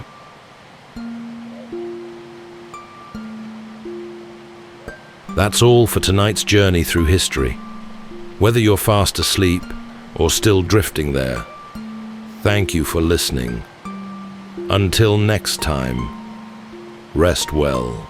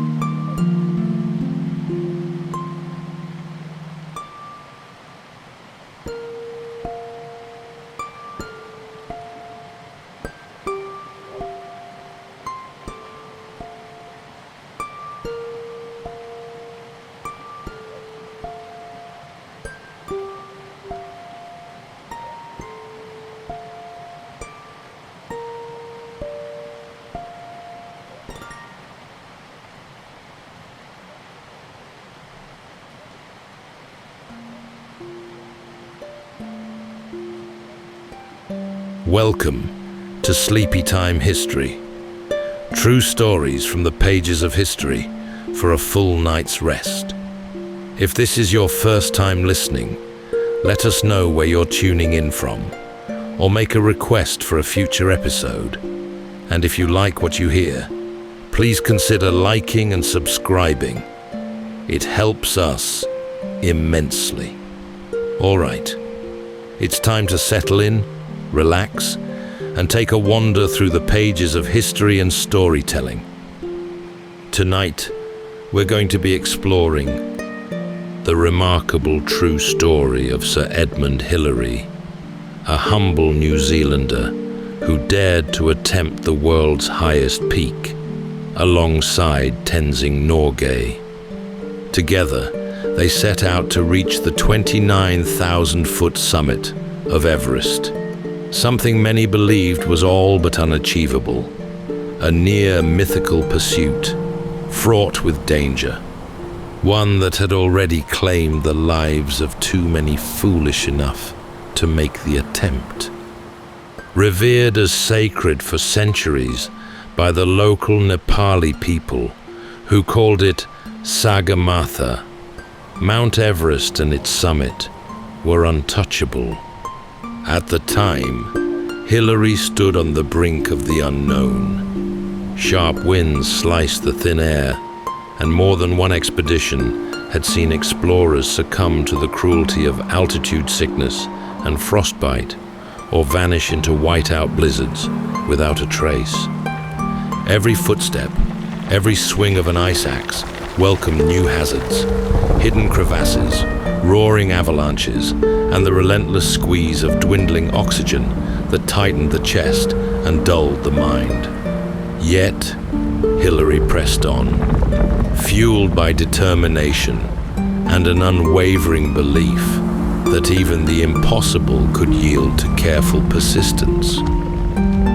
Though he was not alone in this quest, Hillary emerged as the steadfast anchor, wrestling his doubts in the biting cold. Tonight, as we drift into sleep, we remember that true conquest isn't about bold declarations, but the courage to face what towers above us. So settle in, take a deep breath, and let's journey alongside Sir Edmund Hillary, ascending through the remote Himalayan kingdom of Nepal to the ominous, frozen, wind-swept climbs of Everest.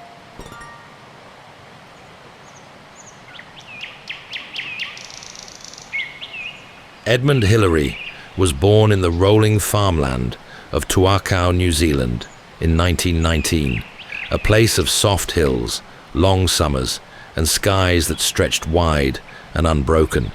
His father was a journalist turned beekeeper, a man of method and belief, while his mother, a schoolteacher, encouraged learning above all. In this gentle, open land, Edmund grew tall and awkward, a boy who often felt more at ease with books than with people. School days were not his finest hours. He was shy, often uncertain in conversation, and found himself retreating into long walks and daydreams. But everything began to shift on a school trip to Mount Ruapehu, a snow-capped volcano in the center of the North Island.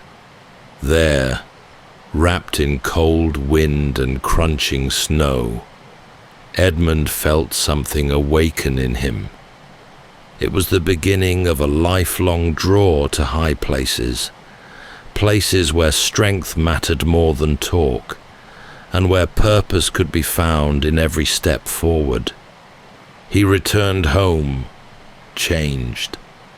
At university, he studied mathematics and science, though lectures never held him the way the hills did.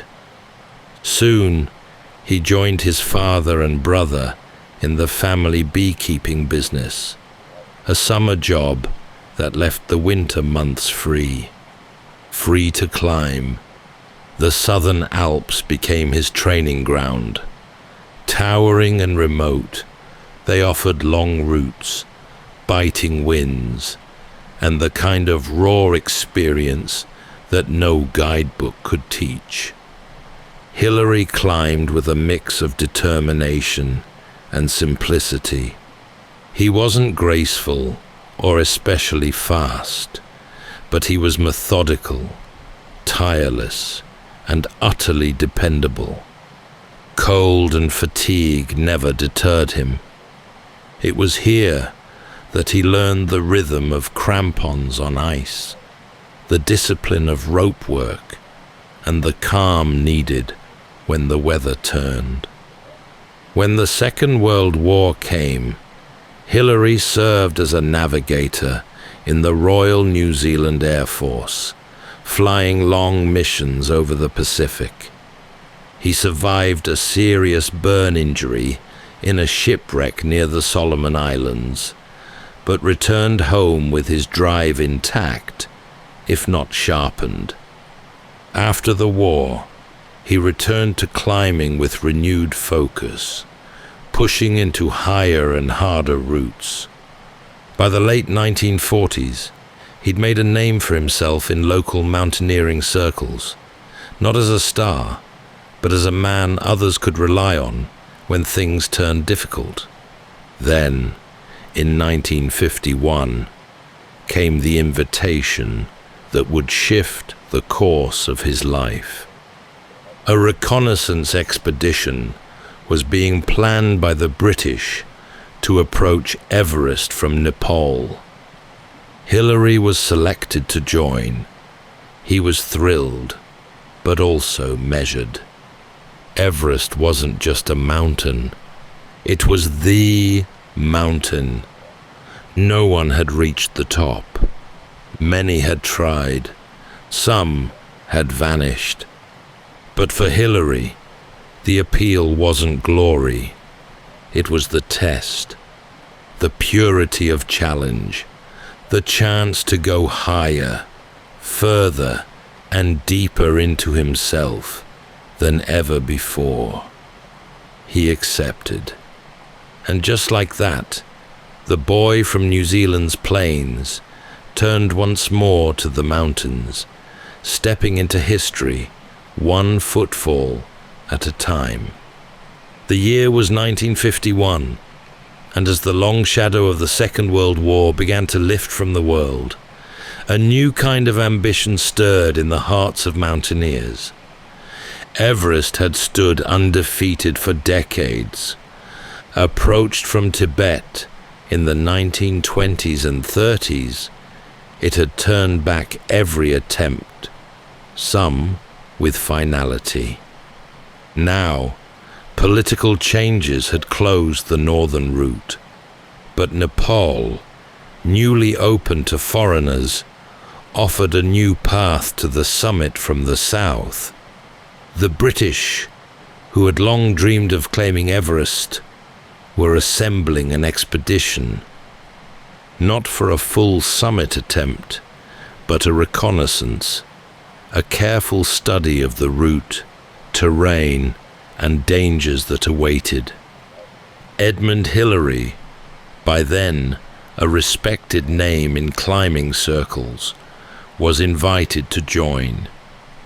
He was not a nobleman, not a household figure, just a strong, reliable climber with a steady gait and a deep reservoir of endurance. Hilary joined the team, led by Eric Shipton, a man known for his love of exploration over fanfare. Together, they traced the Khumbu icefall and reached the western Coombe, high on the mountain's shoulder.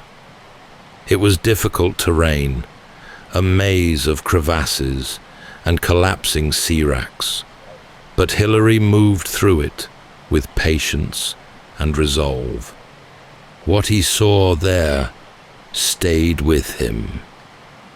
Everest, for all its looming presence, no longer felt unreachable. It felt within the realm of human effort. Barely. 2 years later, the real opportunity arrived. A full-scale British expedition was being planned for 1953. This was no small venture. It would require dozens of porters, tons of equipment, and the coordination of climbers, doctors, and Sherpas across weeks of relentless altitude gain. Hillary was chosen again, this time as a lead climber. The decision marked a shift, a recognition that experience, stamina, and composure mattered more than rank or origin. The team's other key member would be Tenzing Norgay, a skilled Sherpa from Darjeeling with years of Himalayan experience. Tenzing was more than a guide. He was a climber in his own right, with unmatched instincts and a calm presence that steadied those around him. Hillary and Tenzing soon formed a natural partnership, both practical, both understated, both focused on the climb ahead. Their base camp was set at the foot of the Khumbu Glacier in March of 1953. From there, they would move methodically up the mountain, establishing camps at increasing elevations. The British team was led by Colonel John Hunt, whose military background brought a sense of structure to the expedition. Assignments were made, equipment tested, and routines set. Progress was steady, but every camp gained meant thinner air, colder nights, and a growing strain on the body. Above them, Everest loomed white and still, catching the morning sun and drawing a line between earth and sky. Beneath their feet, the glacier groaned and shifted. Life became a rhythm of hauling, climbing, and resting in tents, where the air never seemed to fill the lungs completely. For Hillary, this was where he belonged. Each step higher was a stripping away of all distraction. There was only movement, effort, and the mountain. And somewhere above, just out of reach, was a summit that had waited long enough. The path to Everest summit began with a long, deliberate journey through the lower Himalayas, a winding approach that allowed the body time to adjust to the rising altitude. The expedition wound its way from the plains of Nepal up into the Khumbu Valley, through forests of rhododendron and across swinging rope bridges, watched by curious villagers and prayer flags fluttering in the breeze.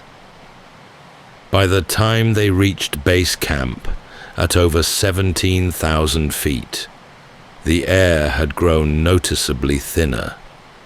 Every breath came with effort, and even simple tasks demanded more from the body. Yet the mood among the team remained focused. Tents were arranged, supplies sorted, and plans carefully reviewed. The ice fall above them, cracked, unstable, and constantly shifting, was the first real barrier. The Khumbu icefall is one of the most dangerous features on Everest, a frozen cascade of towering seracs and deep blue crevasses. It groans with hidden movement, unpredictable and unforgiving. Hillary and his teammates began the slow work of carving a path through it, fixing ropes and placing ladders across gaps where the earth simply fell away beneath their feet. Progress was measured in yards.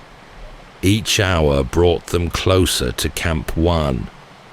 Above the icefall lay the Western Combe, a vast glacial valley cupped between steep ridges. It was stunning and surreal, a place where light bounced off walls of snow and time seemed suspended. But the altitude was merciless. Headaches pulsed with each heartbeat, and sleep came fitfully, if at all. Food was difficult to keep down, and conversation became sparse, each man conserving his strength. As the team climbed higher, they established Camp 2 and then Camp 3, ferrying loads up and down, always climbing high and sleeping low to acclimatize.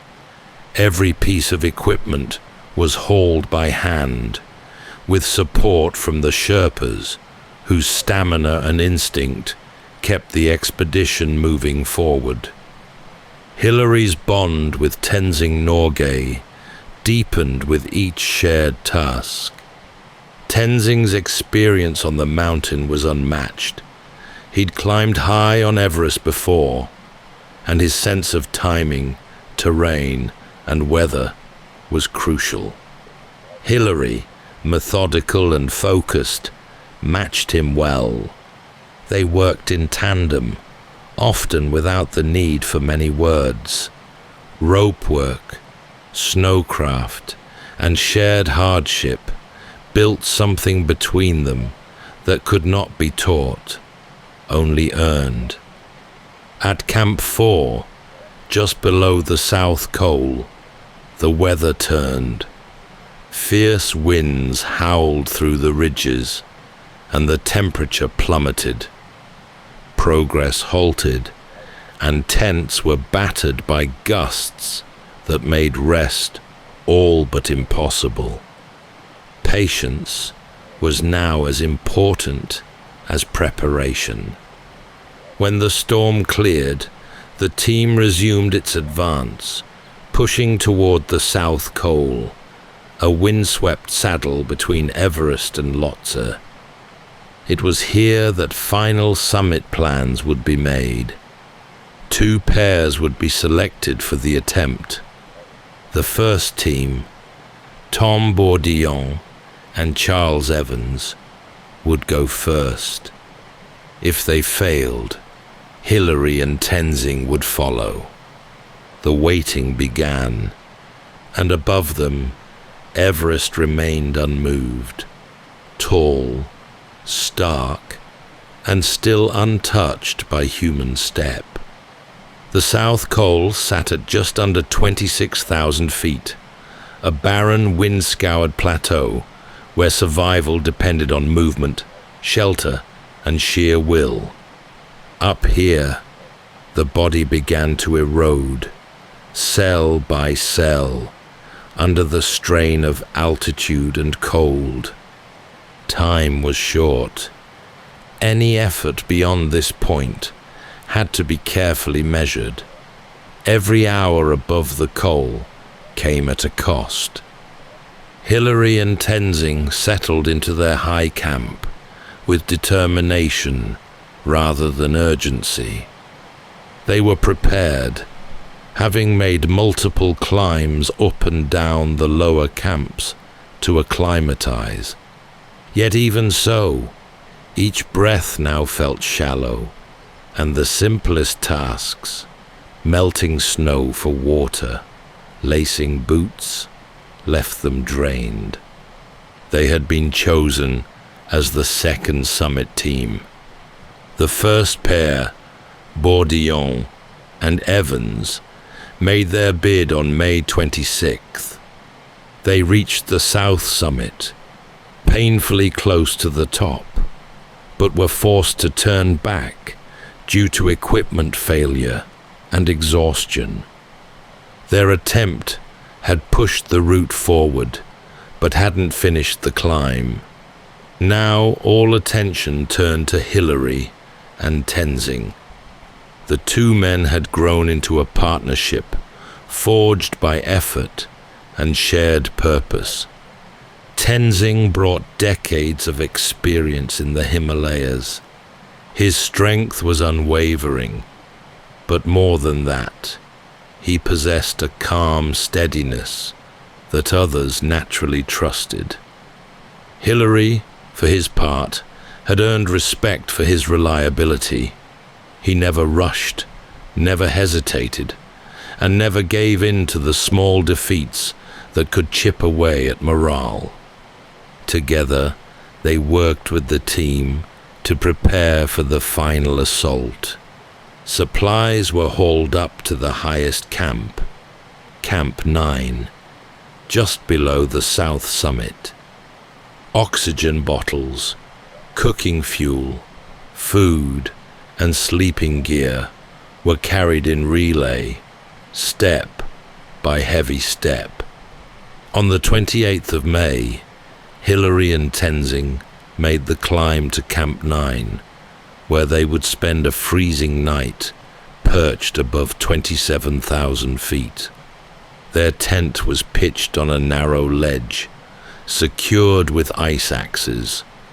The wind scraped at the canvas, and the thin air made every movement a conscious act.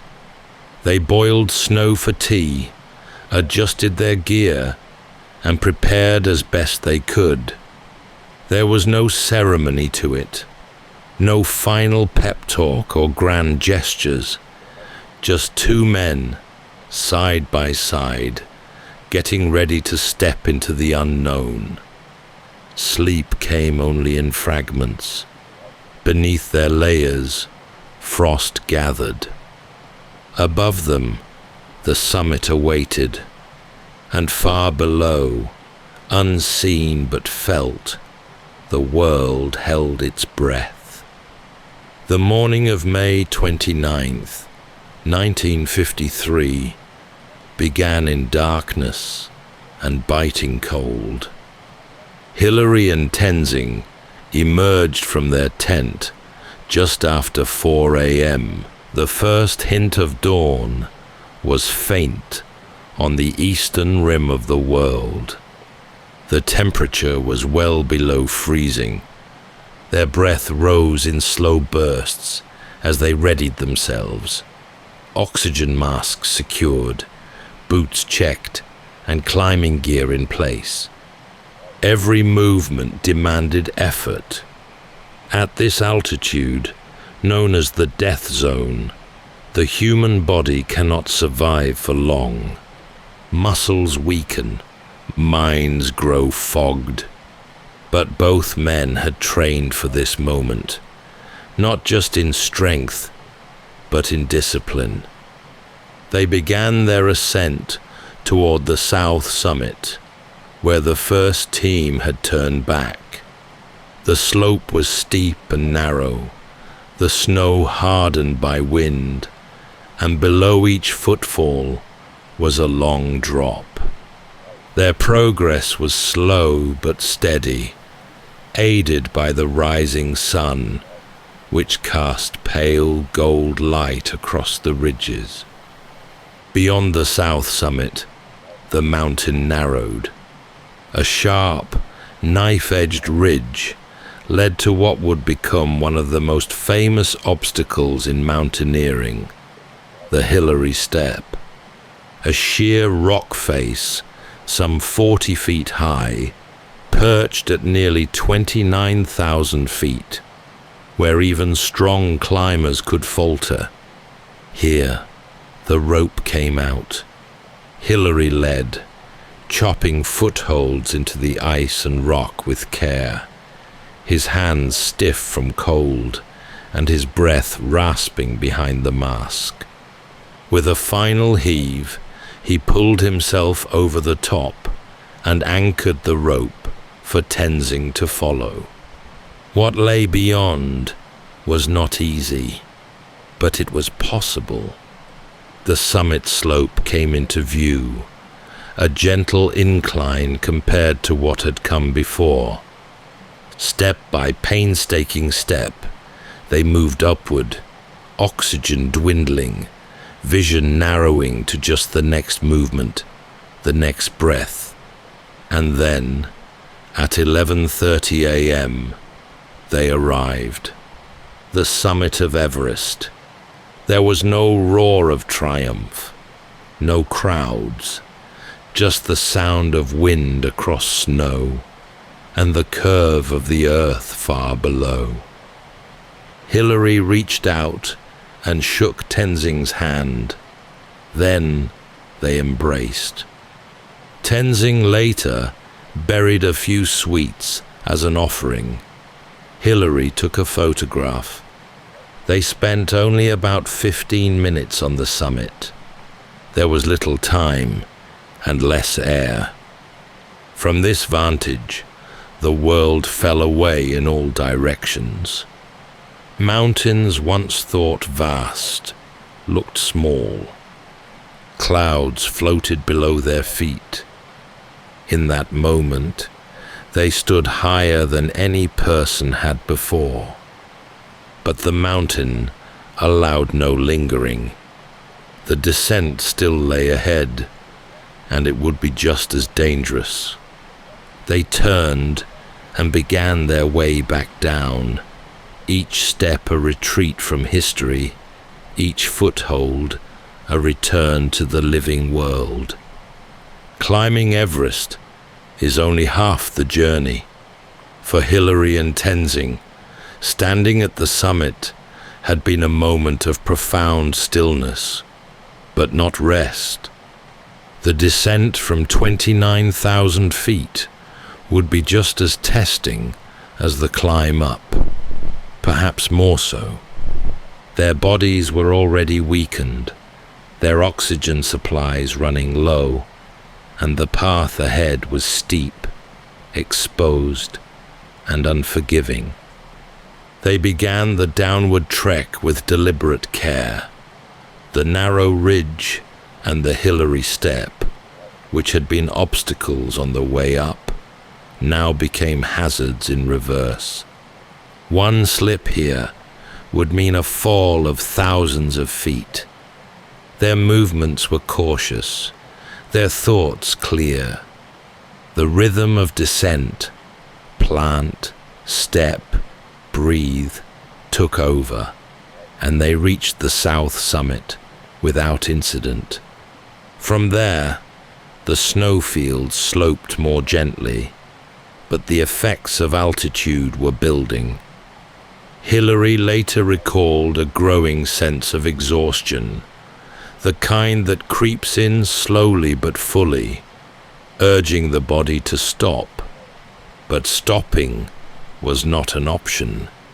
They pressed on, down toward the ledge, where their tent and gear waited at Camp 9. When they finally reached it, Hilary unzipped the tent and saw the face of fellow climber George Lowe. With a worn smile, he delivered the understated words that would become legend. "Well, George, we knocked the bastard off." That night, they rested at High Camp.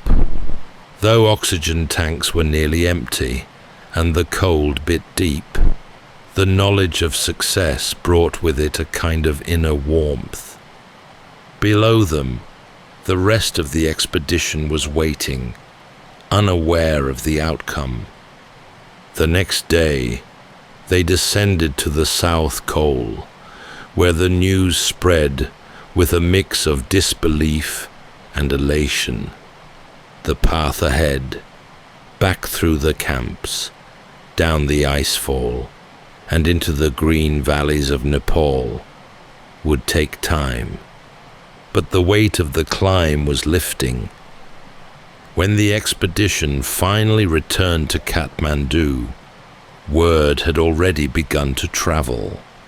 Radio messages had reached Britain just in time for the coronation of Queen Elizabeth II. The ascent of Everest became a symbol of something larger, an emblem of determination, endurance, and the reach of human effort at the very edge of what was thought possible. Hilary and Tenzing were celebrated, but they carried themselves as they always had, with focus, humility, and a steady pace. Their time at the summit had lasted minutes, but what they had achieved would echo for generations.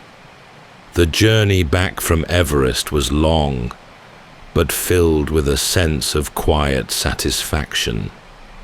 As Hilary and Tenzing descended through the camps, their success traveled ahead of them like ripples on a still lake. By the time they reached the lower valleys, people lined the trails to greet them. In Nepal, the achievement was shared with joy and deep pride.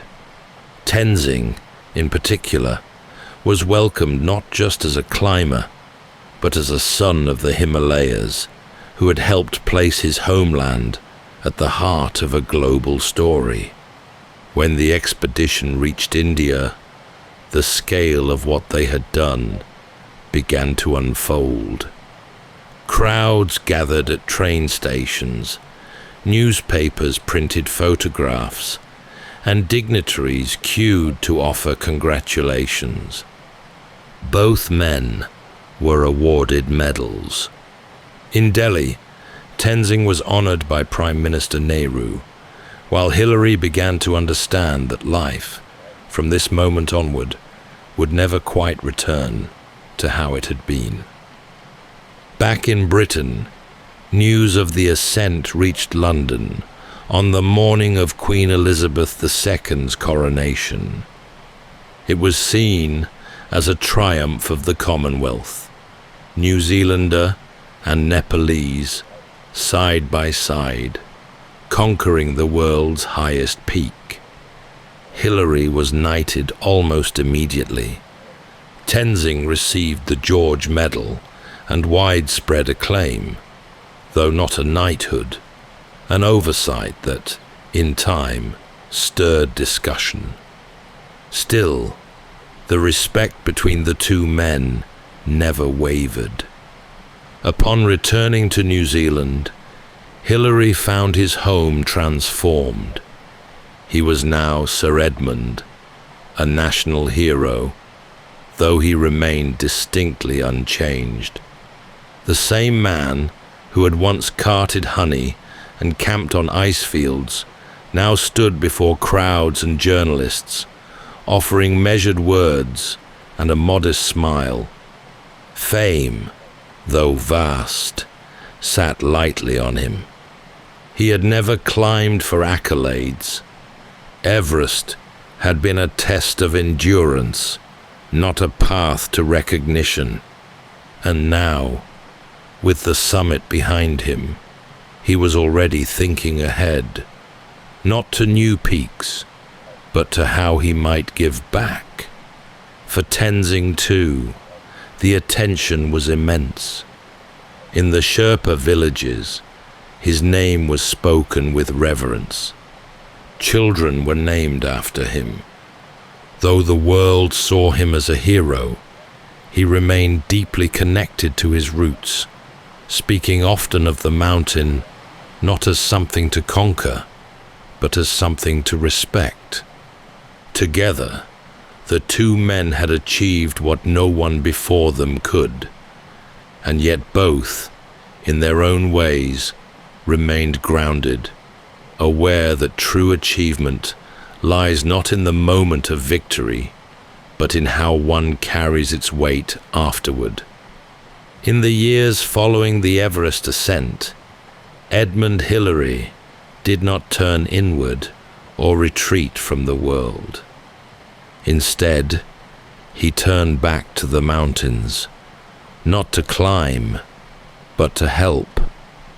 During the expedition, Hilary had come to know the Sherpa people, not only as companions on the trail, but as families, teachers, and farmers living in the shadow of the world's highest peaks. He had seen how few resources they had.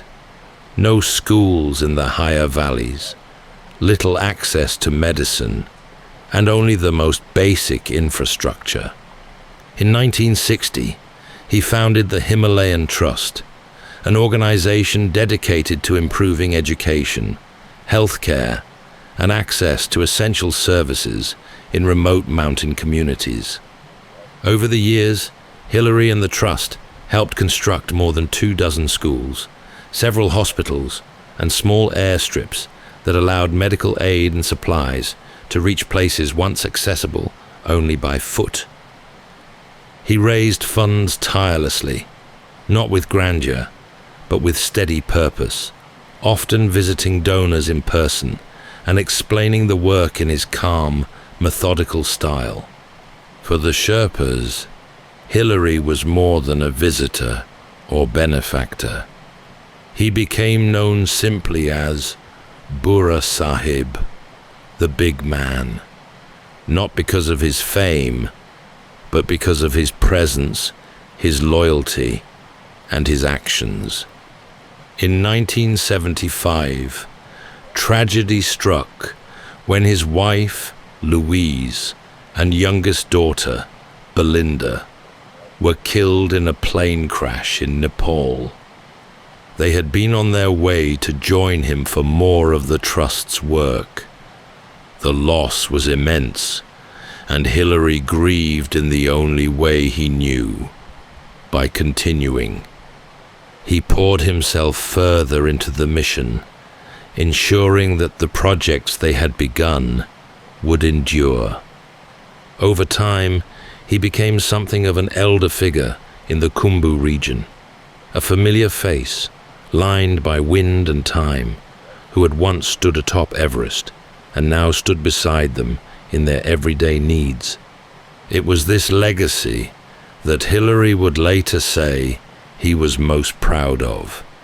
Not the summit, not the knighthood, but the bridges built between worlds.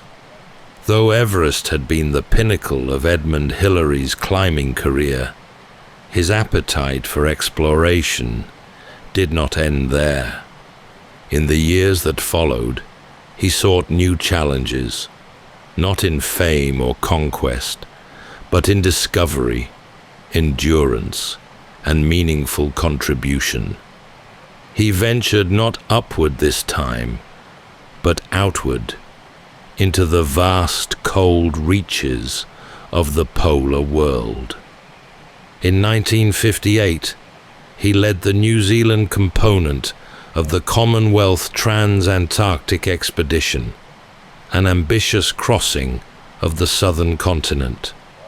Against expectations and orders, Hillary and his team pushed all the way to the South Pole, becoming the first to reach it overland since the legendary Amundsen and Scott expeditions nearly half a century earlier. In 1985, he took to the skies. Alongside astronaut Neil Armstrong, Hillary flew over the summit of Everest in a small twin-engine plane, a symbolic gesture by two men who had each, in their own way, stepped into the unknown and lived to tell the tale. But even amid these remarkable adventures, Hillary never strayed far from service. His work with the Himalayan Trust continued year after year, and he remained deeply involved in New Zealand life, advocating for environmental protection and youth development. He published books, gave lectures, and met world leaders, but he seemed to wear all of it lightly, never allowing the world's attention to alter the man at the center. In New Zealand, he became a beloved national figure, not simply for what he had done, but for how he had lived in the decades after. He remained an advocate for the Himalayas, the environment, and for people living in remote, underserved communities. He continued to write, to speak, and to encourage young people toward adventure, not for recognition, but for the growth that comes from facing something difficult and enduring it. Sir Edmund Hillary passed away in 2008 at the age of 88. His death was mourned around the world, especially in Nepal, where flags were lowered in his honor and prayers were offered from villages nestled high beneath the snow lines. In New Zealand, a state funeral was held, but more enduring than the ceremony was the memory of a man who had risen to fame and yet remained unchanged, solid, grounded, and generous. His legacy lies not only in that frozen peak above the clouds, but in every classroom built in the Khumbu Valley, in every young climber who dares to begin the long trail upward, and in every act of courage done without fanfare. His life was not measured in records or riches, but in resilience and service, a path climbed not for glory, but because it was worth the effort. That's all for tonight's journey through history. Whether you're fast asleep or still drifting there, thank you for listening. Until next time, rest well.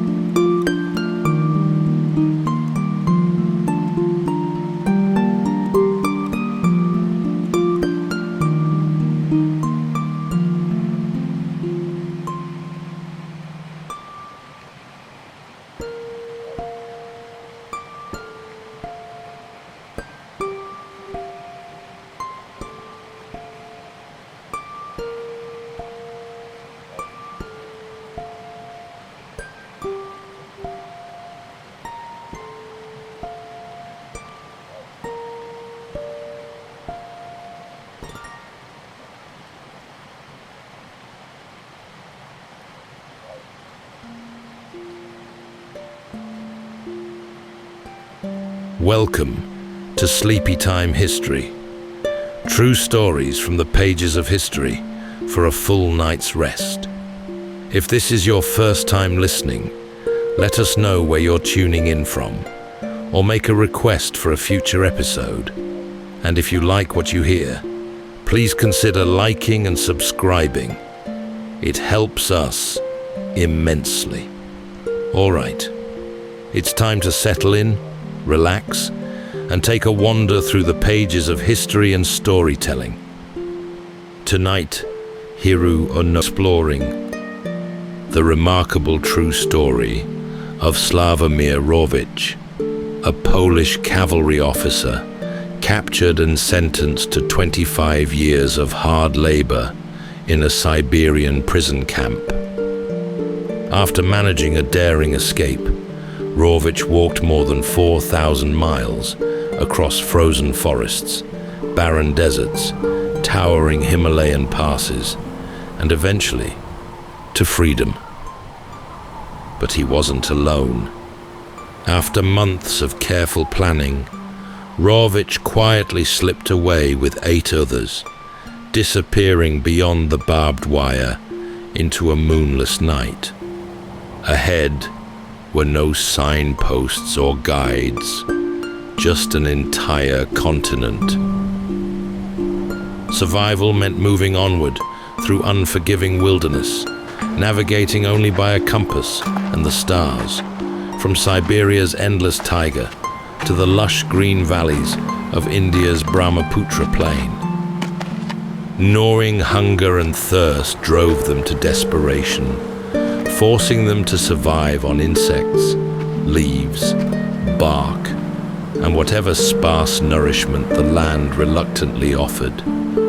At night, they huddled together through windstorms and freezing temperatures without shelter, then waking each morning to deep snow, blinding sun, or sweltering heat, and horizons that stretched into infinity. Then, most astonishing of all, near the journey's end, Rawicz claimed to have glimpsed 2 towering figures, covered in white fur, walking upright through the snow, never to be seen again. This is the story of a survivor driven forward by the human need to persist, one foot in front of the other, through sickness, starvation, grief, and overwhelming odds. And though some have cast doubts on parts of Rawicz's account, it still remains one of history's greatest tales of determination and relentless courage. Tonight, as we drift into sleep, we reflect not on the vast distances he faced, but on the steady resolve that carried him forward, mile after measured mile. So settle in, take a deep breath, and let's journey slowly with Sławomir Rawicz across the endless expanse of his long walk to freedom. The war had not yet finished tearing Europe apart when Sławomir Rawicz was taken. In the winter of 1939, he was a young officer in the Polish cavalry, sharp-minded, newly married, with a future that stretched before him like an open road. But all of that was swept aside when Soviet forces, now occupying eastern Poland, accused him of espionage. The charges were false, the process swift, and the punishment severe. He was transported across a frozen continent, bound not by chains, but by the grim finality of a 25-year sentence in a Siberian labor camp. The journey alone was punishment. For weeks he sat in the cramped dark of a cattle wagon, crammed among other prisoners, cold seeping through every board and seam. The days blurred into each other, marked only by the rattle of iron wheels and the cries of those who could no longer stand. Outside, the landscape grew starker. Villages thinned, forests deepened, frost clung to everything. When at last the doors opened, it was not to freedom, but to Camp 303, a gulag buried in the heart of Siberia, a place unreachable by roads and untouched by mercy. There, beneath a dull steel sky, Rawicz was handed a shovel and a number. The guards barely looked at the men they commanded. The labor was constant, digging, hauling timber, moving stones, surviving, and above all, enduring the cold, which did not come in gusts or storms, but settled, always present, heavy as iron and twice as cruel. The camp took its toll in slow, grinding increments. Some prisoners deteriorated quickly, others held out longer. Rawicz learned to work just hard enough to avoid beatings, just slow enough to preserve his strength. He listened. He watched. He kept track of routines, which guards changed shifts, which fences weren't patrolled after dusk. There were moments, buried in the repetition, when he could almost feel himself disappearing, not just physically, but mentally, as if the camp's only true purpose was to erase its inmates from within. But he held on. Among the men around him were those whose names would later fade into the snow, and a few whose fates would become inseparable from his own. There was Mr. Smith, a pale and methodical American, quiet-spoken but dependable. Zaro, the Ukrainian, strong as an ox, often gruff, occasionally kind. Makowski, a fellow Pole with sea-weathered skin and sharp instincts. And others, still strangers to him then, whose paths would eventually align in ways none of them yet imagined.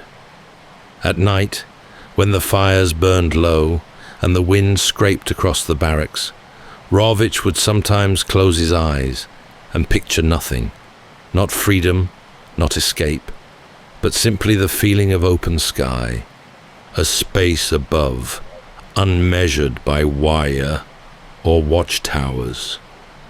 That thought alone was enough to keep something in him awake. Because somewhere, far beyond the forests and snow, there was a world still waiting, and when the time came, he intended to press onto it. Time in the Gulag did not pass in days, but in tasks. One plank carried, one tree felled, one breath drawn through frozen air. For Rawicz, survival became a rhythm, not of living, but of not dying. The camp at Camp 303 was both a prison and a crucible, stripping away all illusions and forging something harder in their place. Each morning began before the light arrived. A bell barked orders. Thin soup, when it came, swallowed in silence. Then the work began. They moved logs, rocks, earth, whatever the guards demanded. The cold was constant, and even the slightest breeze could peel skin from fingers already cracked and bloodless. The men wore the same clothes day after day. They slept two, to a cot, back to back, using each other's warmth as a shield against the deep freeze. The guards didn't need to shout. Their presence alone kept the men moving, rifles slung low, eyes half-lidded. Punishment was rarely theatrical. It was efficient. A missed quota might mean fewer rations.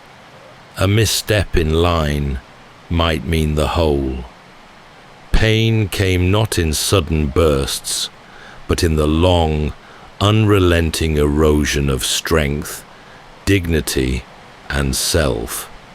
But even in such a place, Rawicz found something to anchor him. He was not alone.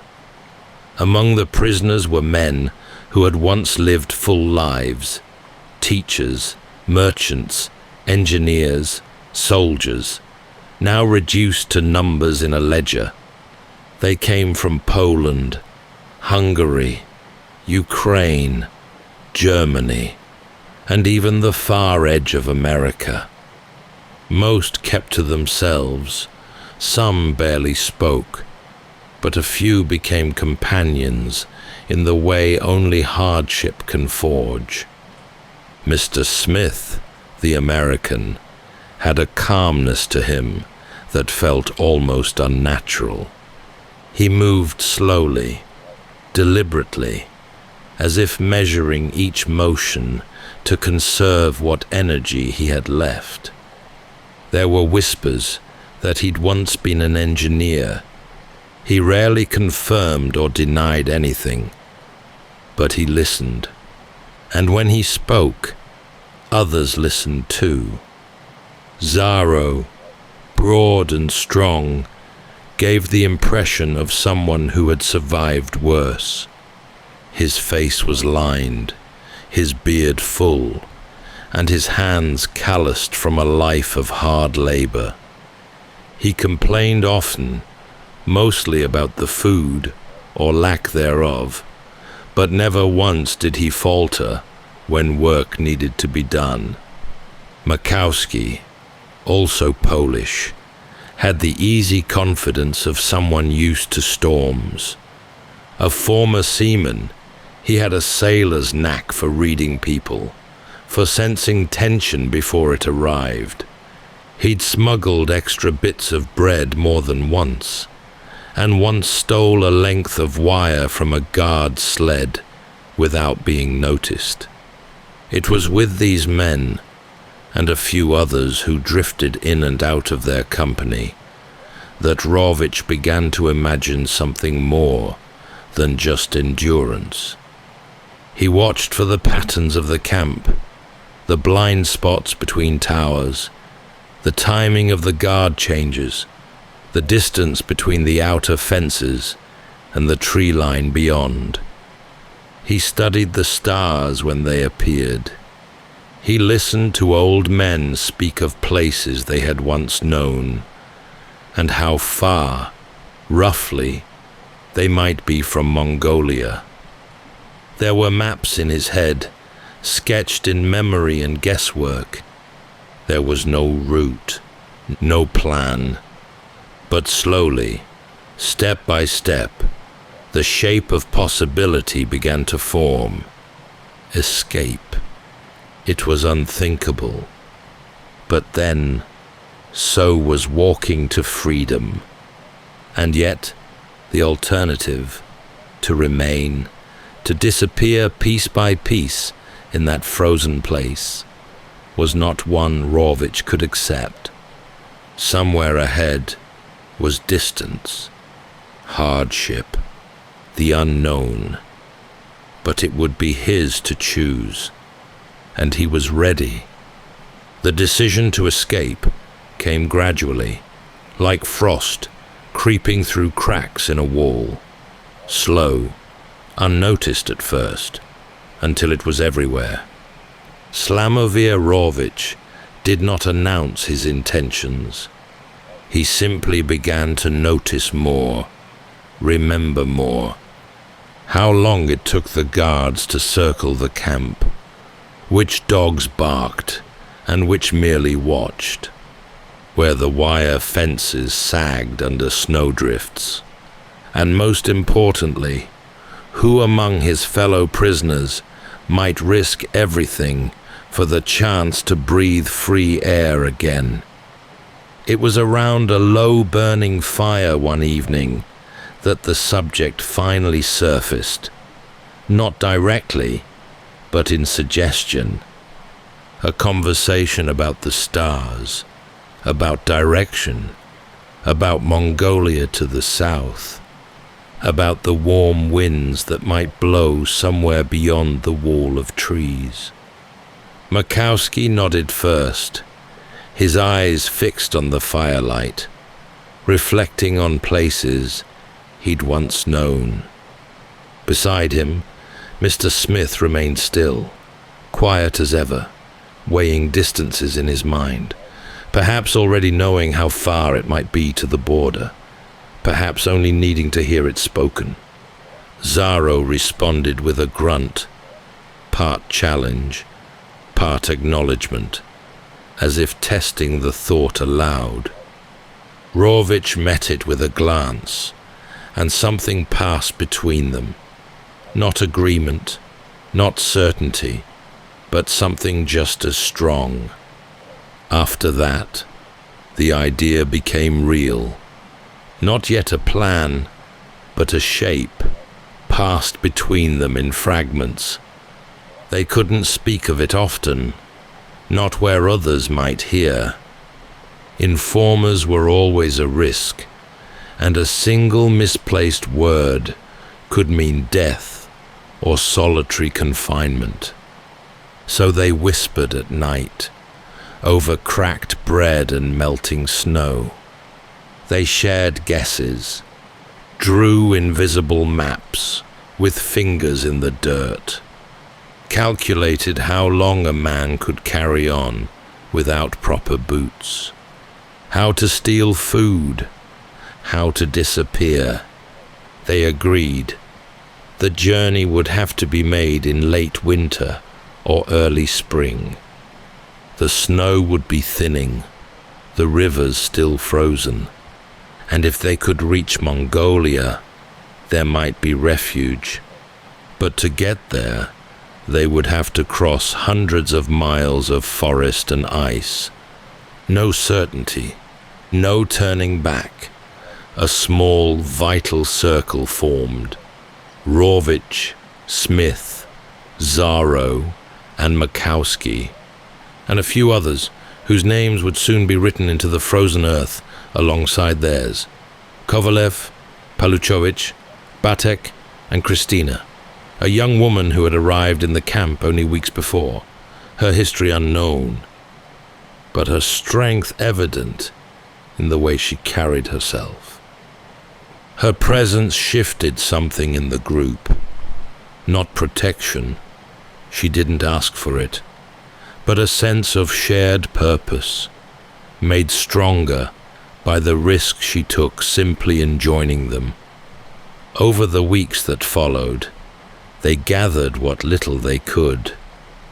A piece of flint, a strip of leather, a coil of wire. Small things, hidden in sleeves, tucked beneath mattresses. They would need more, but they knew better than to rush. The forest beyond the camp held no promises, only possibility, and they would enter into it soon. The night they left was colder than most, though the air no longer carried the deep bite of midwinter. Snow still blanketed the ground, but beneath it, the earth was softening, just enough for footsteps to sink, just enough for the promise of spring to feel barely, faintly within reach. They chose a moonless night, when the stars offered little guidance, but the shadows offered cover. Each man moved in silence, their breath barely visible, their hearts beating not with fear, but with something sharper, resolve. There were 9 of them, 9 souls passing through the final barrier that separated them from the wilderness beyond. Rawicz led, not because he claimed authority, but because his mind had been going down this path for months. Behind him, Smith went lightly, already scanning the darkness ahead. Zaro moved like a man who expected to be hunted. Makowski, calm and methodical, brought up the rear. Christina pressed on somewhere near the center, steady, her eyes forward. They had prepared for weeks, yet their supplies were still meager. Scraps of bread, a small tin of dried meat, stolen matches wrapped in cloth, a length of rope, a crude axe, and a compass taken from an inattentive guard. They wore layers of ragged clothing, scavenged wool, and whatever they could find to bind around their feet. There were no packs, no proper maps, only will and instinct. Within the first few miles, the sounds of the camp disappeared behind them. There were no searchlights now, no guards shouting from towers, just the vast expanse of forest, endless, quiet, unknowable. For days, they moved through the pines, following rivers when they could, watching the sun by day and the stars by night. They rationed food carefully, sleeping in shallow pits or beneath fallen branches. Each morning, they rose frozen and sore, but they rose. They had one rule: keep moving. There were dangers, of course. Wolves, though unseen, were heard in the distance. A frozen stream gave way beneath Zaro's foot, soaking him to the knee and forcing the group to stop and build a fire. One night, they heard voices, distant, slurred, carried on the breeze, possibly hunters, possibly worse. They lay still until the sound faded. Hunger came swiftly. Their rations dwindled faster than expected. Snowmelt filled their flasks, and tree bark, moss, and the occasional root became a meal. Christina found edible fungi beneath a log. Makowski caught a hare with a handmade snare. Each small success lifted their spirits, if only for a day. But always they kept moving, southward, toward Mongolia. As the forest thinned and the air grew milder, they crossed into terrain that none of them recognized. Low hills, long stretches of frozen grassland, valleys painted with drifting fog. They avoided roads. They avoided people. The farther they went, the more the world seemed to open, and yet the weight of the distance ahead only grew heavier. By the end of their second week on foot, the group had lost track of time. Faces grew hollow, feet blistered and bled, yet no one spoke of stopping. They had escaped, yes, but they were far from free. Freedom would not be found behind them. It lay somewhere ahead, across deserts and mountains, across every impossible stretch of earth, still waiting beneath their battered souls. The land rolled on before them, endless and pale, a vast indifferent canvas of snow and ice. Forests fell away behind, replaced by frozen plains where the wind met no resistance. There were no trees now, no cover, only wide open ground, stretching as far as the eye could see, and the long shadow of each man cast across it by the low arc of the sun. They moved in single file, heads bowed against the wind. The rhythm was slow, plodding, driven not by urgency, but by necessity. There was no way to measure progress beyond the shifting position of the stars and the faint pull of the compass needle in Rawicz's hand. By now, their feet were wrapped in layers of cloth, torn from what little clothing they had to spare. Some had fashioned crude soles from bark and twine. Every night they removed them, revealing skin rubbed raw, toes blackening at the edges.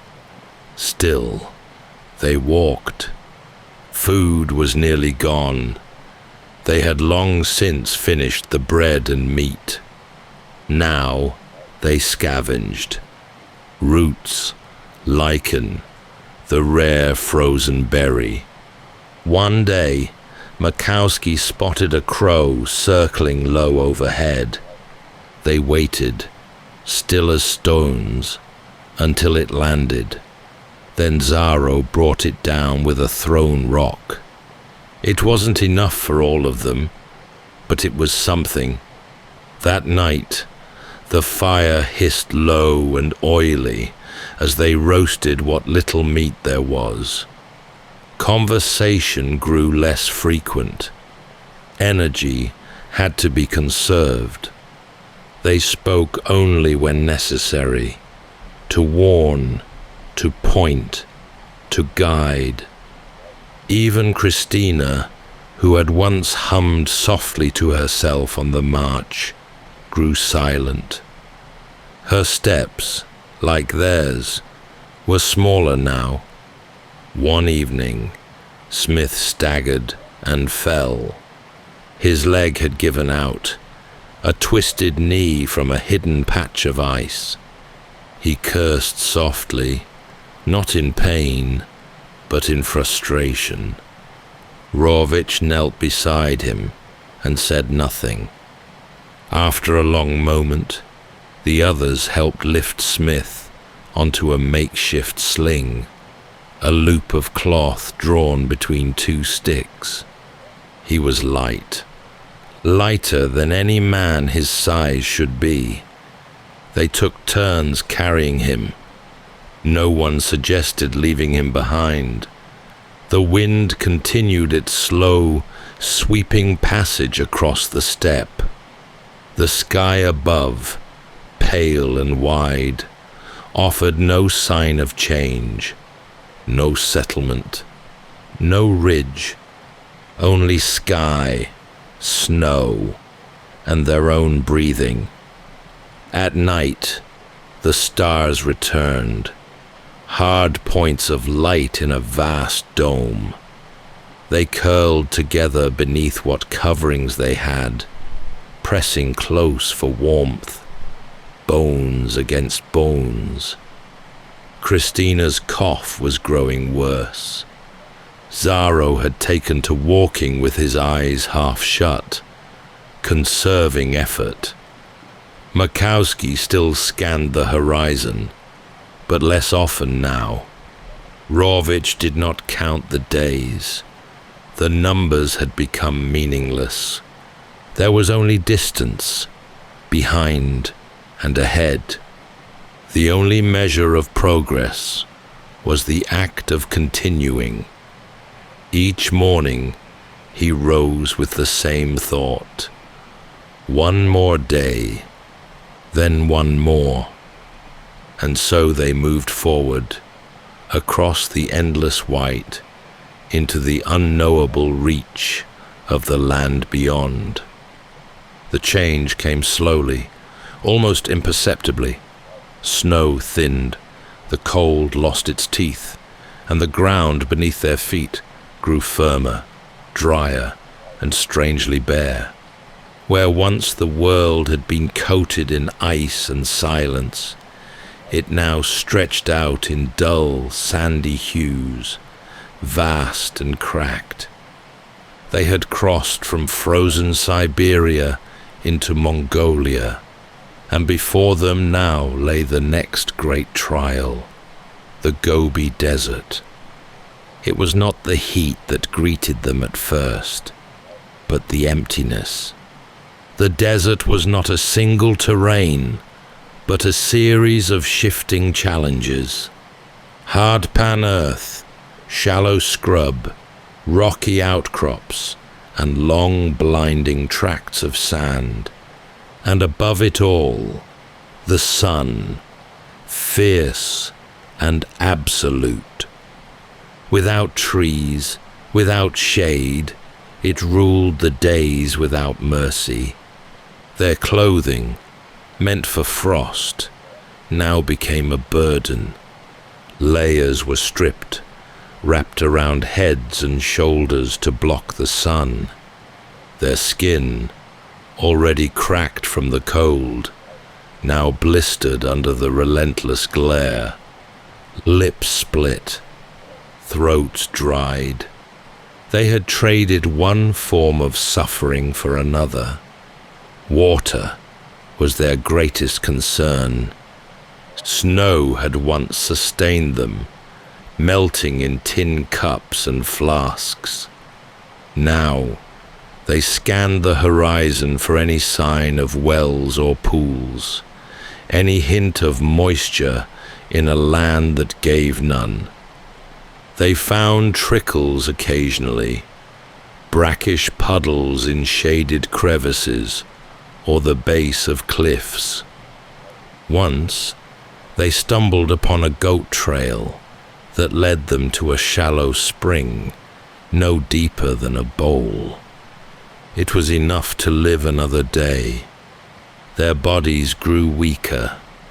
Hunger became a dull ache rather than a sharp pain. They spoke rarely. Every word cost energy.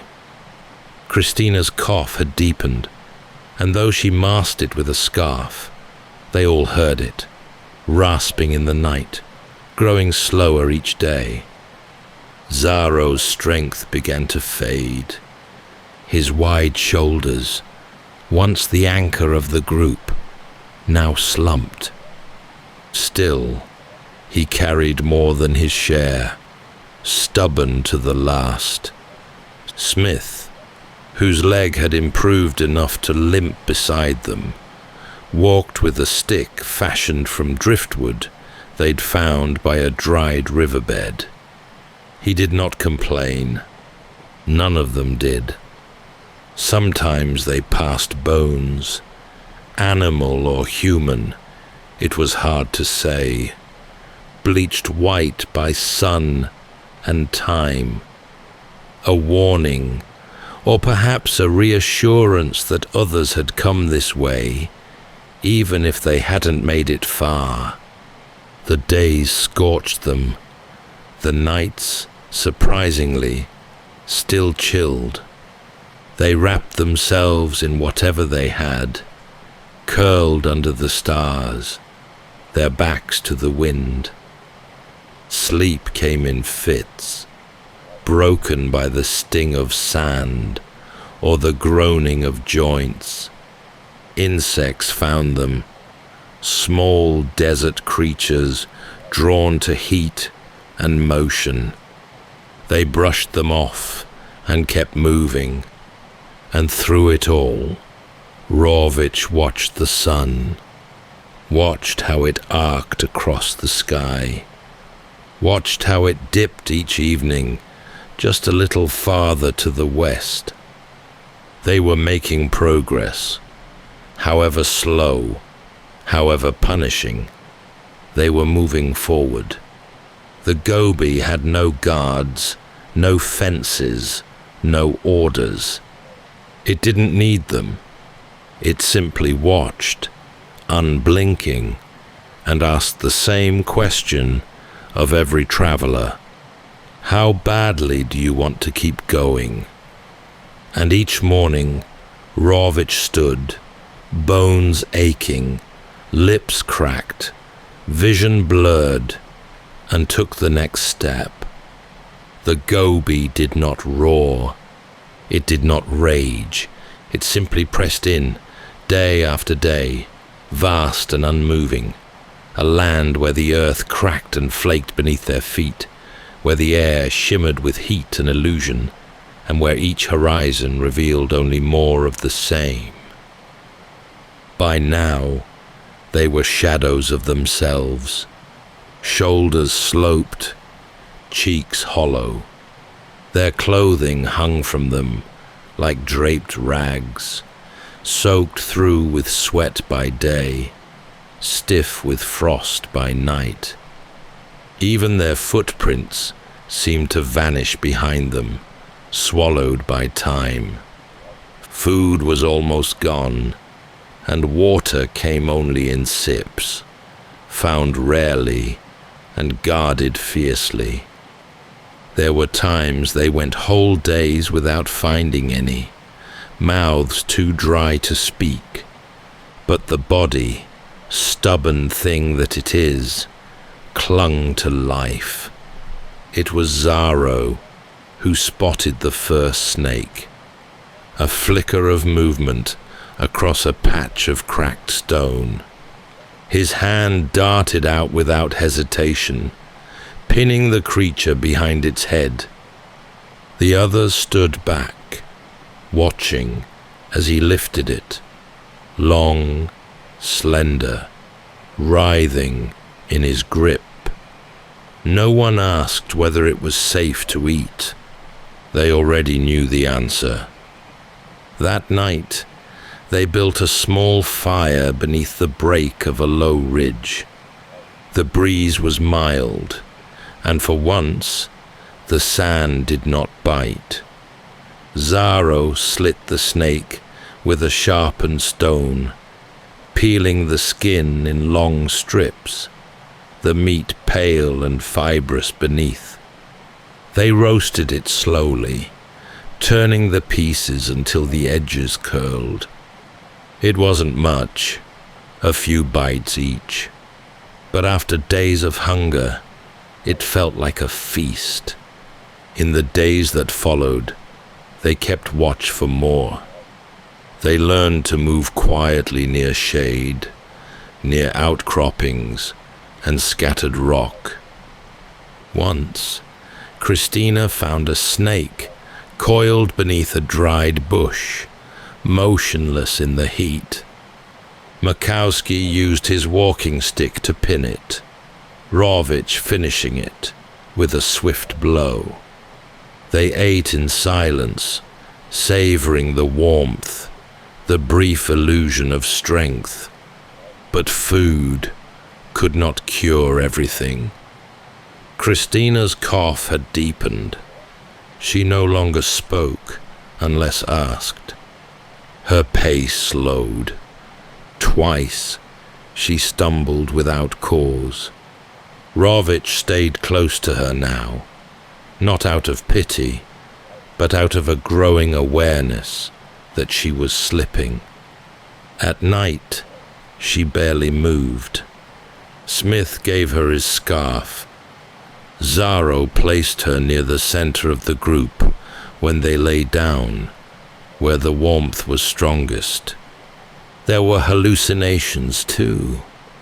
At times, they saw lights on the horizon, villages, campfires, lines of trees. They hurried toward them, only to find dry hills or piles of stone. Rawicz once thought he heard music, a piano, distant, echoing on the wind.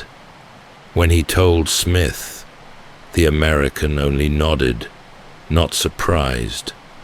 And still, no one stopped. Their shoes had long since given out.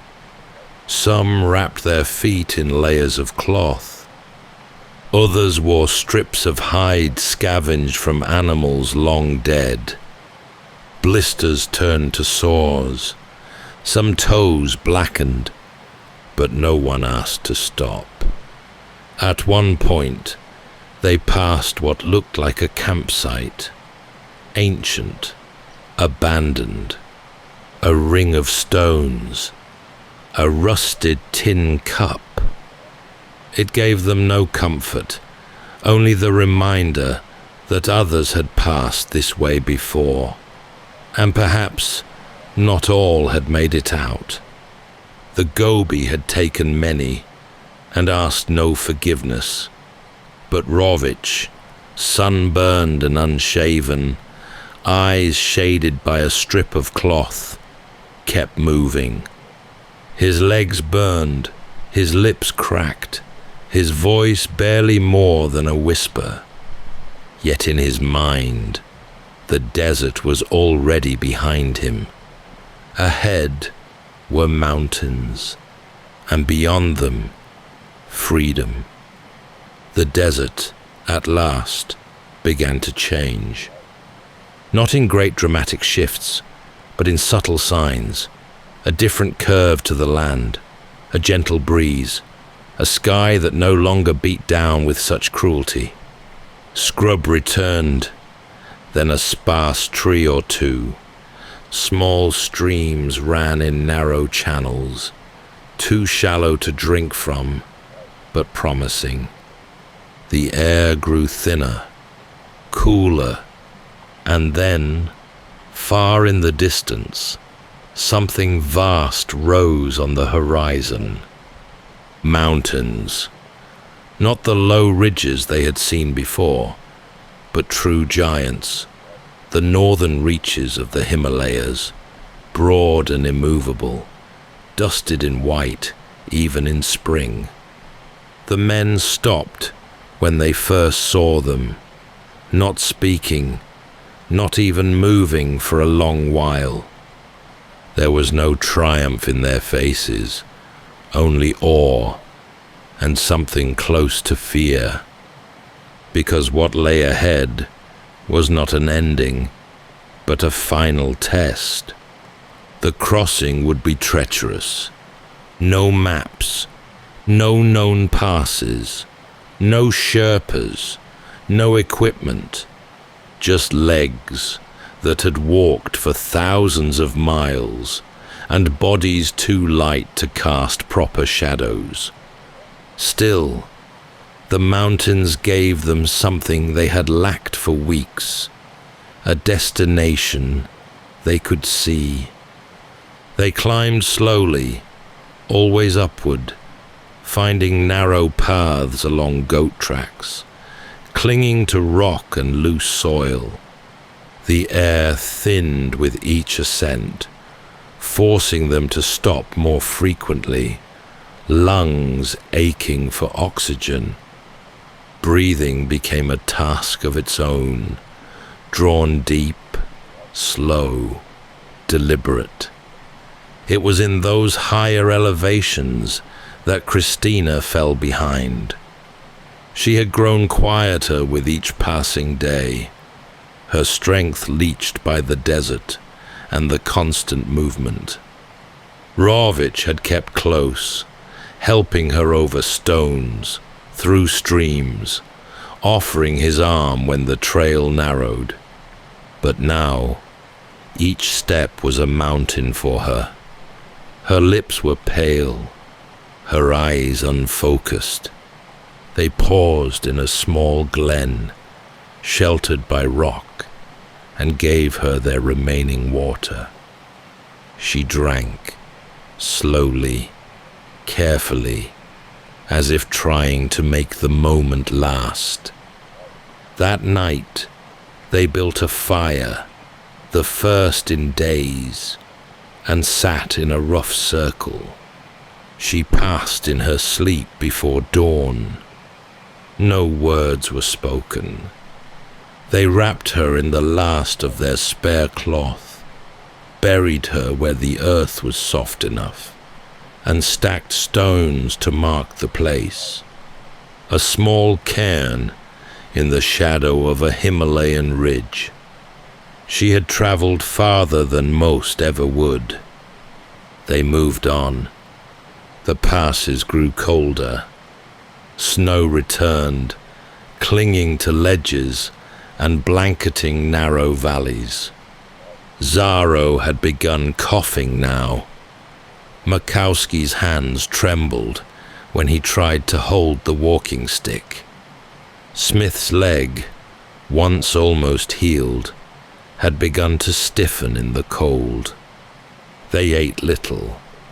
Boiled leaves, a bird, once, a few insects, and always they drank from the streams, cold and clear, water that seemed to come from the sky itself. Each morning they rose slower. Each climb stretched longer. Yet with each bend in the path, the land grew more hospitable. Small villages seen from afar, tiny plumes of smoke, signs of life. And then, one afternoon, as they crossed a narrow pass beneath a jagged ridge, they looked out and saw green. It lay far below, forest, rivers, fields, India. They had reached the final edge. The world they had come from was now behind them. But the journey wasn't over. Not yet. The path down from the Himalayas was no descent in the usual sense. It was fractured and steep, a slow, testing unraveling of will and strength. Each stone underfoot threatened to turn an ankle. Each ridge revealed not sanctuary, but more sky and more thinning air. The group had little left to give. Zaro leaned now on Makowski's shoulder. Smith hobbled stiff-legged, his injured knee wrapped in strips of cloth. Rawicz felt every breath as effort, but he moved still with purpose, scanning the mountainside, not for paths, but for anything. A trail, a stream, a way down. One evening, as they climbed toward a narrow saddle between peaks, they saw movement on a snow-covered slope across the valley. Two shapes, distant but distinct, made their way upright across the ridge. Tall figures moving across the snow. At first, the group froze, unsure if what they saw was real. The figures were broad-shouldered, covered, it seemed, in hair or rough hide, and they moved not with the scampering gait of animals, but with deliberation. No one spoke. The creatures didn't appear to see them. Or perhaps they did, and simply didn't care. They passed through a break in the rocks and disappeared, leaving only a vague trail behind them in the snow. There were no answers and no desire to chase them, but the sight lingered. Another strangeness in a world that had already pushed the bounds of the possible. That night, they found shelter in a low, narrow cave used before by goats. The scent of animals still clung to the stone, warm, earthy, oddly comforting. They crouched inside, grateful for cover, and built a small fire from gathered twigs. Christina curled near the warmth, her breathing faint but steady. No one mentioned the figures on the slope. They had already seen too much to be frightened by shadows. In the morning, they entered into a world transformed. The wind was softer. The sky carried warmth. The peaks behind them now seemed softened, blurred by morning haze.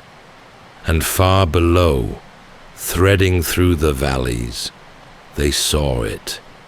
Green, forests, fields, signs of life. India. Villages appeared like brushstrokes along the land, modest and scattered. The group moved toward them with care, aware of how they must look. Hollow-faced, clothes in tatters, their voices barely above whispers. But they were received not with fear, but with food, warmth, a place to sit and rest their legs. Soon, British officials were contacted. The survivors were taken into care, fed, clothed, examined. And as Rawicz sat beneath a proper roof for the first time in nearly a year, he allowed himself to stop thinking about the next step. There were no more steps. They had walked across half the world, from barbed wire and watchtowers to towering peaks and strange, silent figures in the snow. And somehow, they had arrived. In the months that followed, the noise of the world returned, not suddenly, but in slow layers.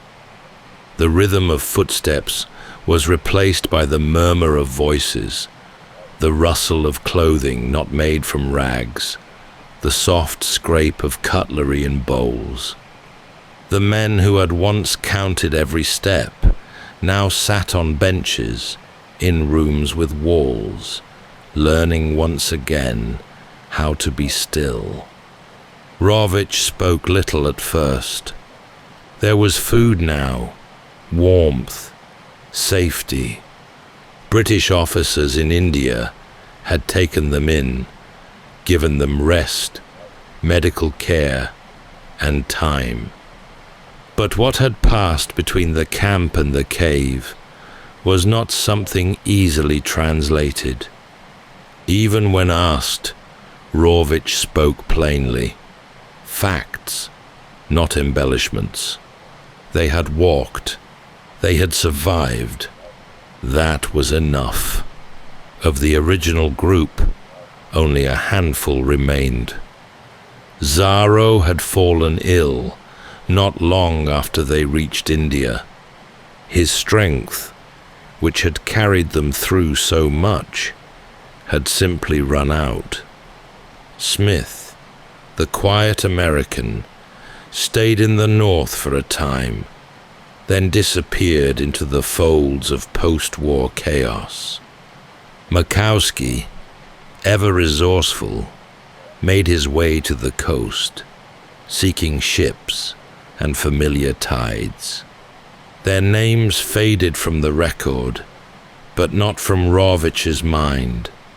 Christina, buried beneath a cairn of Himalayan stone, remained the silent heart of their journey, a reminder of what it had cost. Rawicz eventually made his way to England. He found work. He built a life. He remarried. Years later, he would write down the story, not for fame or fanfare, but because someone asked, and he felt it deserved to be remembered. The Long Walk was published in 1956, a simple title for an impossible journey. And though questions would later arise about documents, timelines, whether he himself had made the full crossing, Rawicz never wavered.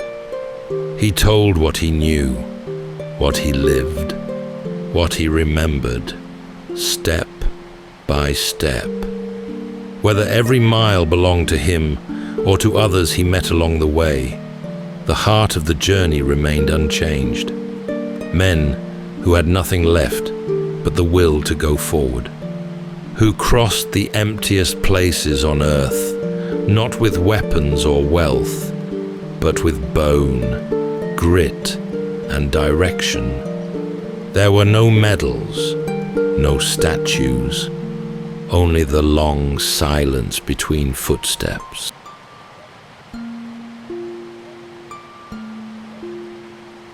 That's all for tonight's journey through history. Whether you're fast asleep or still drifting there, thank you for listening. Until next time, rest well.